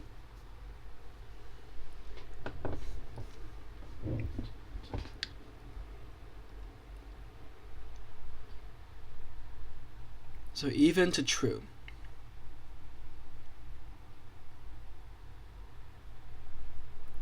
So this basically just says describe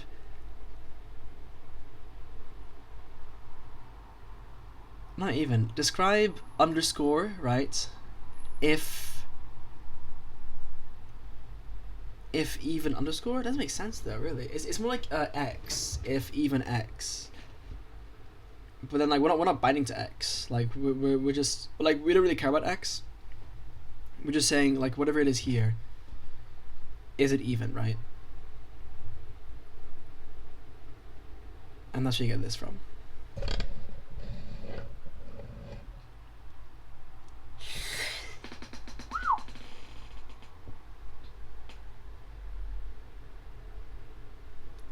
That's fine. It's when you want to bind as well that things get even more interesting.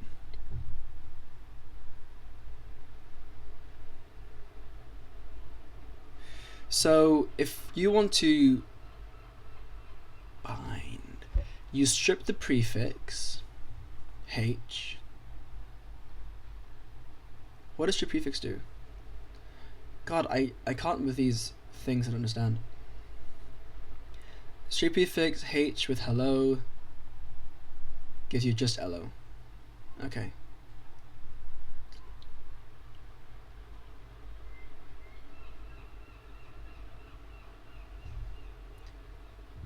Oh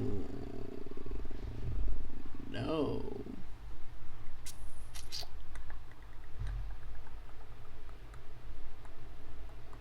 Yes, I think I understand it.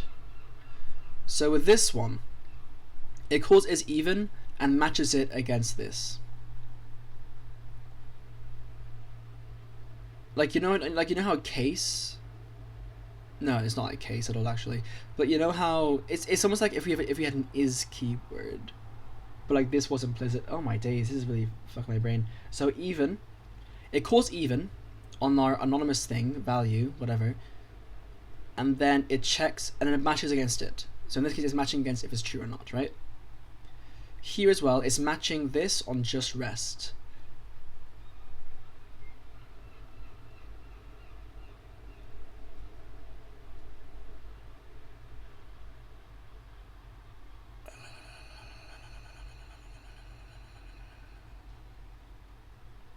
Is pattern a keyword?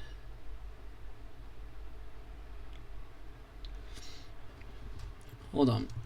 Is pattern a keyword here?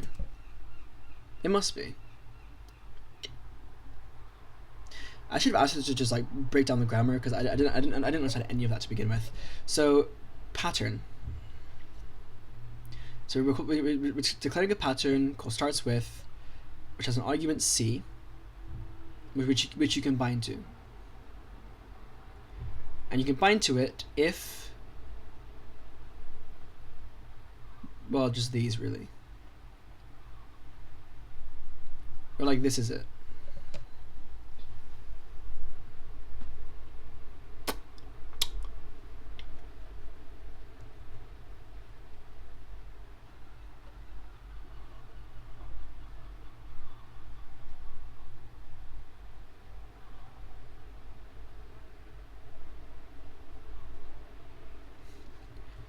It looks like Haskell is close. Does Haskell support anonymous patterns?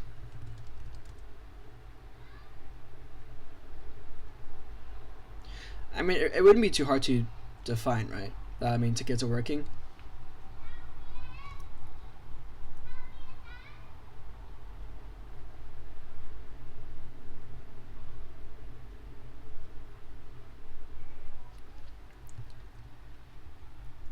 Although not anonymous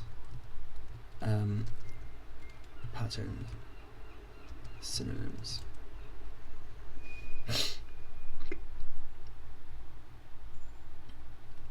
So let's say I have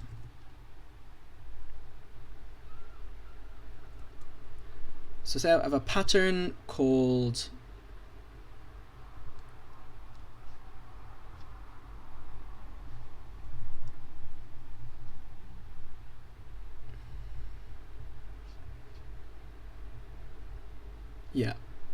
So the return type is the thing it would bind to, right?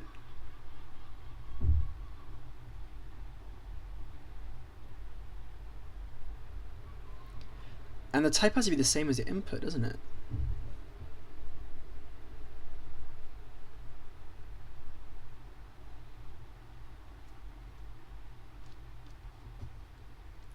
Now this isn't making sense to me. What is C? We're binding to C. So why is the return type string? Because it takes a string.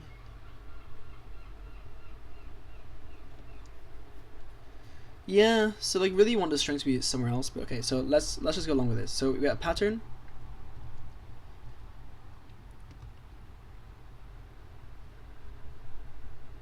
Starts with H of type C. Char is what we're returning, or we're binding to.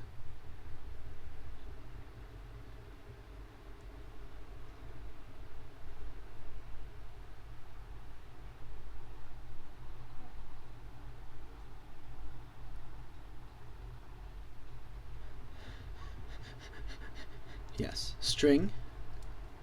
The type can be different as long as you can derive it from the other type. So it starts with H. We have our C. We go back here. That's a syntax, and then we just have like C.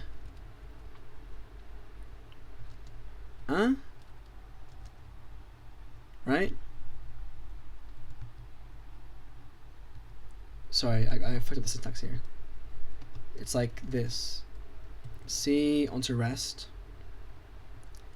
Or we don't care about the rest.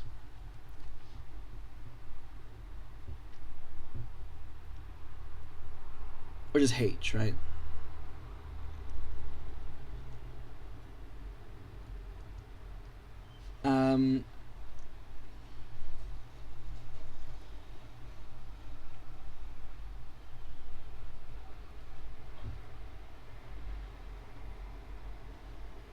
You might want to bind it though anyway, because like this doesn't bind, but this does bind.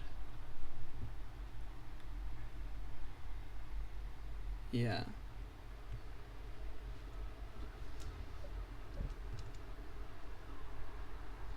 So H is it equals? Sorry, I don't know my fucking syntax right now. C equals H.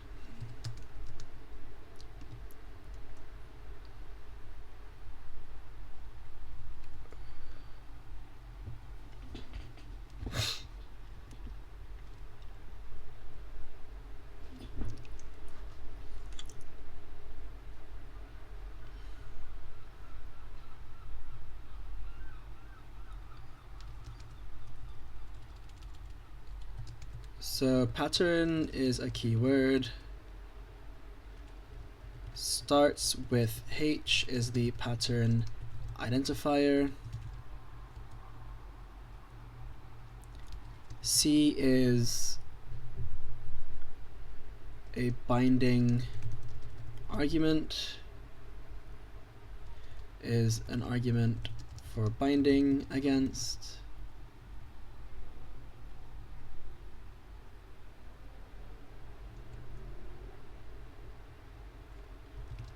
And everything after boom is pretty much what you would put in the pattern in a pattern match.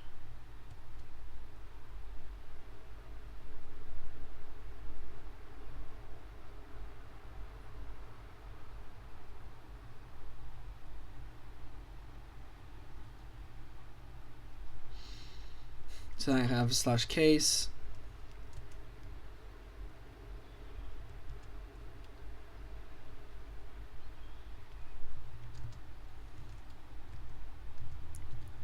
How does F# do this?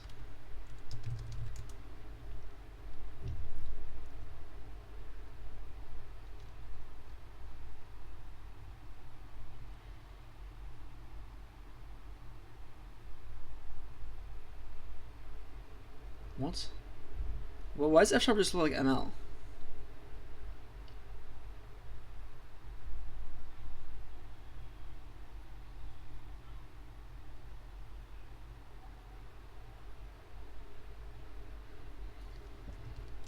So how would I do the if first char is H and binds to rest in F#?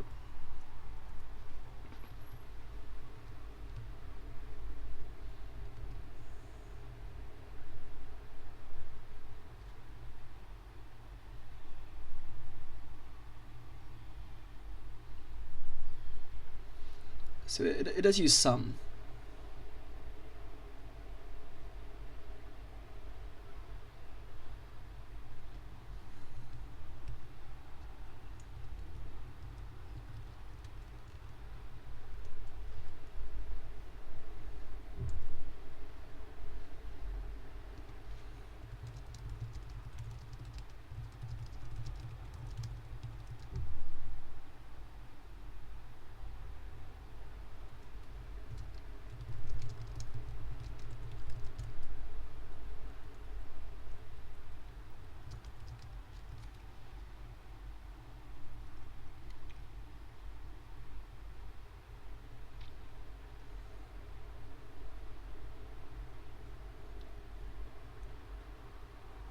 Right, so in Haskell, it would be, again, pattern starts with H, this time a string to a string. I hate how laggy this is. I didn't put S there. And then rest, right? And it binds H to everything. Suggest highlighting is given up apparently. Okay, fine. To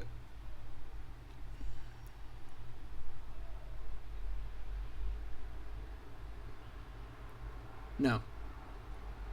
No.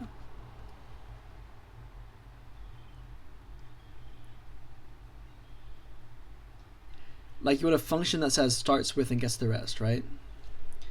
So you do like anonymous function, let's say, well, it takes a string.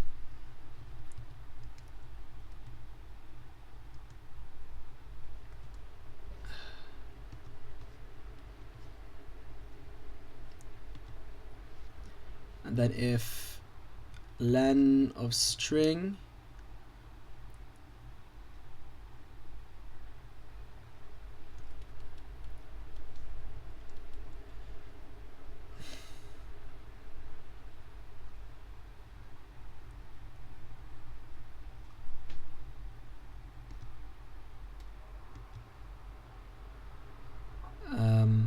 foo, let's say, whatever. My func. But it will check if it's just, or even some.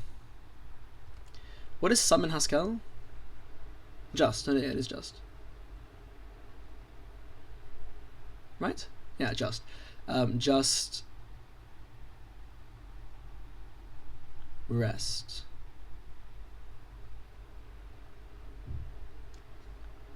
Right? And then my func equals my func. Fuck's sake, my func. Dude, the lag is actually killing me. My func takes. How hot is this? Not even. My thing says my CPU is at 10%. I don't understand how that's possible because I'm lagging so much. My func takes a string and returns a string. Oh no, returns a maybe string.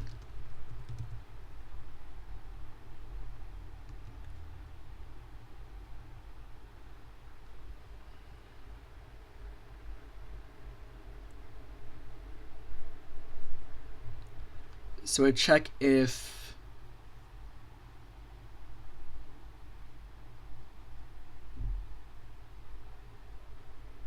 I mean, could I have a match expression, I guess. So so first it could check. Well, actually, just have a patch and match, right? So we check if the first char is H,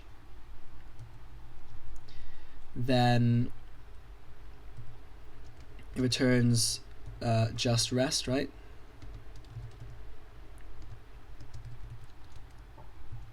Otherwise, sorry, be equals. I don't have the space out there. Otherwise, equals nothing. What's the maybe type? Haskell maybe type. Yeah, it is nothing. Okay.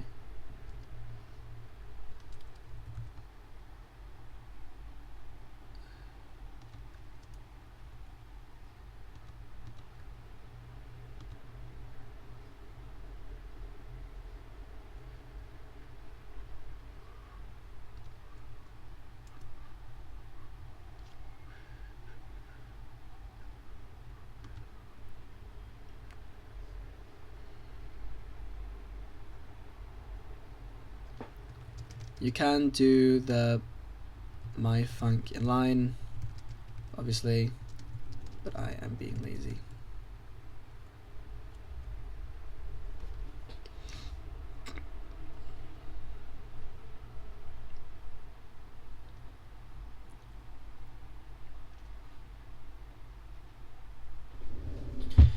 I like the Haskell way. I will say, I do prefer the Haskell way, I think.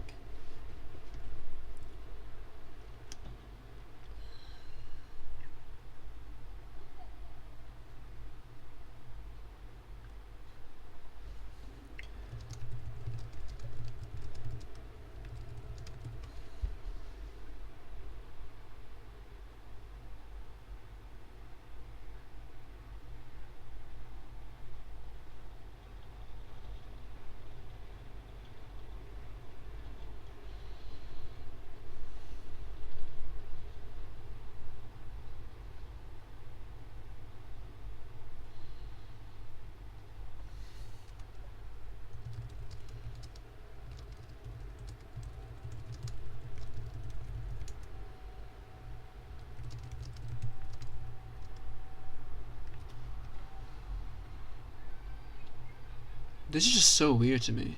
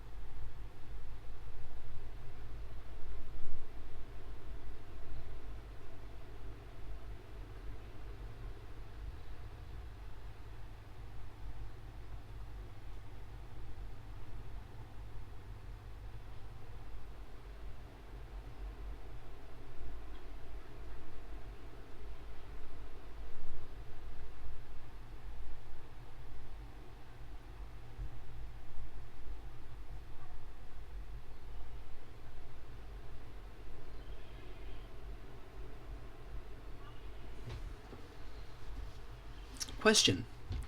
What if I want to bind against any generic first character and then get the rest?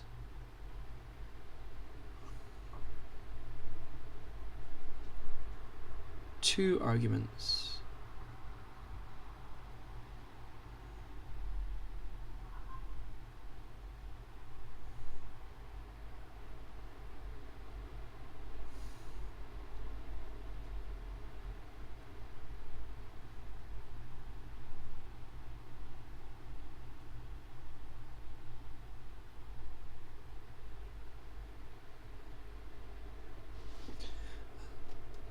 I don't like having function syntax, it just looks weird.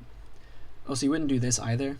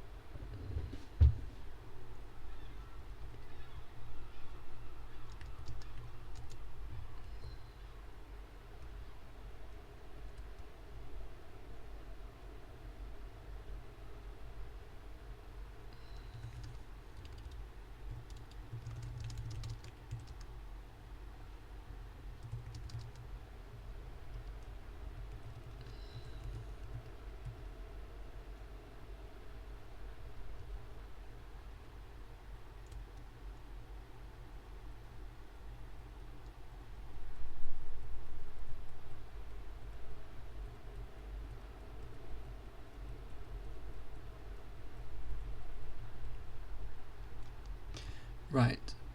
So you can make a generic.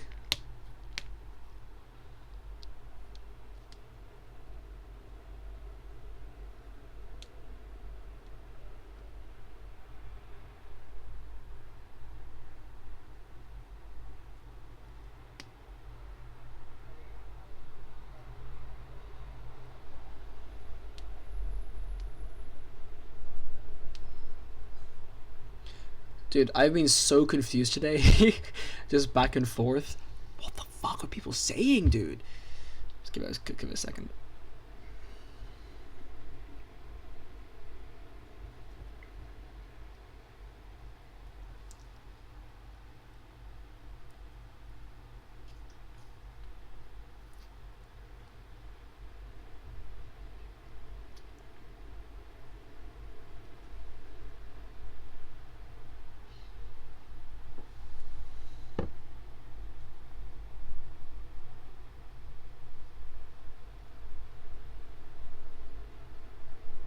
Dmitry Kovanikov is 32 years old. I thought he was like 60, but now I'm looking at zooming for the first time actually zooming in on his profile picture, and like from afar maybe, but if you look closer, you can see the youth. Well, I did not realize that. I thought he was like a C++ veteran or something. Okay, what the fuck?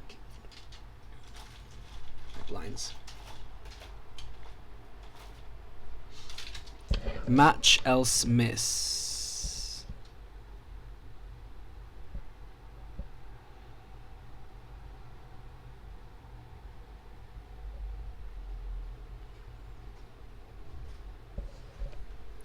It's so neat though if you have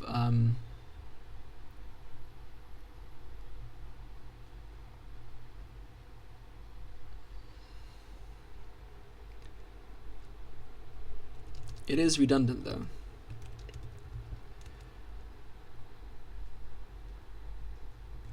You really just want match s.length more than 0 and s0 equals h, right?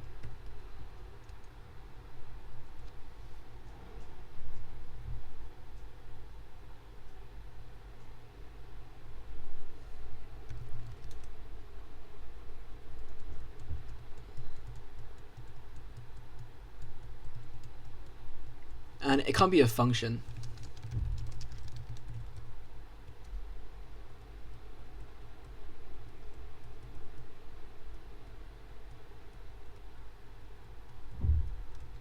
Ideally.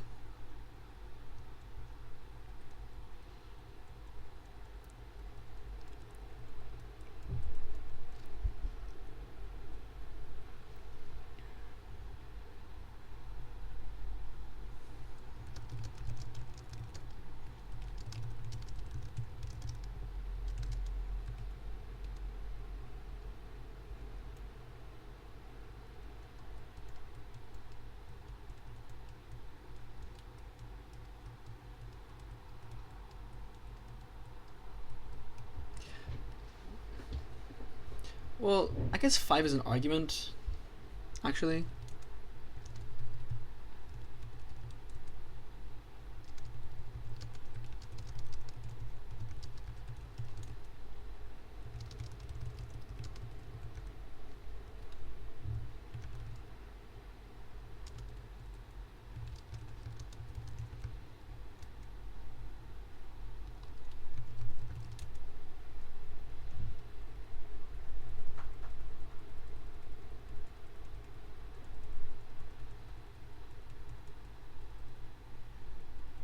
It more so can't be a function because, like, what's the return type?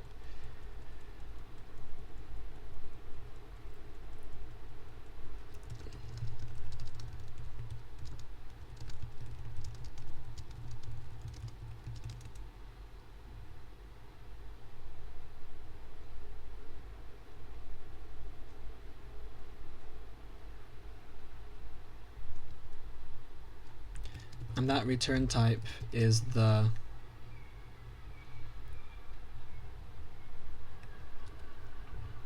or in other words, forget the function and tell me what the type of a pattern is.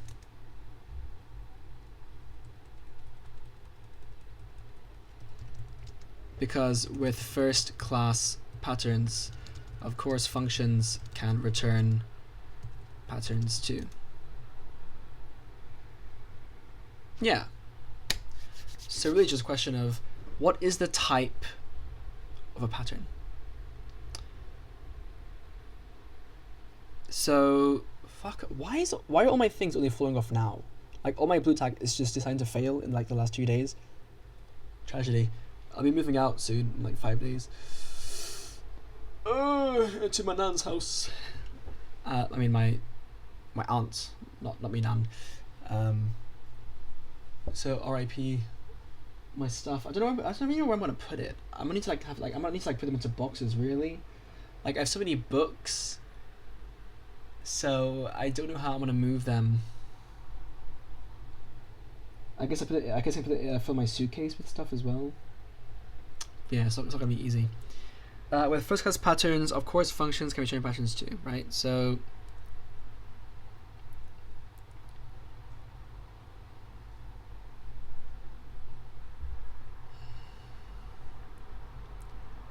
There's also a question of what types have, by the way, which I think I've already answered, haven't I?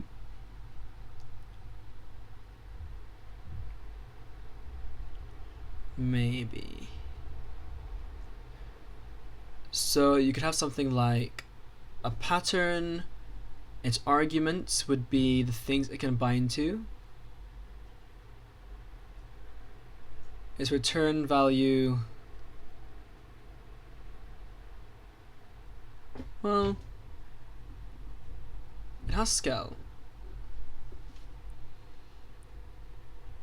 With Haskell,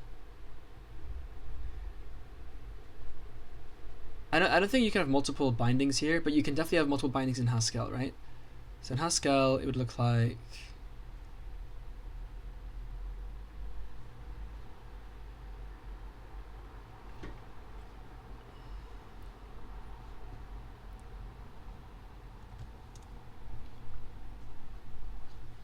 I can define a generic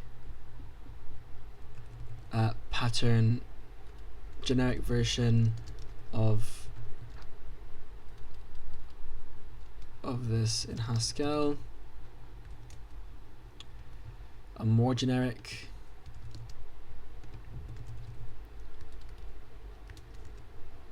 so starts with, right, takes a char and then a string and then a string,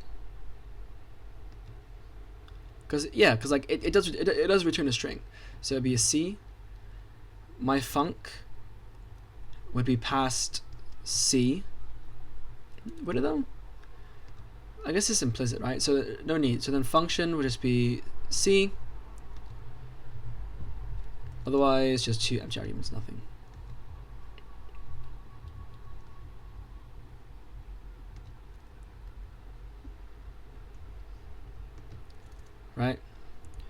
And then what's the pattern matching look like?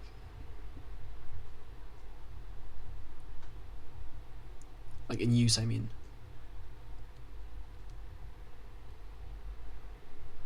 Let's just steal what Claude said.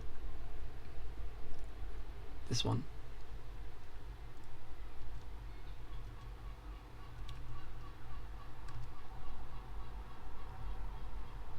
So describes a string to string. Yep. So it starts with H with stir rest.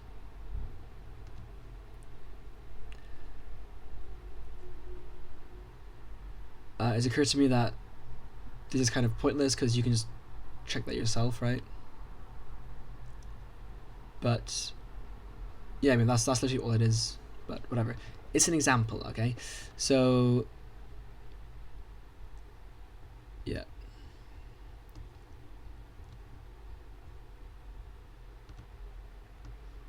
Yeah, I know, like rest. What the fuck? Rest. It's like it's mixing up the order of my inputs. I don't know. Rest plus rest, right? Otherwise, no match. So let's say like after H.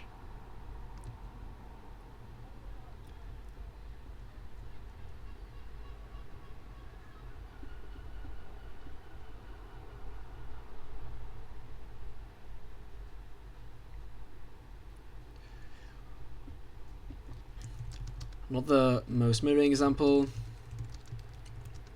since you can just H rest.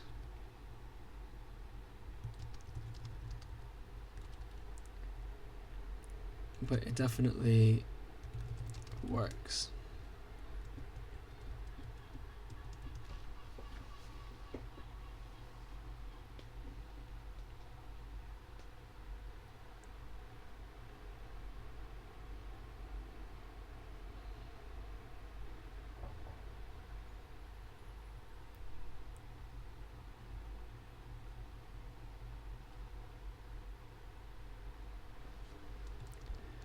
Can a Haskell pattern have multiple arguments? Like this? Because I'm not convinced that the return type is actually string.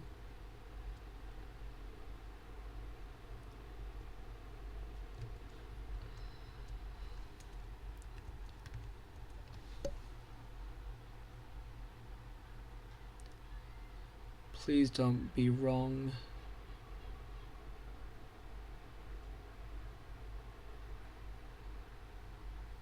What's this?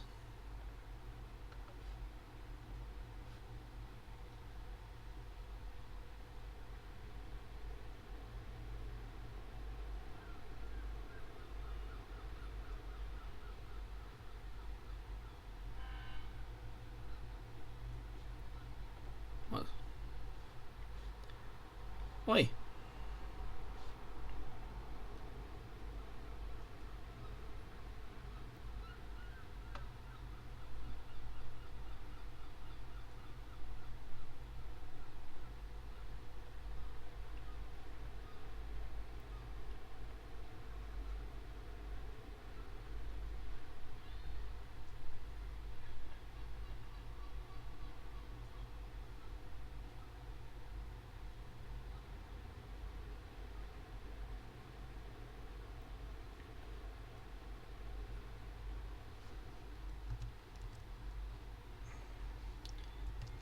Is the signature accurate?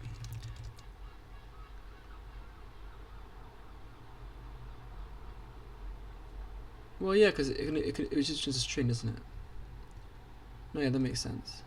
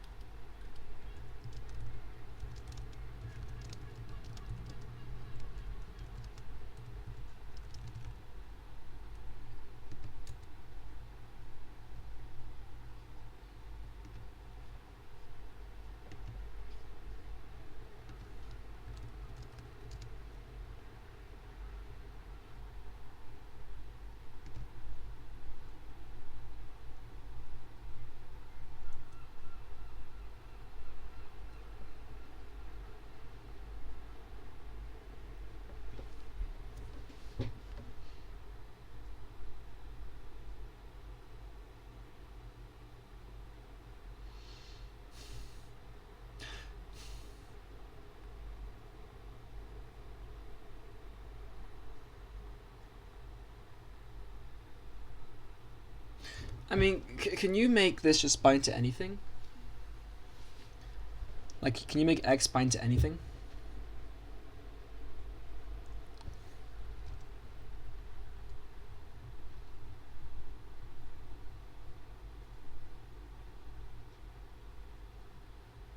Yeah, tuple. So passing literal h in one slot and a variable s in the other, we're exactly matching a literal versus a variable.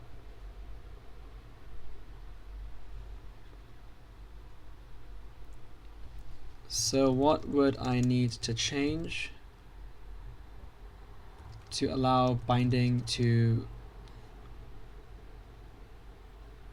the first argument as well?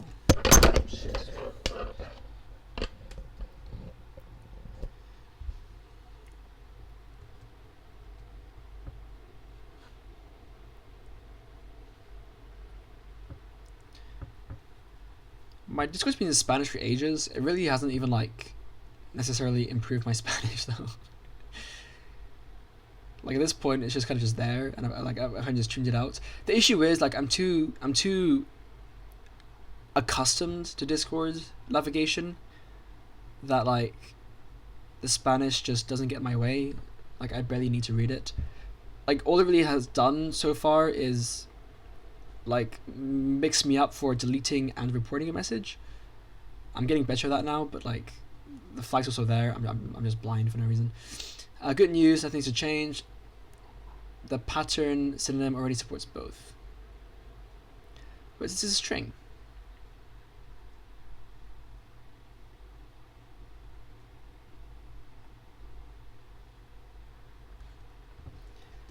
But why is the signature if it doesn't just return a string?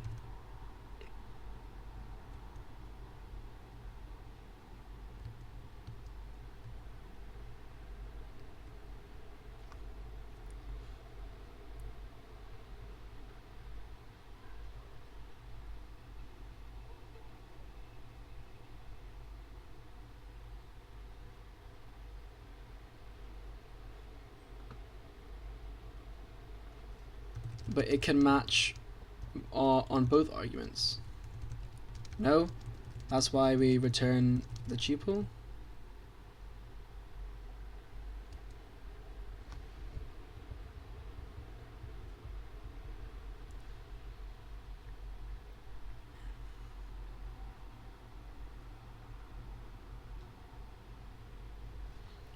So you can ultimately only match on one thing.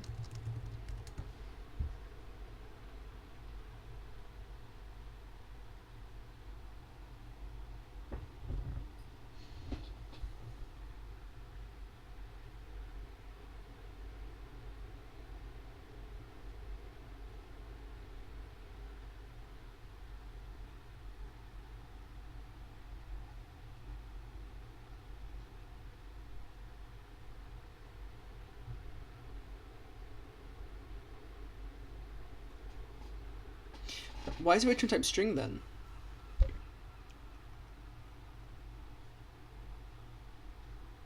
Oh, string is what?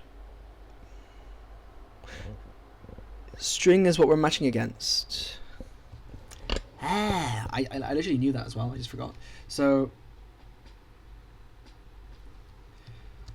in Haskell, pattern P A B C means defines a pattern of identifier P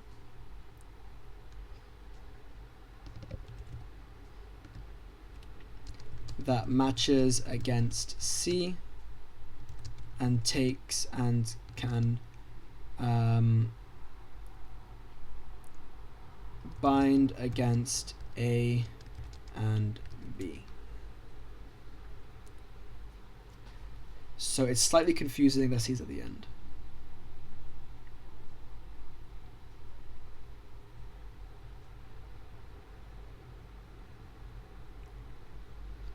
So it's slightly confusing that C goes on the end,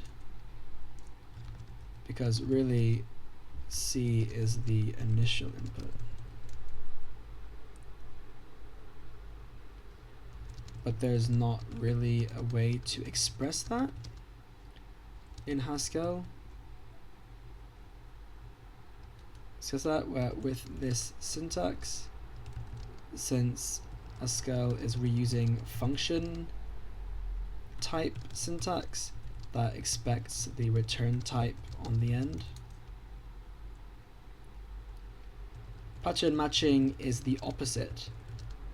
So the return type becomes the input, and the inputs become the outputs, which means there can be multiple outputs.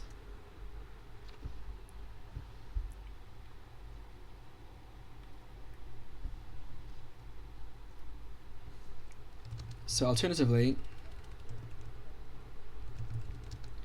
it could be this.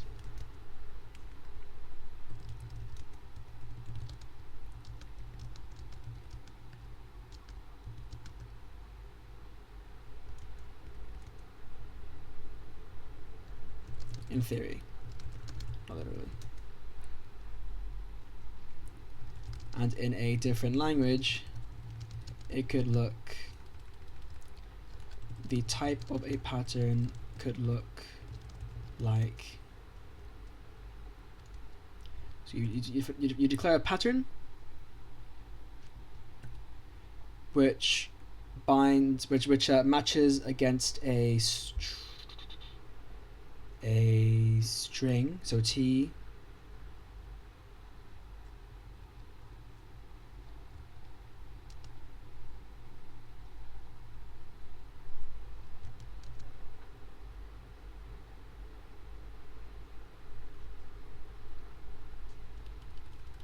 like a pattern like T, I guess, which takes A and B.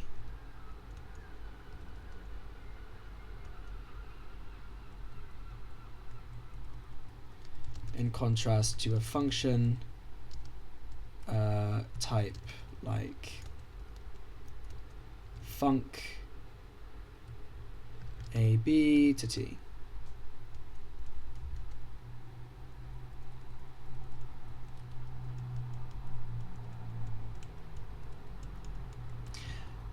As for how you define the body, I don't know yet, but this is the basic idea.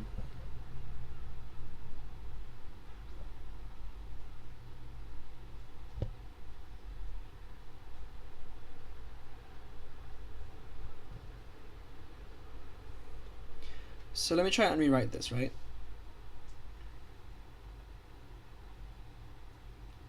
So say we have, we're going to declare an inline pattern now.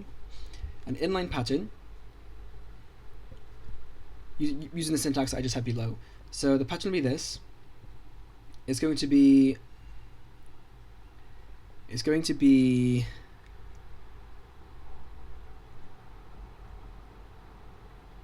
string.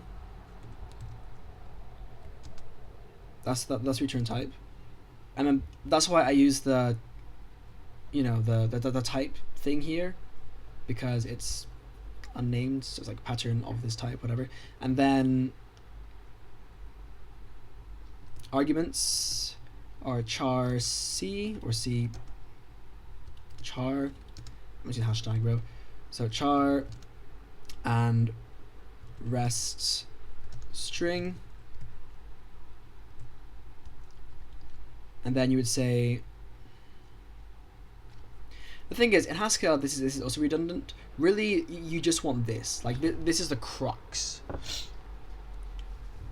right? So we'll say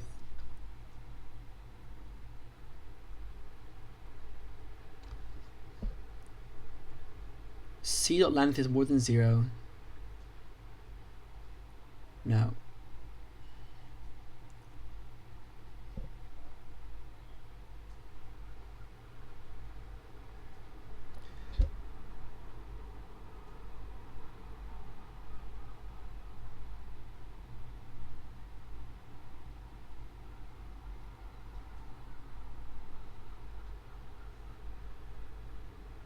I have this wrong, I think.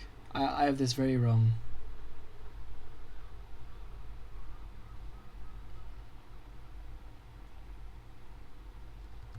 Yeah, I've completely misunderstood that. So it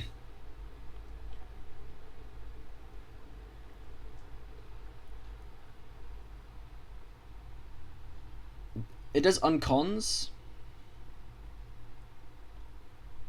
because it's checking against this. Like this is the thing. So hold on. Let me just delete this. So uncons, and uncons if it returns a C and rest, right?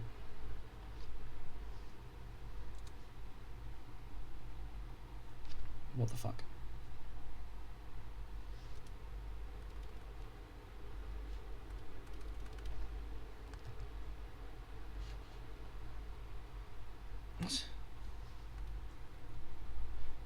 What could I have possibly have pressed to do that? Just bugging out.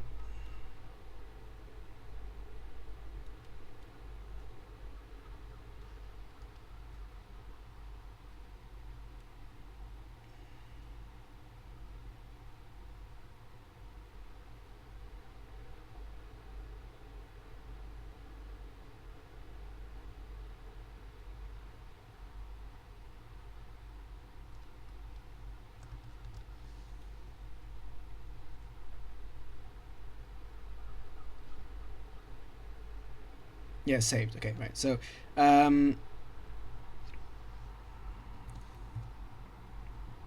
sick. Use Scala here. So,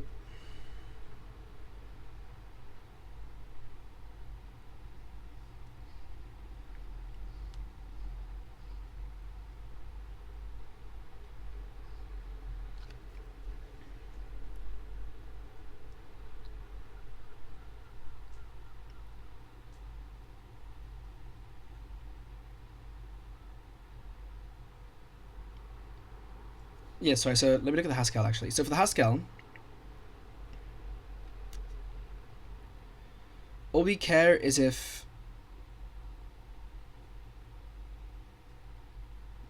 there is some, and in this case it's some, right?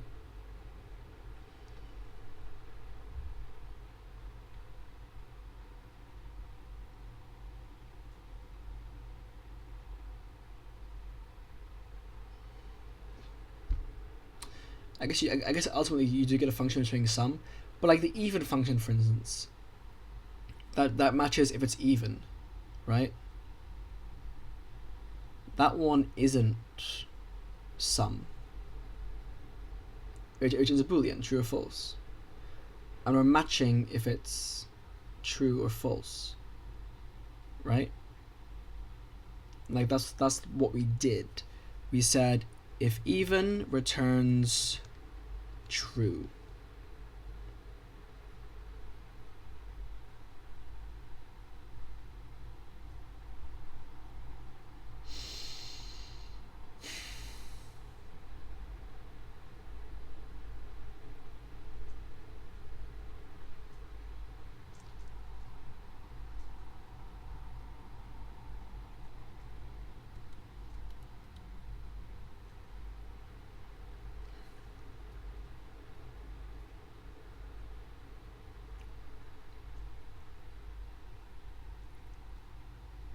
So have something like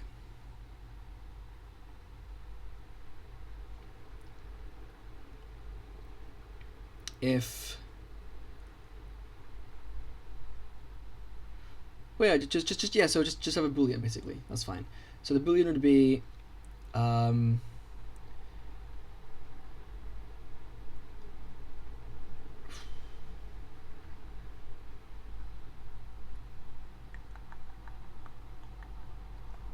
would it be a match?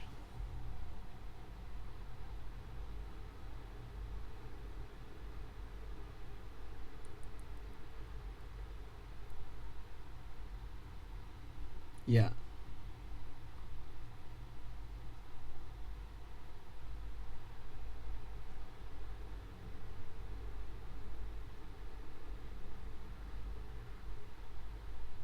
Okay, let me start with the Haskell. It starts with this. Sum C rest.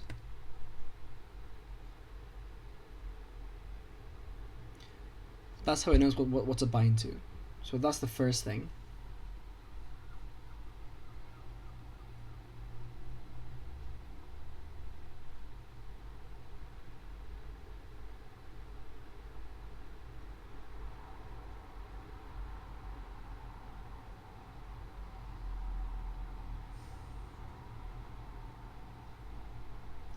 This is really interesting.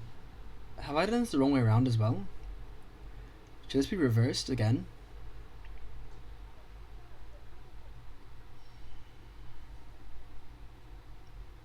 I don't know. So I have C rest. Really, it just doesn't even it doesn't need to return sum. It just needs to return the binding. But this is really hard. So for the Boolean case where it's even, we're checking if even is true.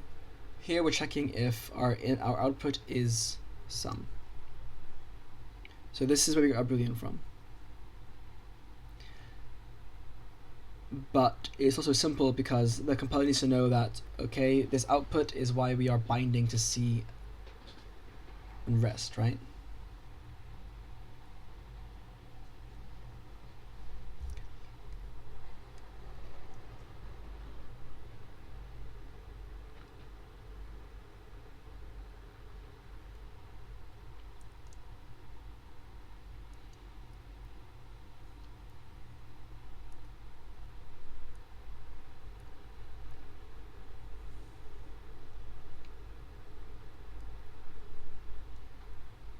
This needs an argument name.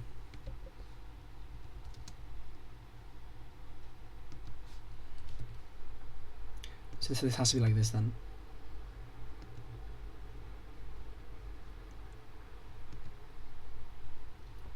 So we have stir first of all.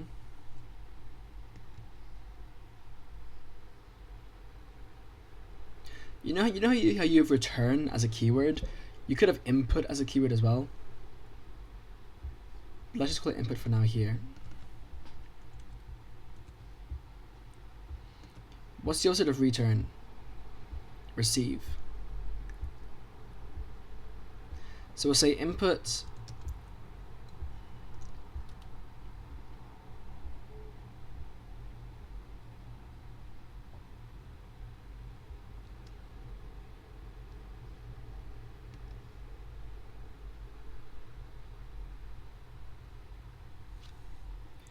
I don't know how I want to destructure bindings as string yet.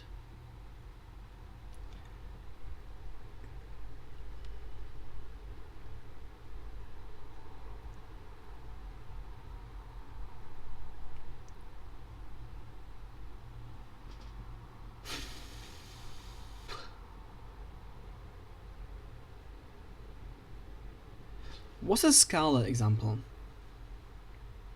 The string.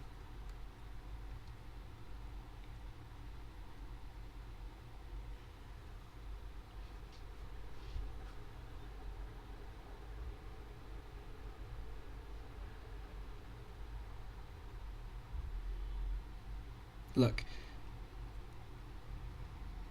this works.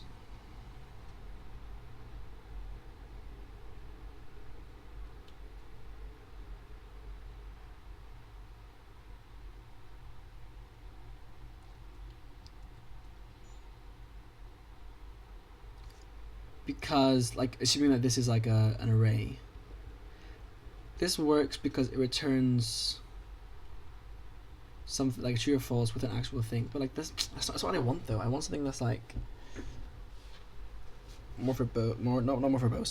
robust. So if I have this is hard. This is really hard. Okay. So let me just try the simpler example first, right? My input is of type bool. Even, no, it's integer, so we'll take integer. And we're binding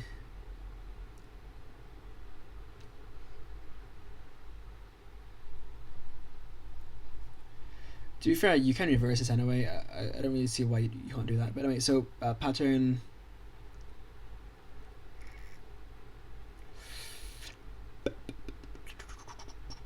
What binding is nothing. Nothing. There is no tuple. It's void. And this one's called even. So even is a pattern. Starts with char. It's a pattern. And even just says if the input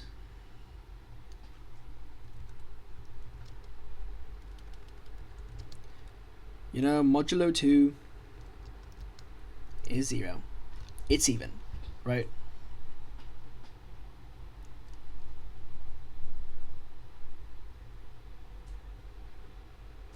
So that's an easy case.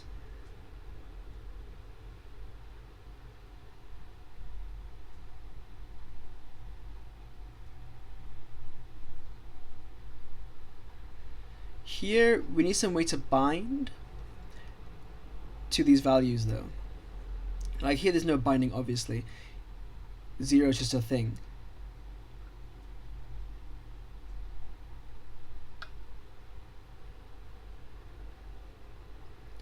This wouldn't work because I need to selectively return this, right?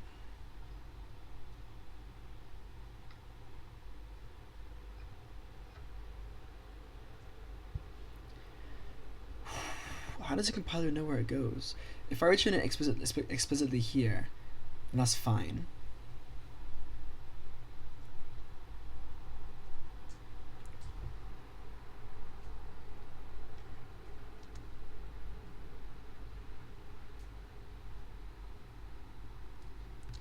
Then match. Then match on C.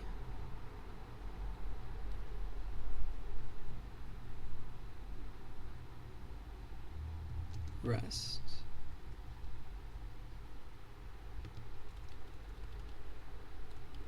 If input dot length is 1 0 and input at 0 is H is C,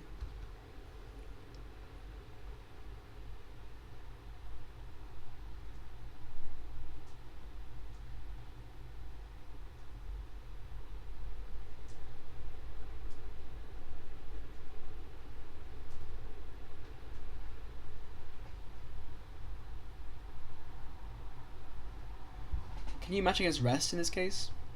You can. You can.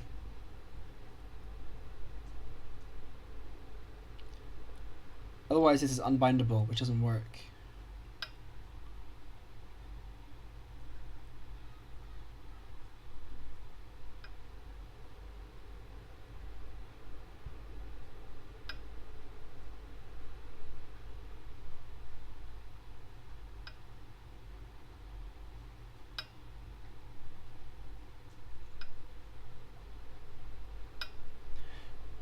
Yeah, this doesn't work. Like you need to be able to both match against rest, but also provide your own value. So like, sorry, so both bind to rest, but then also like specify what rest has to be. So like if I say that rest has to be LO, then it will not match. So that needs to also be considered here. So it'd also be and input dot substring from starting from 1 is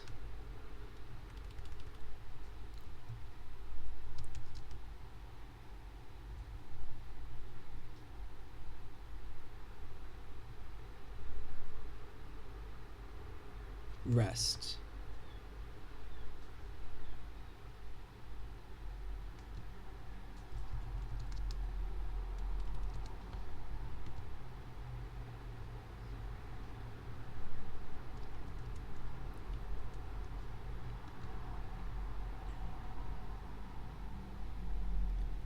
Why does this work? Because we are pattern matching here.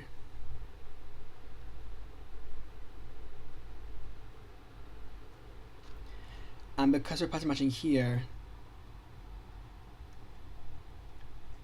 it kind of works.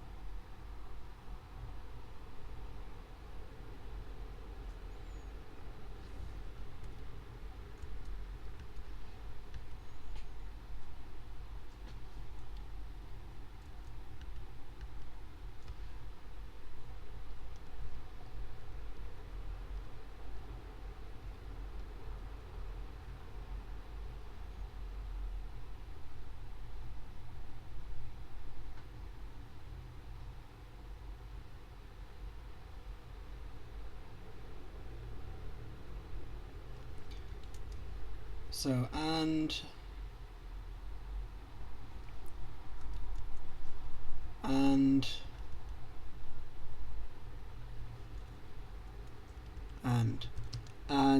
input. Well, actually, it has to be more than 2, right? 0. Sorry, length is more than 0. Yeah, more than 1. Yeah, so greater or equal to 2, let's say.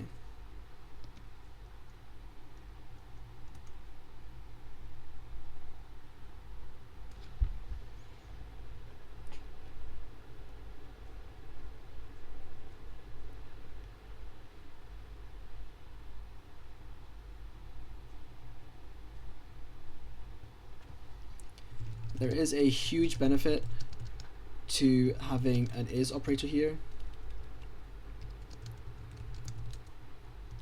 being that you are not having equals, being that you must use is in order to check equality, such that the compiler can see this and know what to bind to, in theory.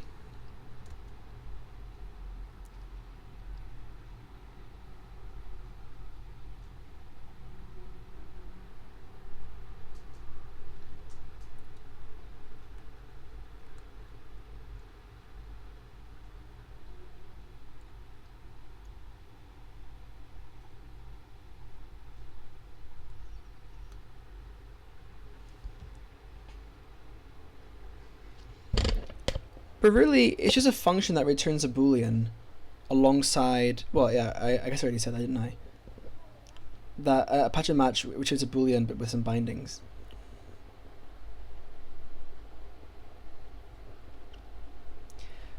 But you know what's cool about this?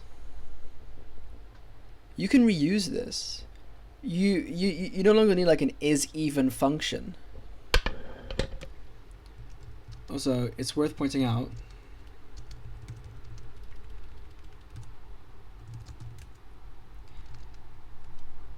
if first class pattern matching can be figured out, then you no longer need functions like is even.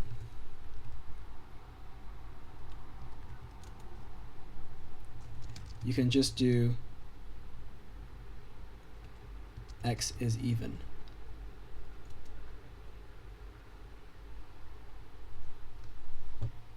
It's amazing.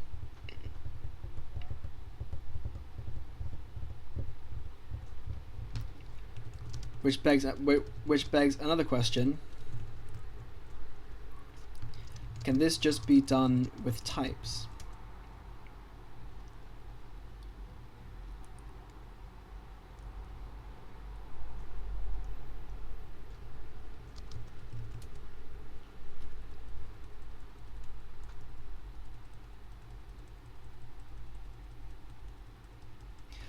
So with types, right, I'll just check. It's an even number if it's constructible from even, right?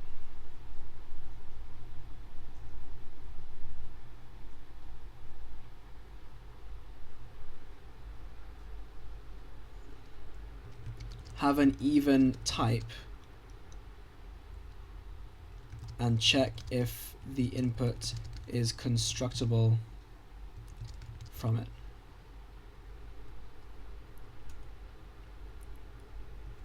Like,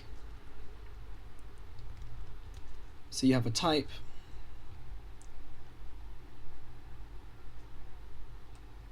even is a type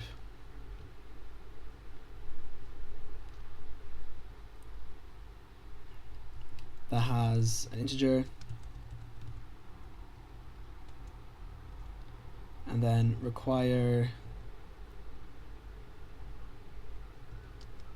that input, or x, that's actually, that x over 2 equals 0.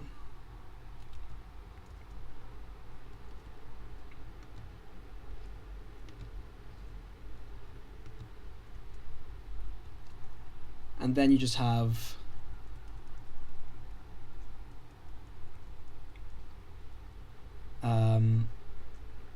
foo equals 5.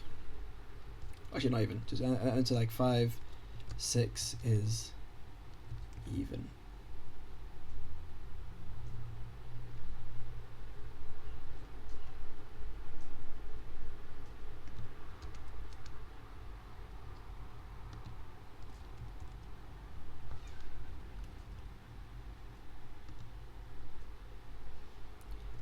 Is checks loose, checks coercive equality.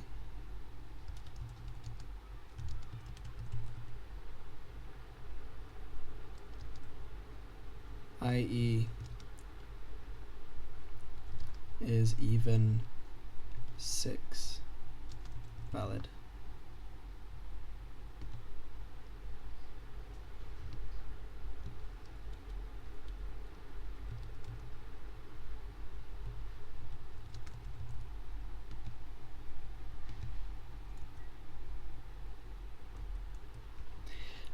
I'm liking how this is coming together extremely well. Like, the fact that I have a pattern matching operator is making it a lot easier for me to do this, right? So this wouldn't be is, I just realized. Fuck, where's my edit button? This would be is.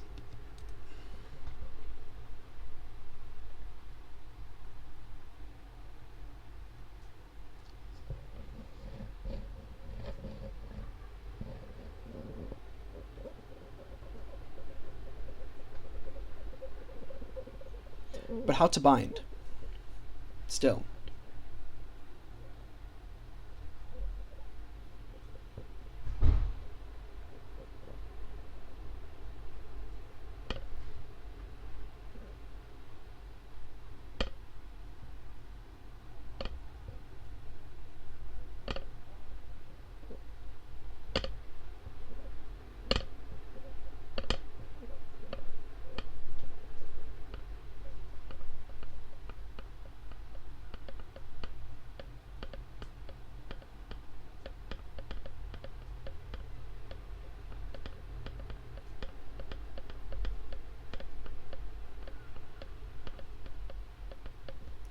But it would look like this. It would look like this, wouldn't it?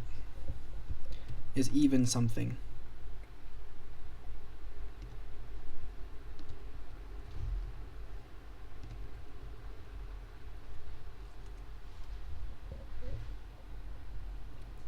Why did that fix it?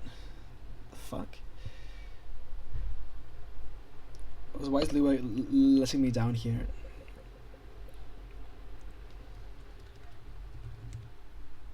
I can't do Python. Woo! Haskell, baby. Yeah, that's way better.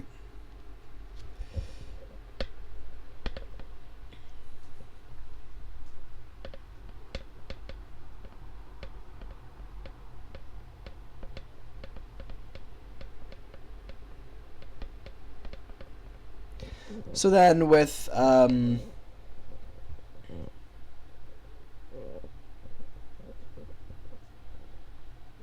yeah, so then with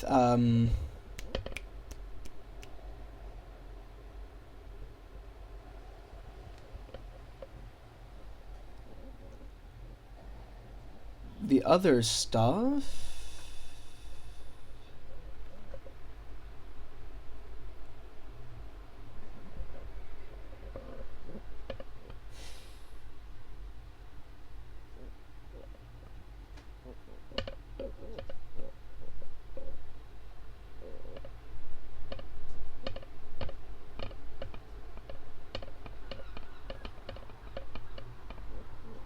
yeah, the downside is that this requires even like this with these brackets. It doesn't allow just is even, right?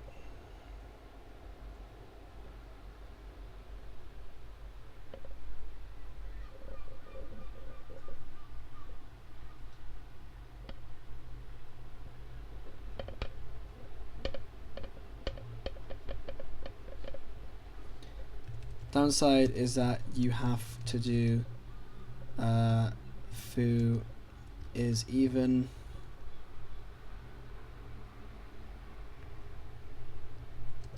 and not just foo is even.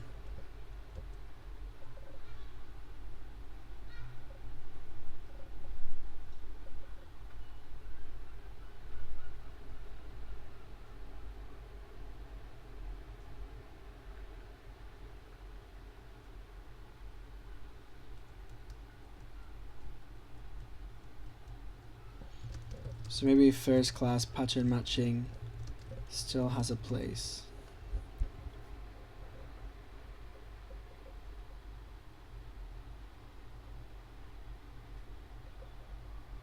Right?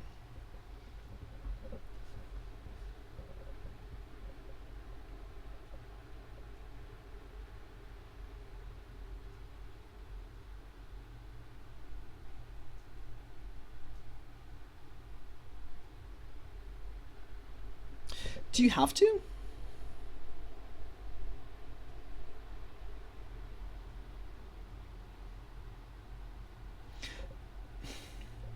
Because it's a question of like if it takes multiple, like it's different from compared to sum, because sum is just comparing the type, and that's true, right? But 6 isn't even.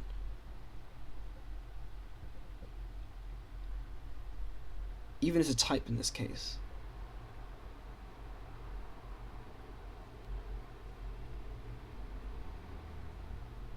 And then having types not do that has solves another issue, right?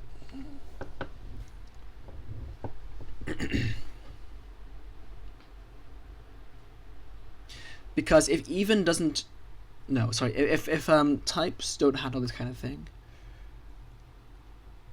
think about classes that only exist to wrap values.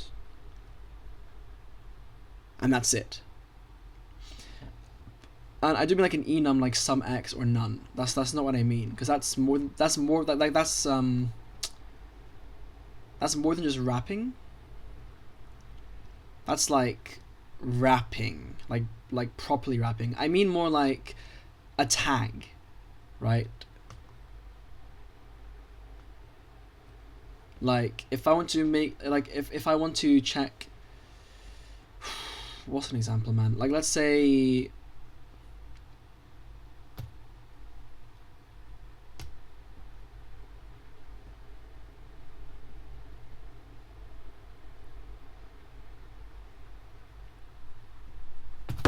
shit.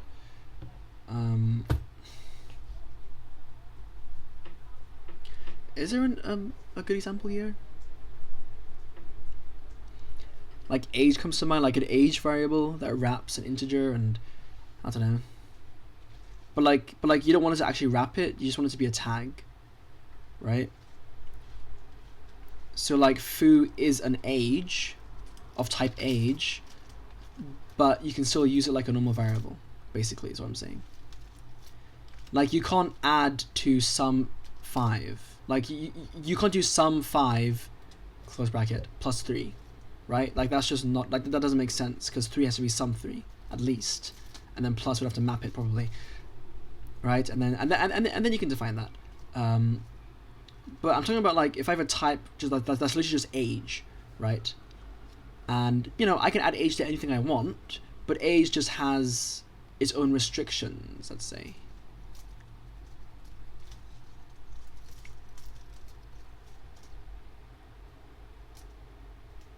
Well, not even restrictions. More that age just kind of... It's not a good example though, because age doesn't check anything. Like age is literally just a useless tag, whereas even is useful because it literally has like it has actual meaning. My point is, right, like I don't want to...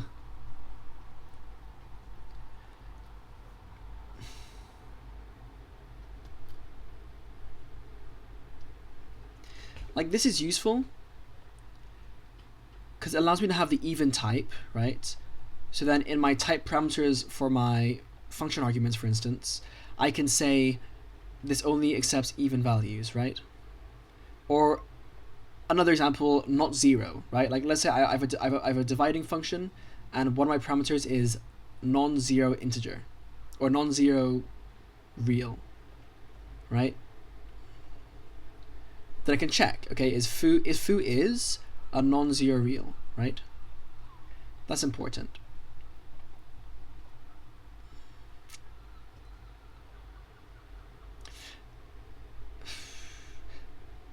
But I still want to be able to do normal operations, right? Okay, here's food for thought. Suppose I have a function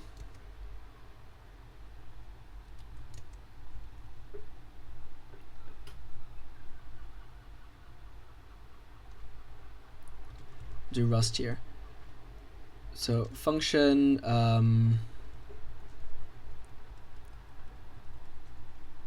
divide,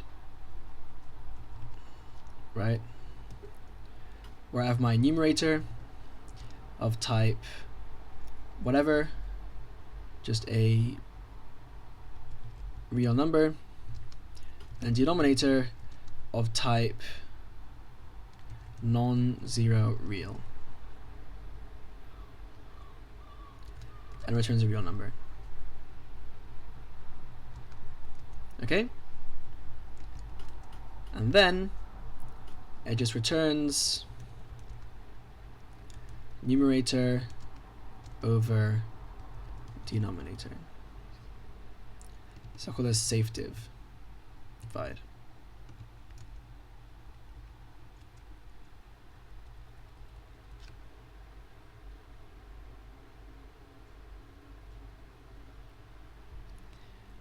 How can I set up a type system such that non-zero real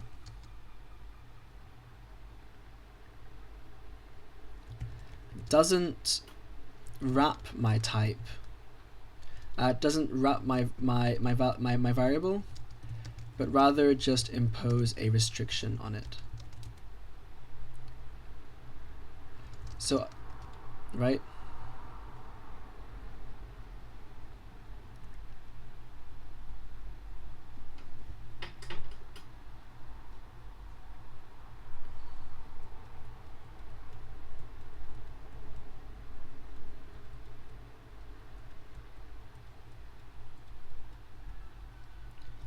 Because I don't want to have to do numerator divided by denominator dot value.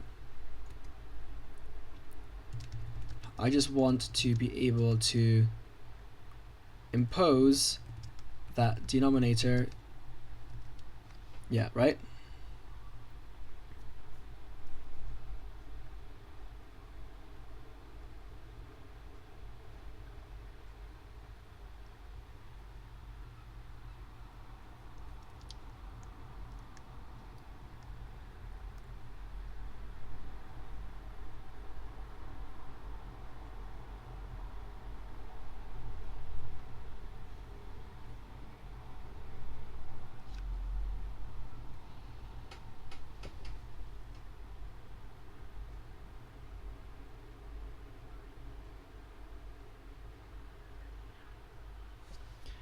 nor do I want to have to manually redefine all these operations.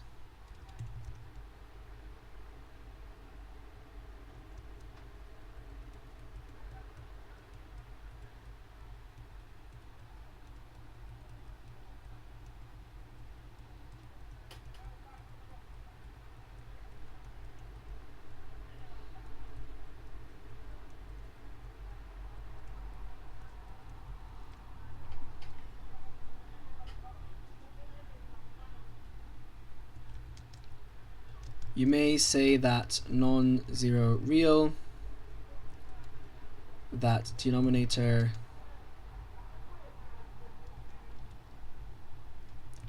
you may suggest that this is an issue.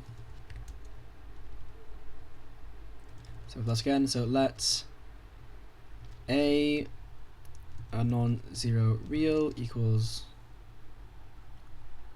3. Then let b real equals -3, well, not even, and then print line a minus 3. Not even, a minus equals 3.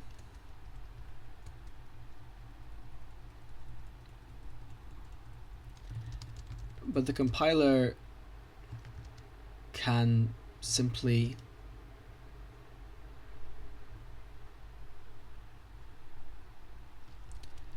but the type checker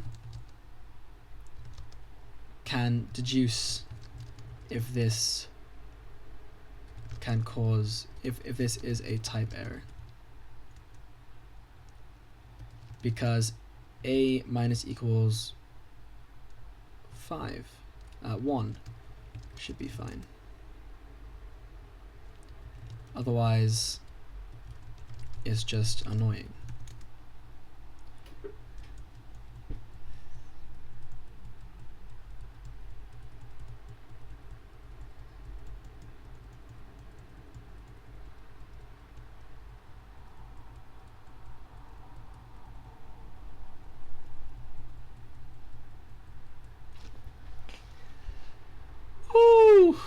This is deep, man. This is fucked. I mean, this works within my idea for an errors. My idea for errors, my error handling system.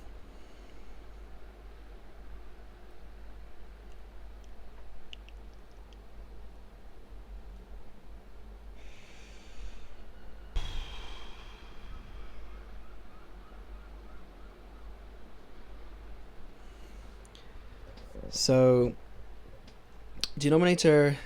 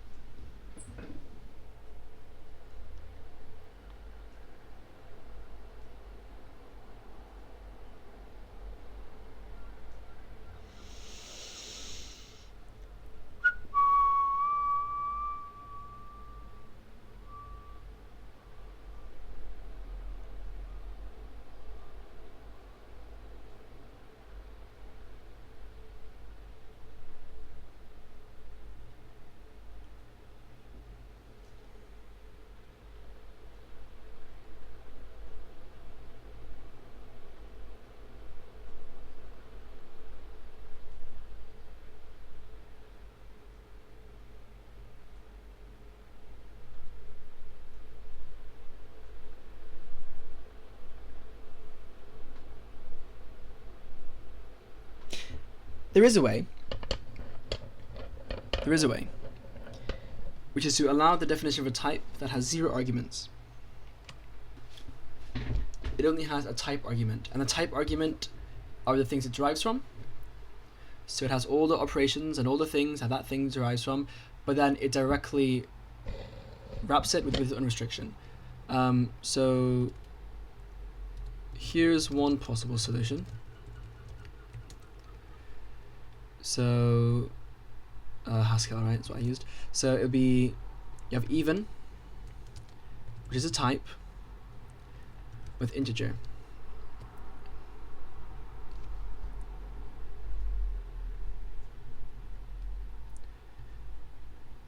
But it needs to be integer where it is, where when it's modulo 2 it is 0, right? So how do I say that?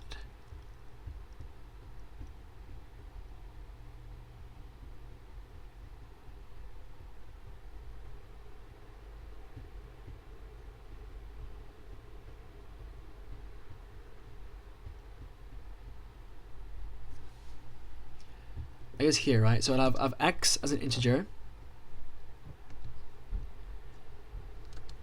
Requires that x2 is 0. And then I can have infer as a keyword here. So it just infers what x is. Well, no, that's for type. No, it's not for type. See, this is a type parameter.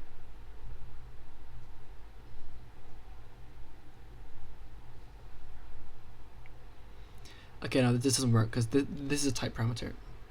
So it should specifically be for type and only for type.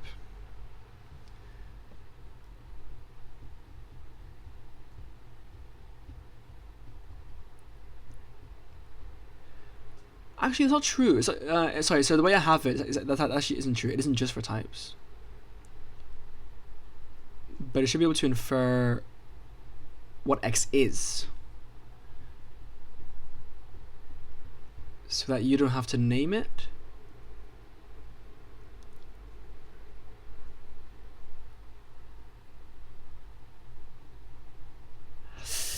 Ja. Ja, och nein.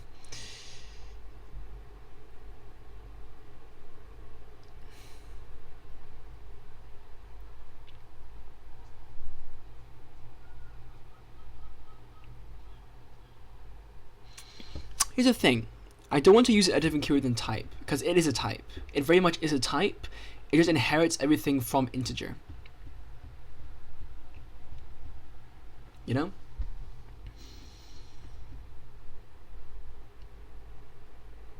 And then, like, derives everything from integer. And then because of that, you're able to use it like a normal integer.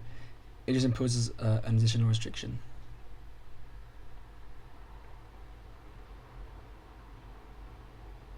Right?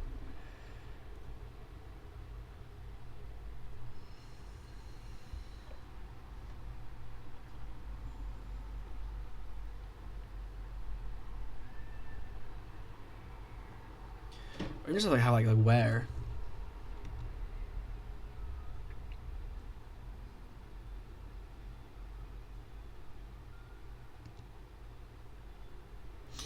Nah, here's the thing though, is you're not passing x, you're passing just integer. Integer is what this is.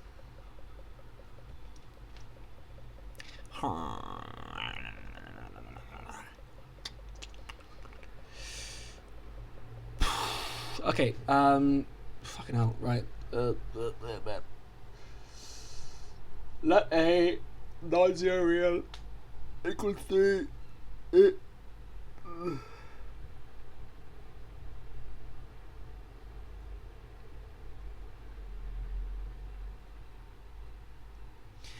I think the main issue is our type is a wrapper. You know? I know. Like, why is type a wrapper in the first place? That's the real question. Like, we call a struct a type, but it's not really. is a struct. It contains multiple elements, and that's kind of the whole point. But it is a type, because at the end of the day, a type is just how you interpret the bits. So, sorry, this is really annoying me.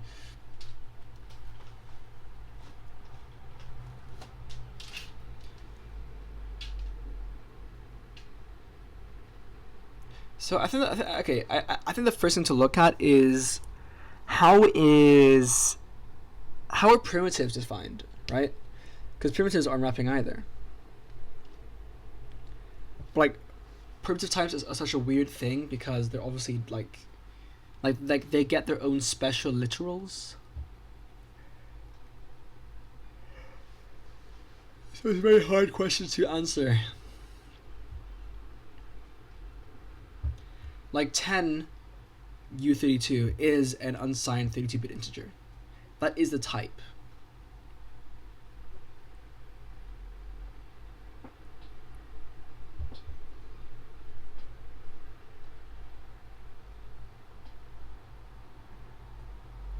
That is the raw the raw type. When you pass it to an identifier, you unwrap it by calling the identifier. So now you've wrapped it in an identifier. I guess that's the core issue. You can't assign something to an identifier without wrapping it.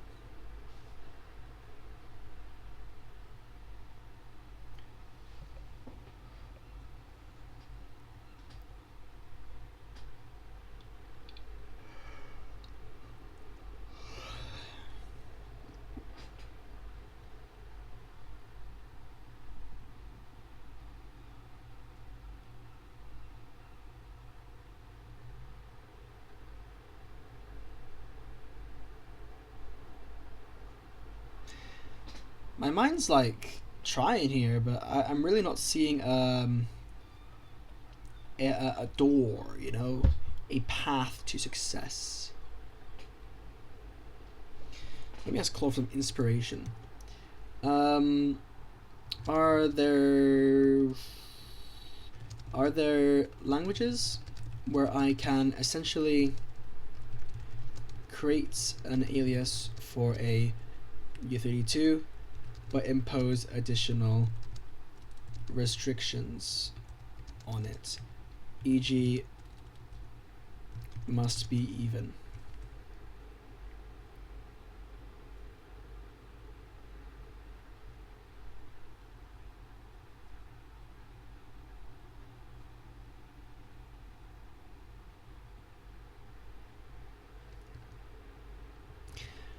There is a solution here actually, which is where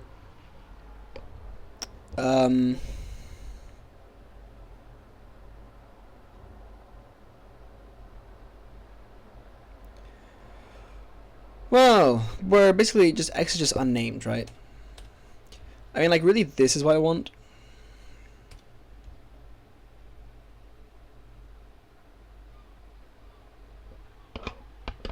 Ooh, actually, let's do self, can't I?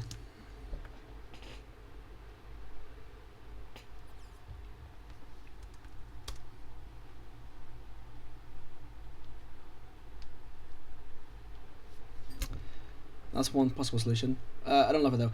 Position says EG must be even while still maintaining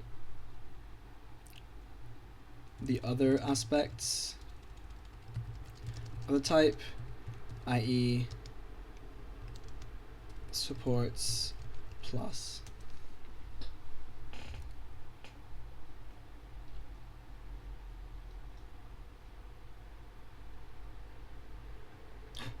Of course, adder. Subtypes and predicates keep all the base types operations automatically. So subtype, subtype.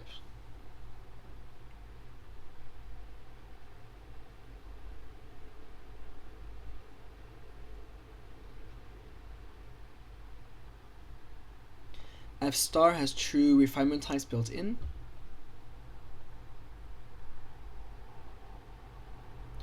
So type even u32 equals x u32.t u32.v x. What the fuck?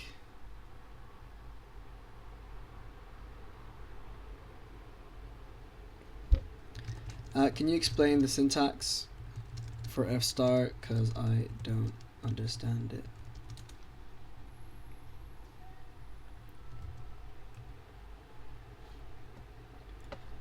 Ada achieves this via subtype.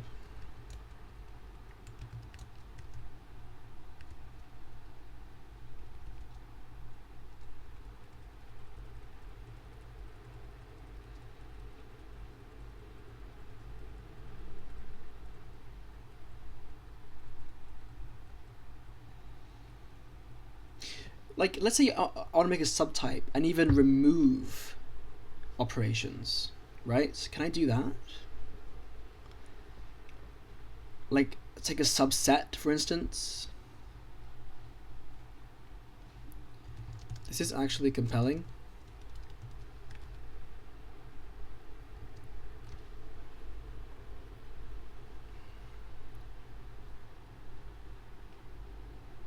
Violation detected runtime. So plus minus, they all still work.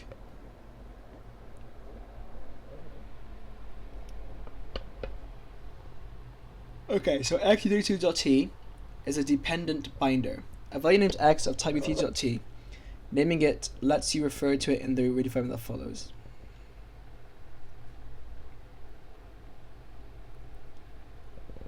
The refinement predicate. Everything aside must be a Boolean proposition about x. The full type means all x of type u32.t such that predicate holds. Okay, then you have this thing. So u32.vx, t is an abstract box representation of a 32-bit int. The v extract is actual mathematical integer value v. You can't write x modulo 2 directly because modulo isn't defined on the abstract t. You lift to nat int first, your normal math done.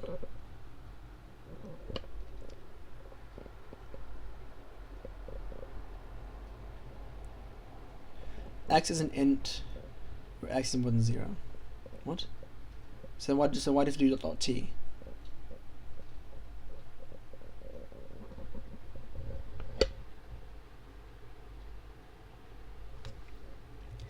If you can just do x int x more than 0, why can't you also do x u32 x right 2?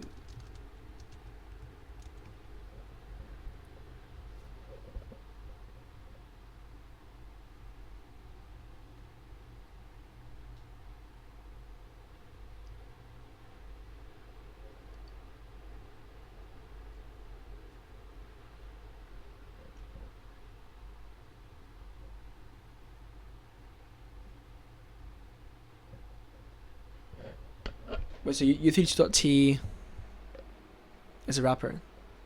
Oh yeah. That makes sense. Okay, I don't know why you'd have that, but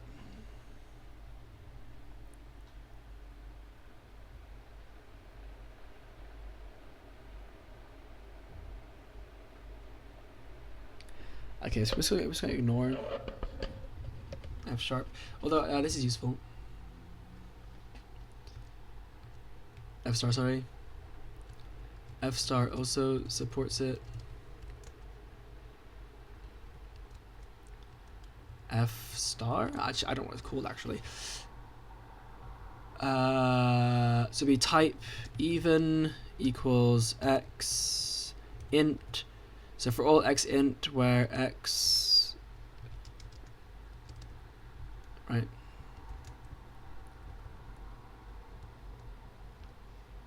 Does it use equals? It does. No, he's just single equals. What is F star, bro? F star line. It's called F star.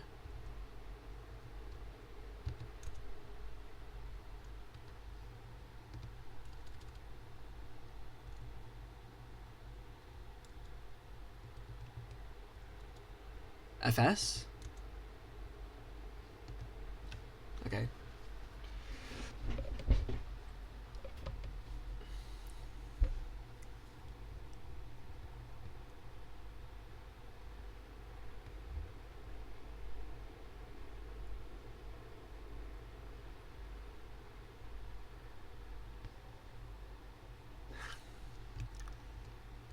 Does ada also give you a way to remove functions?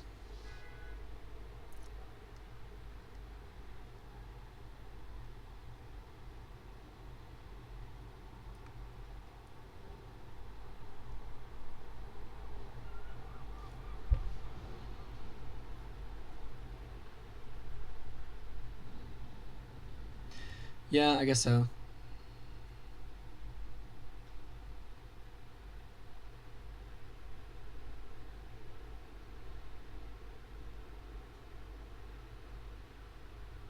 Oh, never mind. You just override it and make it restricted. That's interesting.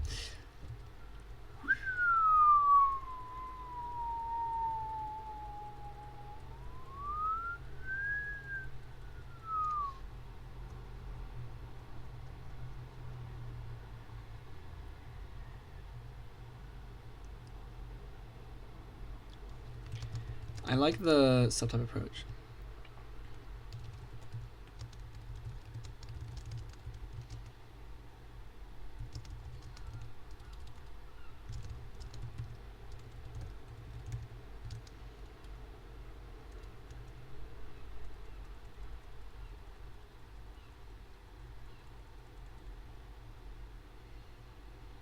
So then I would instead have even is a subtype of integer.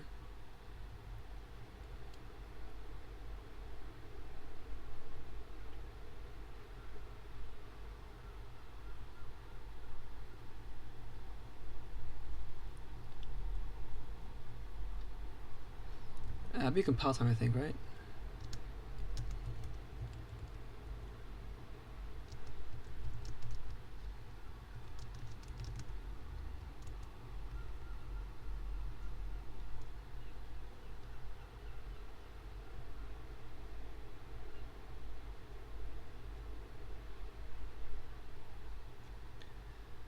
Subtype of x integer.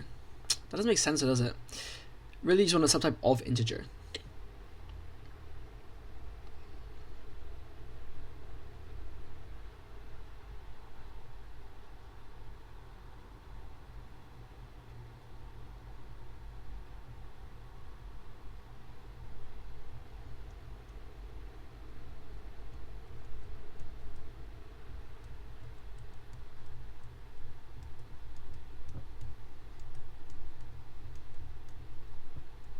I've had the same song stuck in my head all day, no joke, which is Hips Don't Lie by Shakira. That song has been stuck in my head for the past like 6 hours, so 7 hours. It's actually crazy.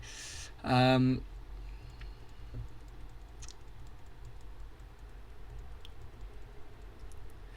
was the point of this again? I've actually forgotten. This doesn't help with first-class pattern matching, does it? I don't think so.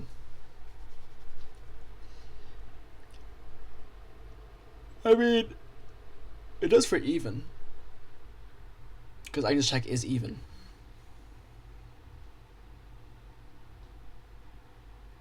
So how would I expand this to the other case? This one starts with char, right?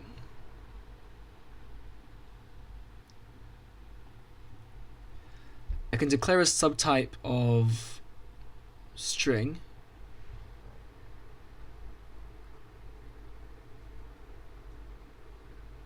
right? And these would be compile time arguments, probably. Yeah, so starts with, you know,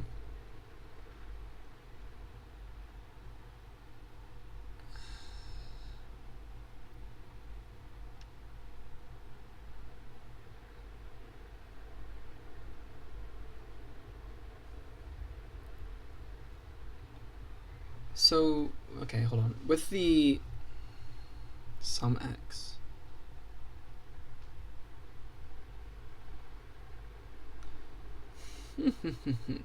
with the Haskell thing, right? You can pattern match against even, and that's fine. And like you don't need the value inside because you're matching against it anyway. So just take that, right? So that's fine. Then here, you're matching against a string.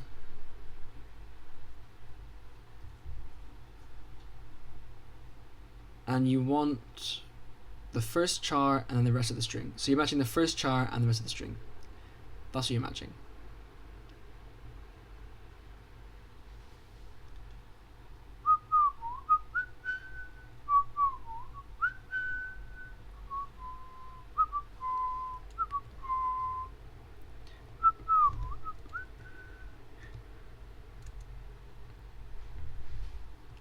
And then we can do this. So this is Haskell. We get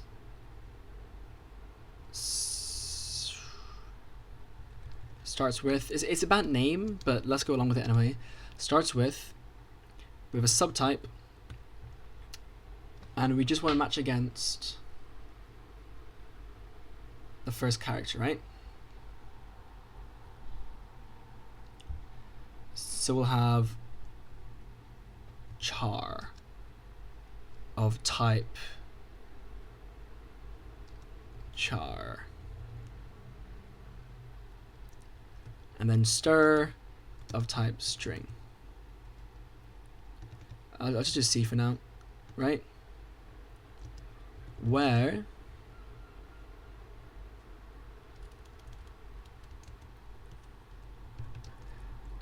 stir.length is more than 0, and stir.at C is C, what? At 0.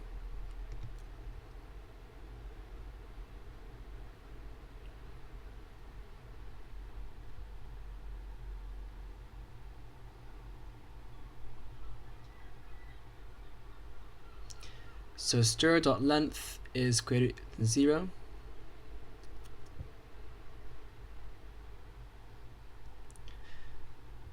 I'm trying to think, could this could stir.at 0 necessitate this?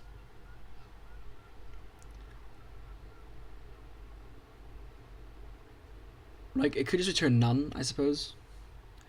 But really, it just depends how you want to define it. So let's go with this one out.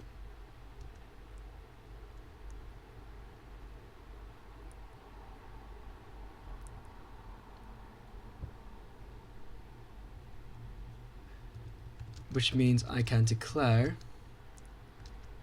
a string that must start with a certain letter. Right? So I can have my string of type starts with H equals hello.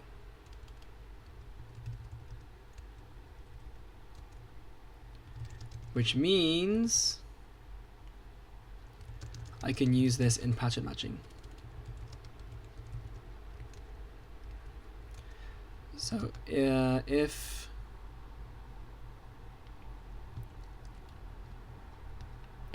hello is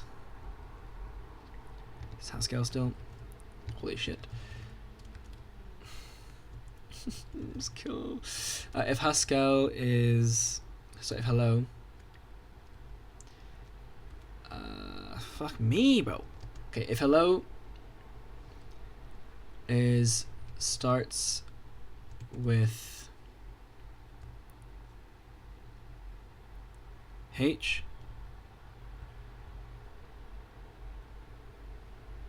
that's interesting, isn't it? Yep. Then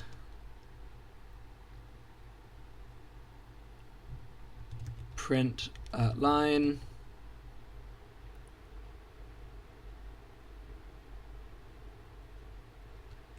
starts with H.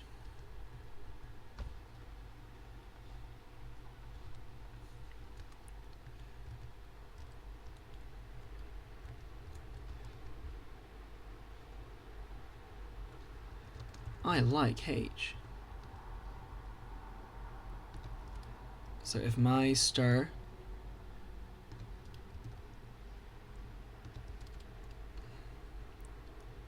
grr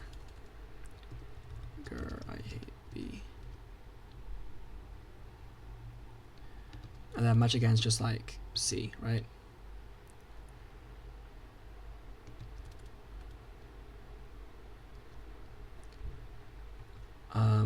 C is a fine choice, right?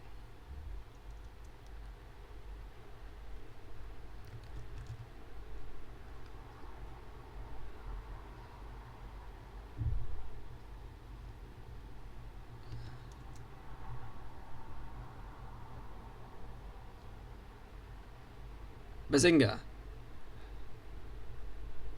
And thus we have first class patterns.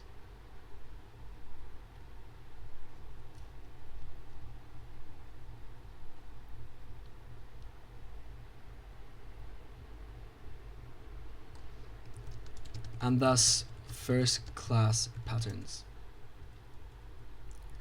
without actually creating a pattern type.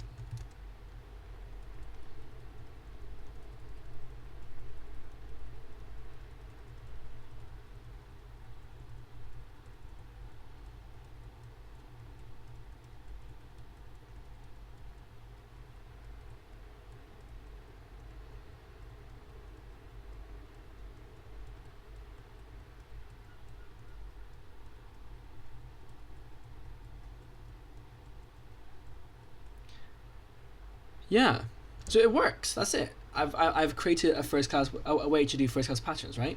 So now the only question is how is the binding deduced from here, right? And I think it's pretty simple. Again, because my language has the is keyword, the compiler can see where we're matching against C, and therefore it just inputs C here, right? So C is a char, but you can also pattern match against it if you want to, which works the same way it does with other types, right? Like if I pattern a match against some X, then it works the same. Like it literally works the exact same. I think I've cooked. I think I have cooked. It's the same thing, right? Again, just to really make this clear, if I have some X, where let's say it's some, in this case, let's say it's some 5, right? I have some 5, okay? And I want to pattern match against it. I can bind it by, same thing, by having some, right? So let's say I have some 5, and I want to pattern match against it, right? If I do some X, then like the definition for the enum, which has some and none, doesn't have to say, like, doesn't have to specify that binds. It just does. It just binds in this case because that's how pattern matching works as a feature in the language. It just will say, okay, we're just going to take this and say, is it anything? And then bind it. That's what that does, right? And then, of course, you can add guards and whatnot, but point is, it still works that way. So here, you don't have to specify here like anything here. When you pattern match, what happens is that this just becomes a wild card that says any char. So then this will check, and if it's correct, then fine, whatever. Then you get that char. You get the string at 0. And the way it does that is because you check it here. You check, is a string at 0 C? And if the answer is yes, then you get it. Right? If string at 0 is C, then the compiler knows. So let me explain this. And this only works because we have the is operator.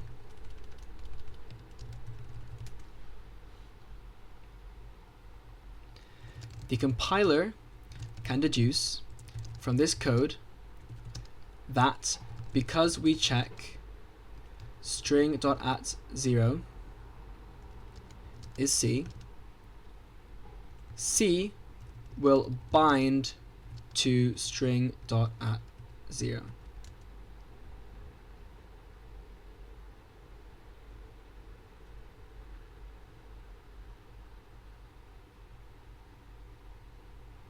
And that's it. And that's it. I can't think of any ways that this would go wrong, right? Like, one way it could go wrong is if you just don't use C at all. But then if you don't use C, then you don't bind onto anything. It's just a useless type parameter, right? Like, it's unused, and the compiler would also give you like a warning, if not an error, saying it's unused. What are you doing? Potentially an error, and then like the same way if you have. I mean, I guess you can't I guess you can like an unused type parameter because you can construct it, right?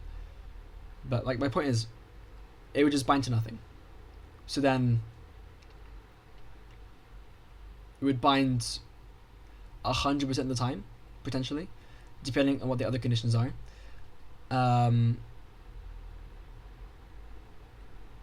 So like, say I had this definition, but basically I just removed this, right? I just removed the and str.at0 is C. Then instead it would just bind to whatever. C would not. The thing is, C doesn't have a value, right?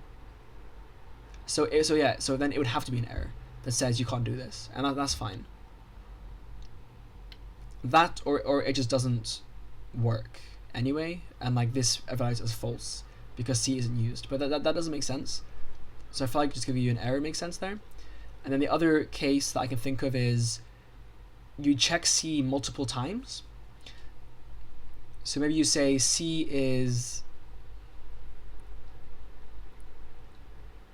like let's say you say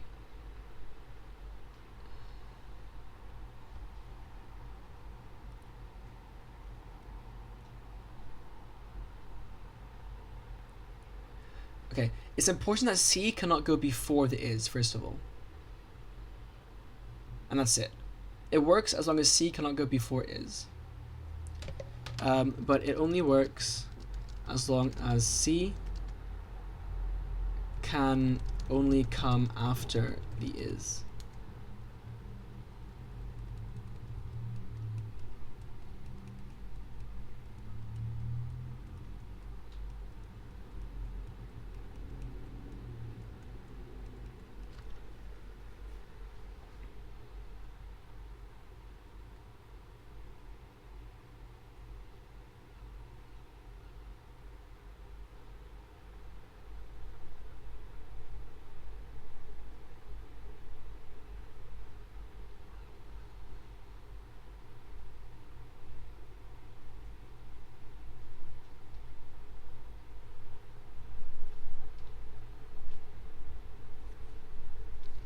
So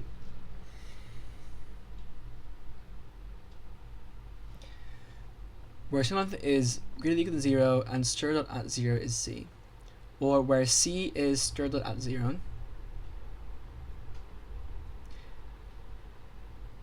and the thing is this has to come first anyway.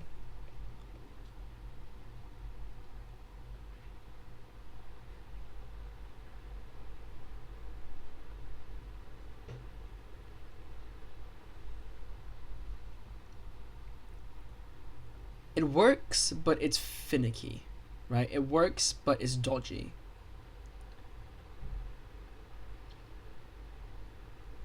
I, as the programmer, probably want to just have a very clear, like, C is this. Like, when I have starts with, like, as well, no, like, if I patch and match against this, I want C to be the first char.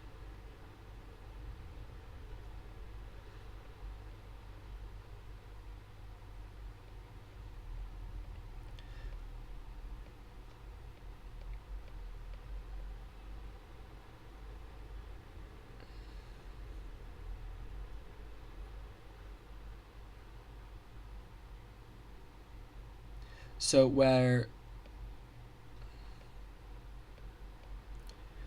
stir, no, where C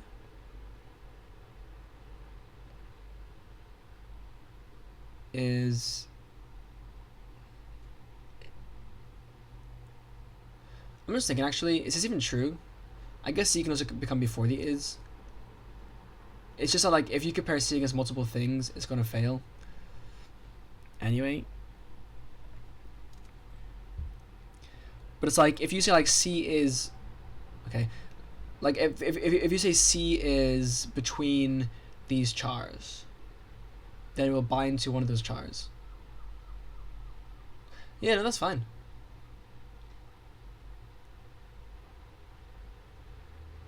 That's fine. Now, if you wanted to bind to the rest, that would also work. I just don't know how you'd phrase that. Hence, I'm not going to include that thing. But then you would also be able to have multiple type parameters, is what I'm trying to say. So that's pretty useful. Like, let's say instead of greater than 0, I wanted to say the string can have any, well, can only have a specific length, right?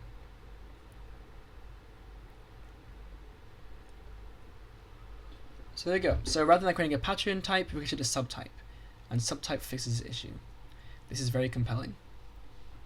This is very compelling. Right. I need to write this down. Fuck me. So Scala. Hey, Scala. Scala did a lot. Scala did a lot there. I will say. W Scala. How long has it been since I even looked at this? Like 2 hours?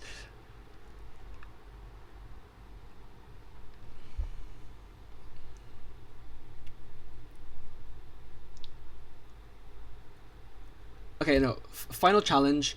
Can I get this to work? That's the question. So, to put this to the test, can I make this work via this subtype system?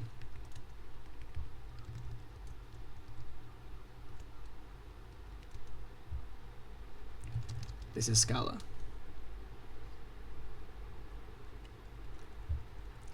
So I would say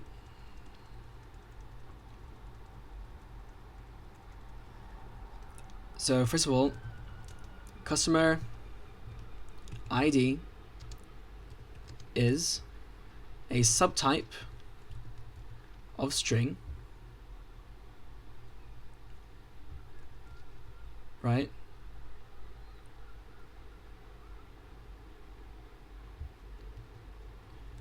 Which is input really, but input of type string, and the parameters are the name.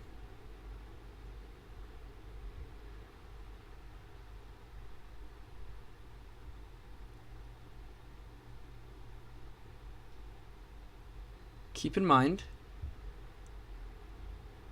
yes, name. Now the input is just any string. The name has to be a specific. Well, no. Well, no. So then we say where. Let me just finish this first before I try to speak, because I'm going to mess something up. Where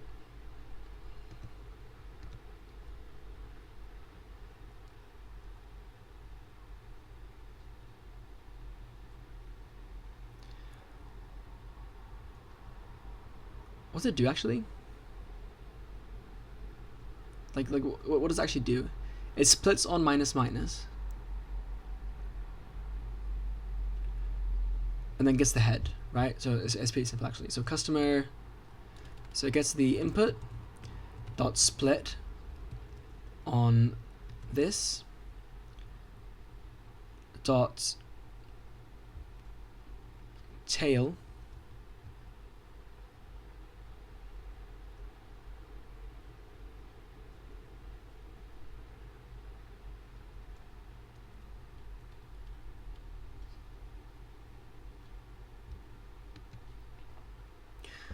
well, yeah, so where input.split.head, right?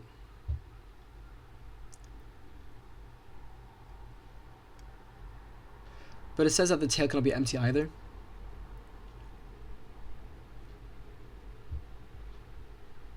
Why would tail be empty? Let me just think. If there's nothing there.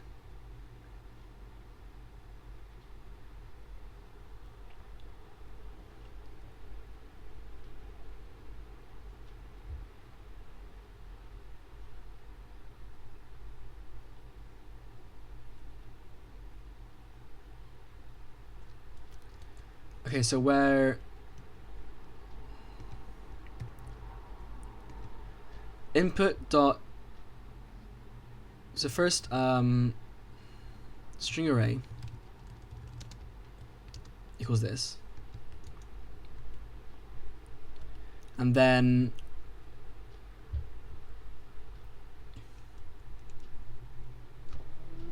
France versus Morocco at 9 o'clock.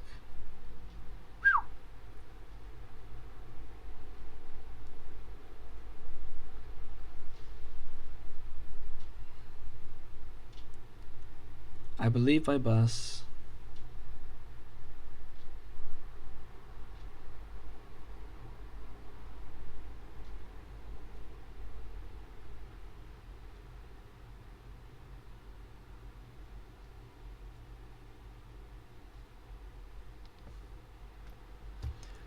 Sorry, so string array equals this, and then string array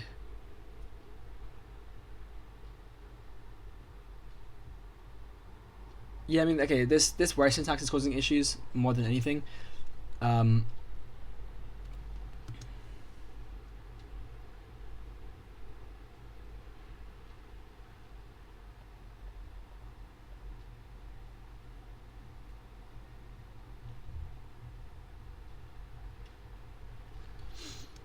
And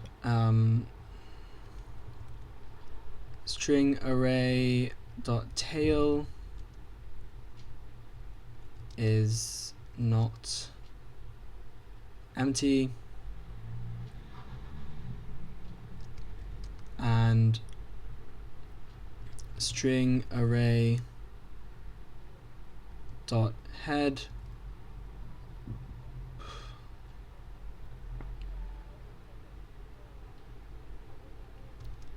is name.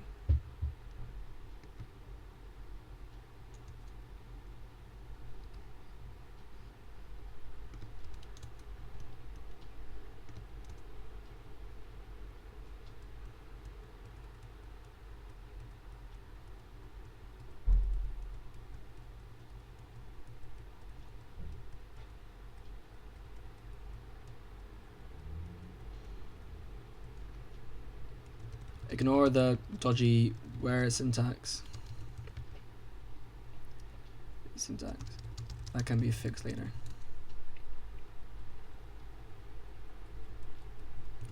Then you would match this like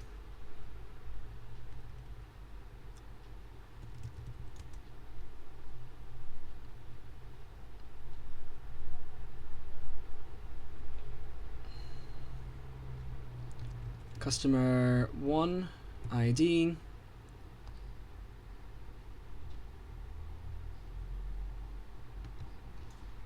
I suppose the match comes afterwards. If customer 1 ID is customer ID name,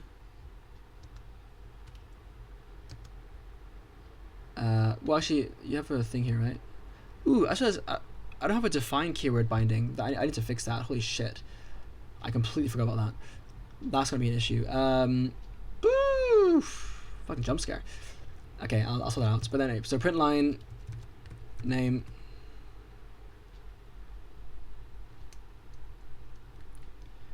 otherwise empty case. Print line, please type print line could not extract a customer ID.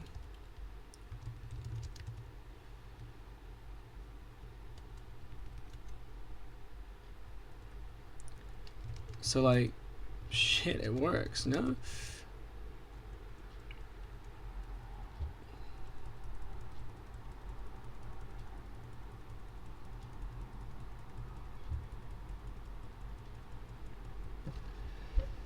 Seems to work to me. Seems to work to me. So, okay.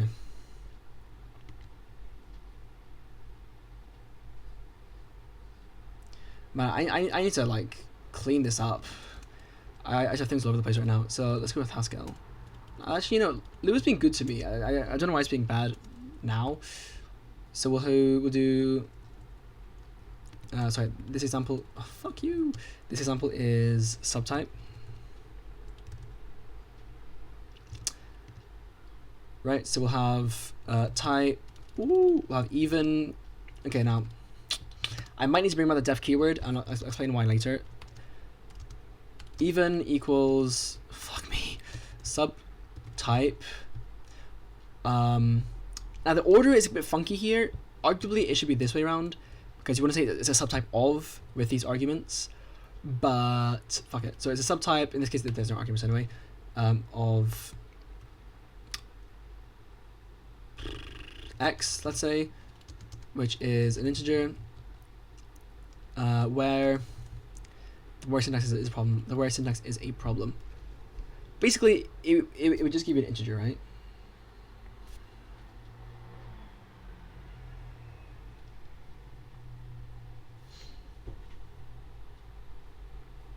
What the hell? Subtype x integer.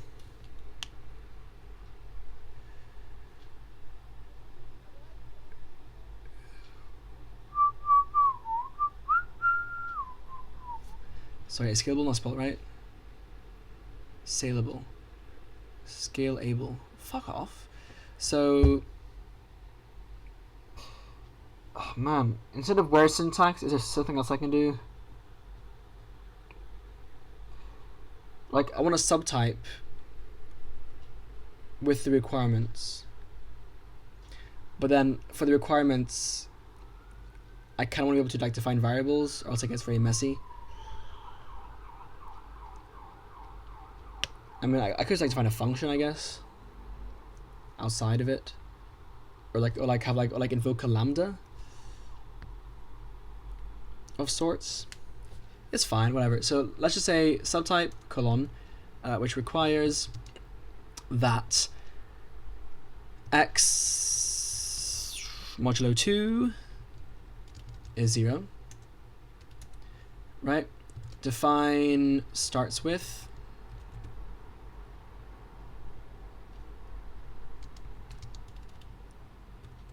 right? Subtype with arguments. Sorry, that's not how that goes. Subtype with arguments, typical arguments, first char, or first letter, whatever. First letter of type char, and an input of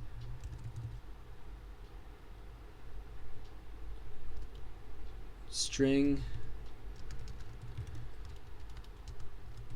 Right, requires that stir.length fuck me is more than 0, is more than 0. That's something for reasons that I can also explain later. Is more than 0, and stir dot at, right, char at 0 is first letter. Okay, and then for another example, because why not, define customer ID as a subtype, this time with name as a string. I mean, actually, let's have the ID too, because I don't see why you wouldn't. ID, which is a integer, we'll say U64, with a string input. Yeah, and we're going to require the following. So we're going to define a function. I don't know what thing, we'll just F for now. So we're going to have a function with 2 arguments. 2 arguments. 2 arguments. That's fine. 2 arguments, name ID. I'm trying to remember what I said like this was, right? Fuck me, but then like I have to do that. Okay, let's just introduce this. I know it's precarious, but hear me out. It's basically a function that just returns something at the end, okay? That's all it is. So requires this, because I don't have, I mean, I do have another use for these, which is for grouping expressions, so it does fit. Just trust me on that. So requires that stir dot, yeah, so we're going to define split stir equals stir dot split at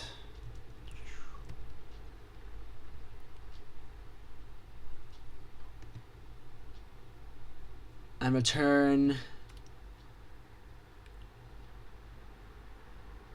So first of all, stir dot split stir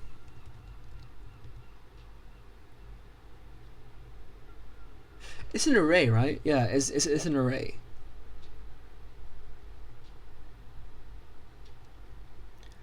So this actually be at, that's fine. Let's just assume that we have at. So stir dot at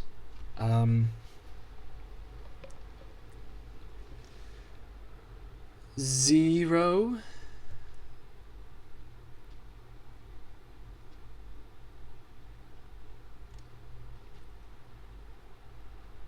we're assuming that this is an array, right? Yeah, this is an array. So it's an array, just to be explicit, it's an array of strings. Okay. So first check that the split string dot length is 2 and split stir dot at 0 is name and split stir dot at 1 is ID. I'm aware we need to convert it. Give me a second. Have that indented and that.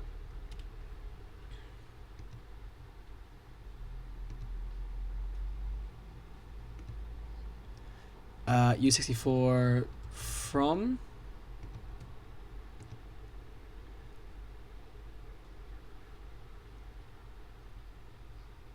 What does this do? Does this give an error? It was unable to parse it. It's an error.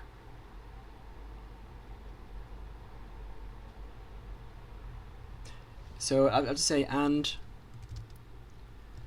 split stir dot at 1 is a U64, like is convertible to a U64, which it might be, and U64 from split stir at 1 is ID. So it's a bit like it's a bit much, and you could probably make it cleaner in some ways, but the point is it works, right? So then we would have, well, actually I put the examples here. So match, sorry, if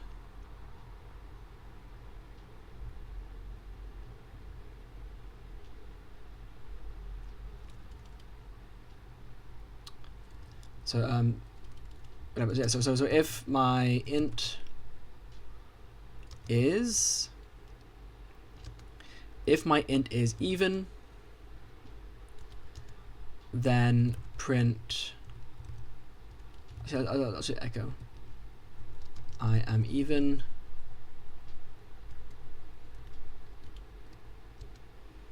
else echo I presume I am odd.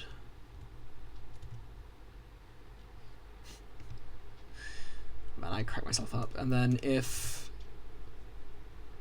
my stir is, oops, maybe should I have that actually? No, I shouldn't.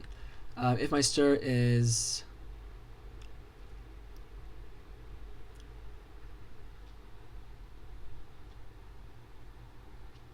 starts with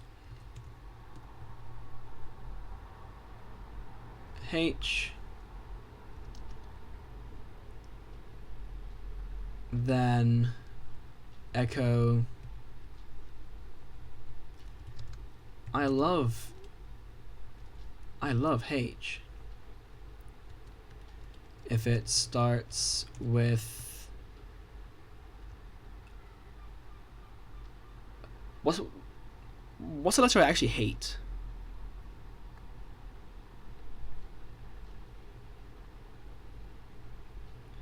Q. I don't like Q. Fuck Q. Echo I hate Q. And then starts with just C, any char, echo I don't mind. Then with the interpolation here, C. Right, and then I'm gonna actually separate these as well.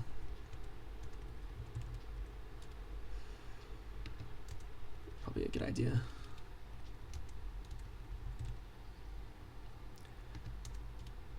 Then if my stir again is customer ID,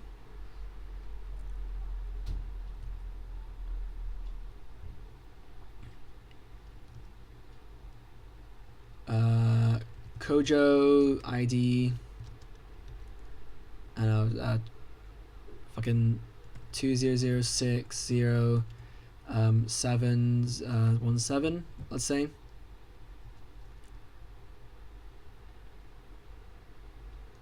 It'd be an integer, right? Yeah, it'd be an integer.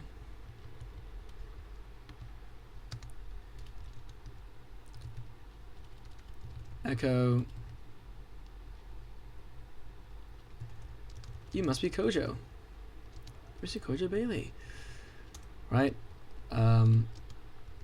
Customer ID. Now, funny thing here is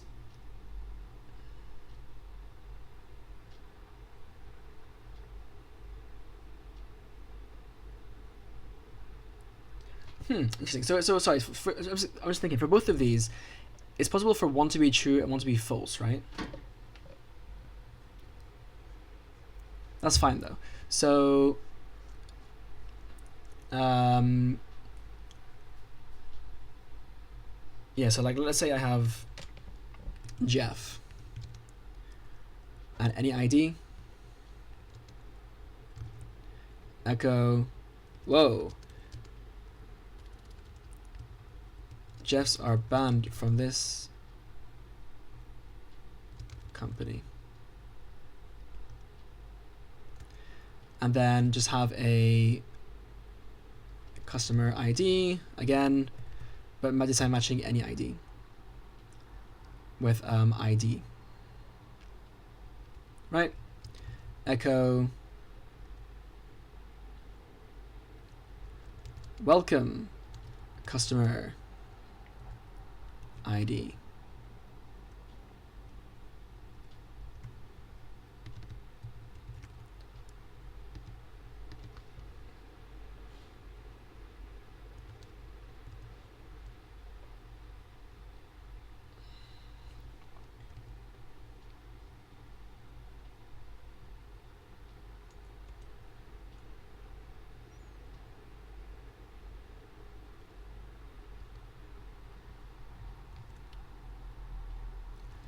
Yeah, so I'm gonna use Haskell for this.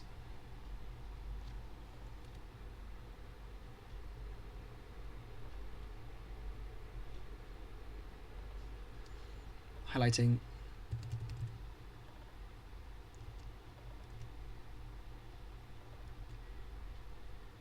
I don't know why it's better on this one. I guess it's just Discord. Cusomter. Well, I made a typo there, I guess. Not a big deal though.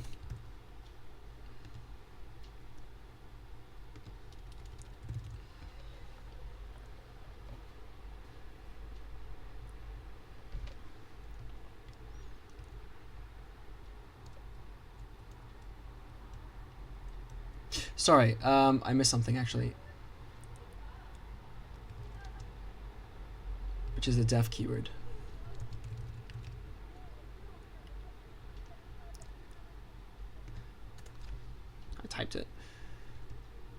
So yeah, so the reason I've def is so that I can define to bind, and that's for clarity reasons. There you go. Boom. This feels good. This feels good. This feels good. This feels good. I mean, of course, I don't really like know if it truly works if I try implementing it, but this seems promising. This seems promising. What's on my second thing? Scala still.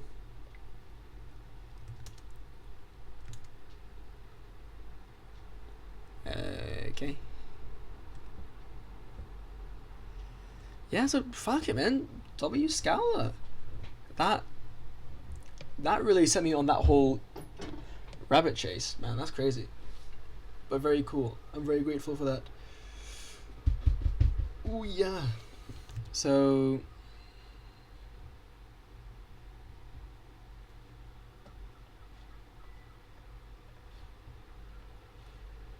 can I remove these spaces? I really hate how Discord handles code. It's kind of annoying. I wish you could like make collapsible code without having to upload it as files.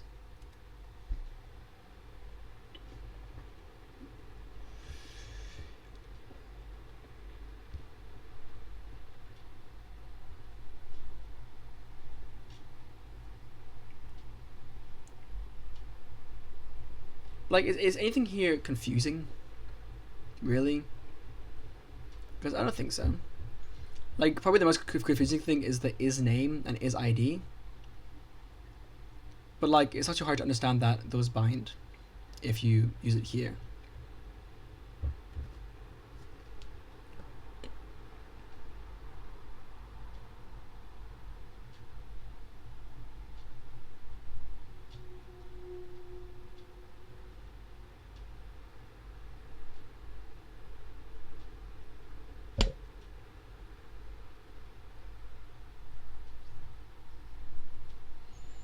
So let me just include some examples as well. So instead of my int, I make this like, I don't know, 23. I don't know, Queen Lizzie, and Jeff,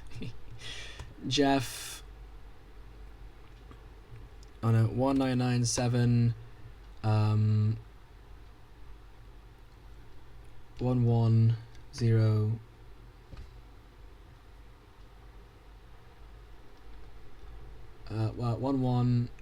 no 0231.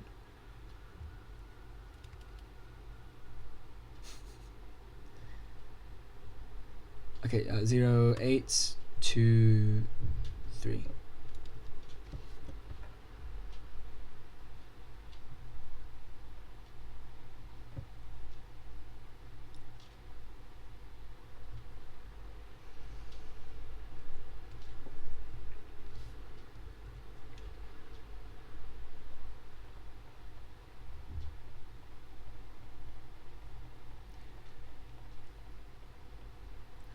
One issue, it probably have to be an exclamation mark then, wouldn't it? Because it wants to strictly, I mean, not strictly, but like weakly check against customer ID.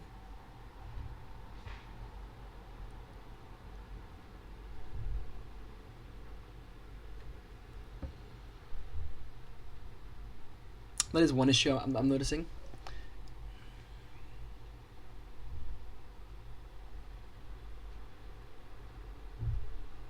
Yeah, that is an issue. I don't know how I would really circumvent this. And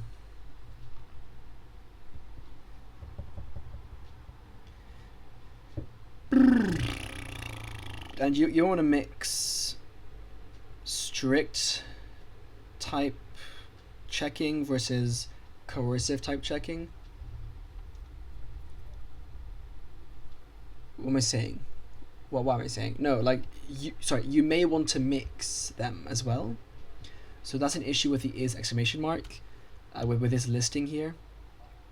Like if I want some to be weak and some to be strong, then how do I do that? Like this? I don't know. So that is a problem. That needs to be figured out.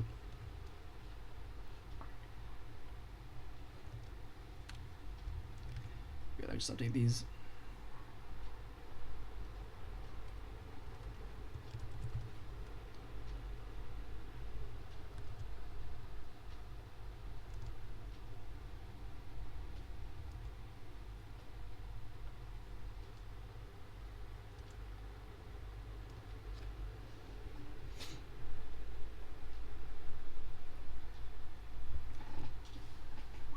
Because like, what if I want to weekly check? So like a very simple example. I don't have pattern matching, do I? I do. Hold on, it's up here.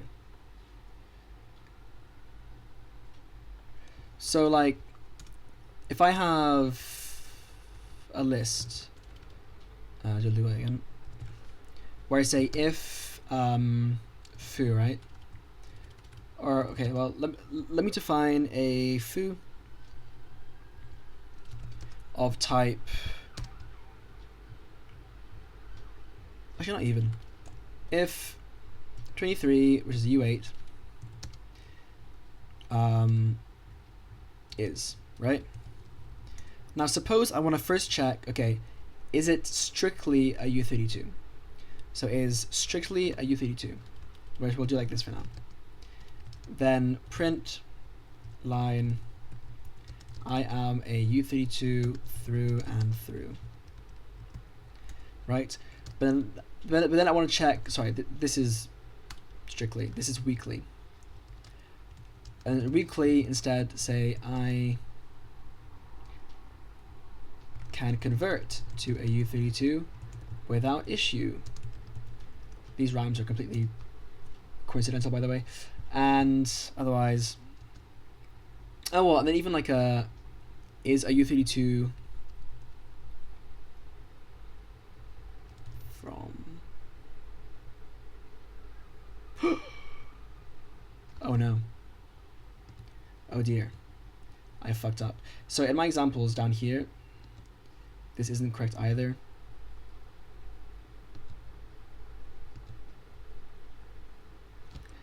Really, I need to just check, is it possible, like, is it possible to convert a U64 from a string? I guess the return type would just be either some or none, right? But I don't like that. I want it to be an error if you pass an invalid input. So it's a question of how you do that.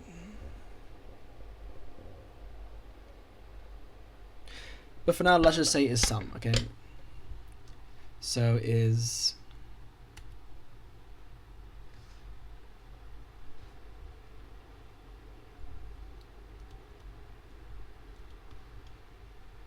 some ID. And I'll put it here as well before someone asks.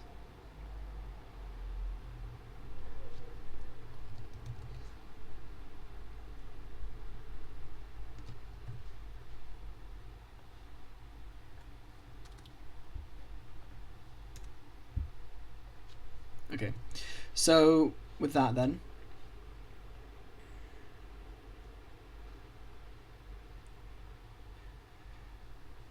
well, it's like this, right? I mean, I need to figure this out, but is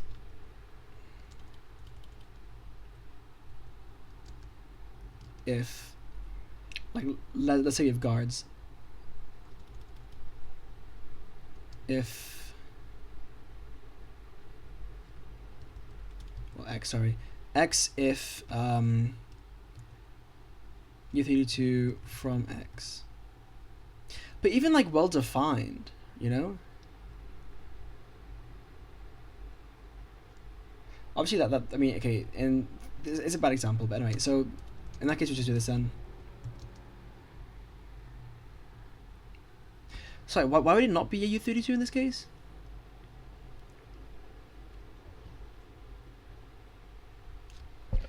This means the type has to be variable, right?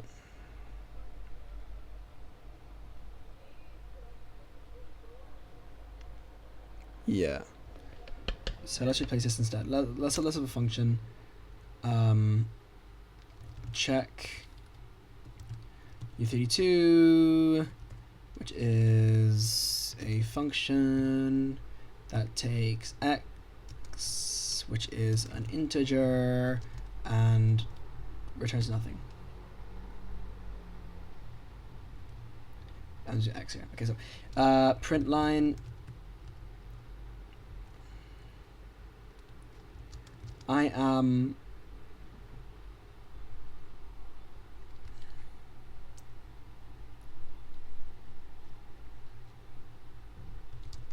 not representable as a U32. It still rhymes, which is actually insane.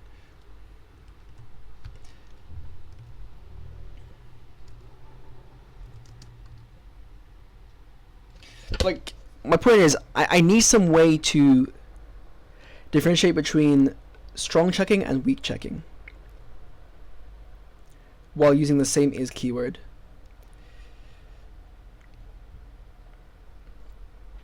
I don't know how to do that. I really don't know how to do that. But I'll figure something out. So this has been insightful. Clearly, did not mean to record for like almost 7 hours, but that often happens, I guess, when I do these kind of things. I haven't finished a Scala thing, but I will keep reading it because clearly there are some things of value here. I'm just glad to have finally, looked at a language that actually is cool in some regard.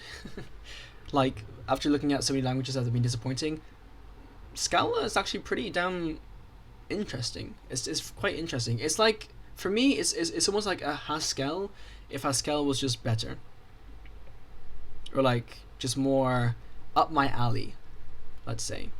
I'm a fan of that. So yeah, W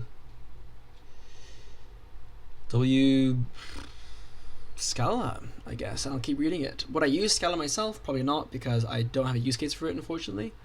It being garbage collected, I mean, it can compare to LVM, but I feel like it wouldn't be that good under those conditions. Maybe it would be, though. Honestly, yeah, maybe Scala's good. Shit. But the main thing actually is the type classes. That's the main issue. And then the fact that I couldn't use it for GUI is kind of annoying. Like, you can use it with like swing and stuff, but apparently it's just not very nice. But I would definitely want to look into that, because Scala seems pretty good. Definitely like it more than Java. And while there's some things I feel like don't make sense, like with the currying and stuff, like, well, not the currying, like with the multiple type arguments, and how functions and function definitions are different, like methods and functions are different for some reason. Those things I don't really get, but like those are minor things I can ignore. That's fine. Like, I don't have to use multiple type parameters or whatever, multiple function parameters. I can just use currying, and the language has currying and has piping, so like it literally has some really cool features that I definitely want. So yeah, I will just maybe, I don't know, maybe I'll find a use for Scala and I'll be happy. But for now, I can't think of a use for it. I'll just keep reading the docs. For F#, not so much. Quite disappointing. And I'm going to look at Kotlin afterwards. So I mean, really, it's Kotlin and Scala, right? It's between those two. But I feel like Kotlin really shouldn't fall short, like any shorter than Scala does, because Scala's been around for quite a while, and Kotlin, is like trying to be like the Rust of Java in a sense, in that it adds functional features to Java. So I have high hopes for Kotlin as well, because if those languages are good, I could consider using those, as long as I can get past the garbage collector, because I need to use it for modding stuff, quite frankly. But at the very least, it'd be nice to use it for like web dev at least, which is an environment where things are inherently garbage collected. So that'd be good. So I'll see. But yeah, great thinking on the subtyping stuff, and that solves the pattern matching stuff. So that's awesome. I really am happy with that. And if it doesn't work, I'll make it work, because this seems like idiomatically this seems like the way to get pattern matching to work. Because usually you want to pattern match against a structure, right? Like you're saying, is it this? So naturally you want to check. You want to check, is it a type, right, or is it a value? If you're gonna have first class patterns, where it's like, is it this pattern? Well, surely the pattern can be represented as a type, which is what I've done here with the subtyping. So we'll see how this goes. And the question that I'm left wondering is, can functions be represented as types? Because right now, values are typed. Yeah, like you could argue that values as well are a type of type, and then types of those values are like the sets of them. You could argue. You could say that types are also types. Types have types. It's true. Types can be given types with type, and therefore you have higher kind of types. That's what I want in my language too. Now patterns are types, kind of, in a way. More of that, you can pattern match types, and then that's a thing. But with functions, can functions be types? Because the type constructor syntax, for the record, is the same as a function call syntax right now. The only difference, really, like on the visual side, is that a type is capitalized, and that a type constructor returns itself, right? Returns a type, whereas a function can return anything. That's the only difference. So a function, but like a type contains functions, so I guess not. But just thinking. In fact, before I conclude this recording, then let's go ahead and ask Claude: are there any languages where functions are types? That is, a function and a type are unified as one concept.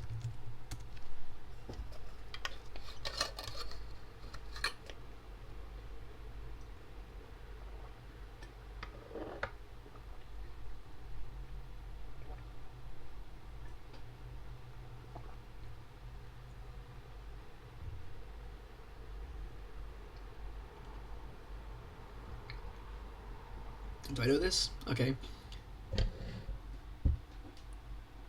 So you define a type.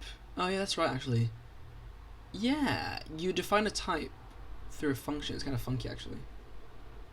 But like, there's still a type underneath that.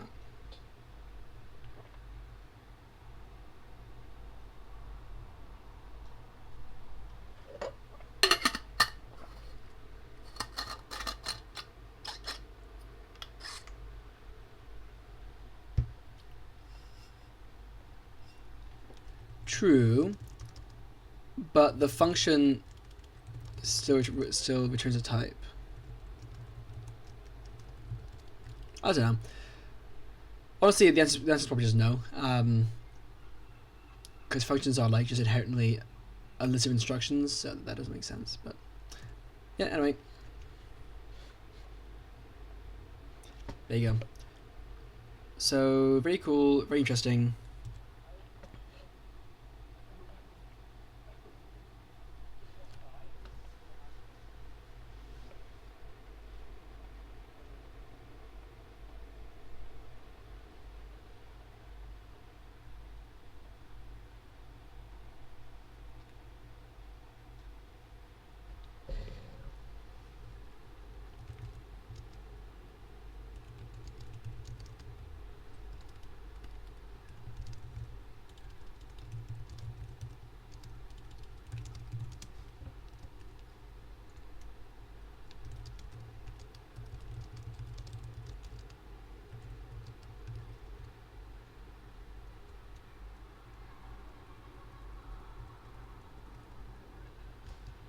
Yeah.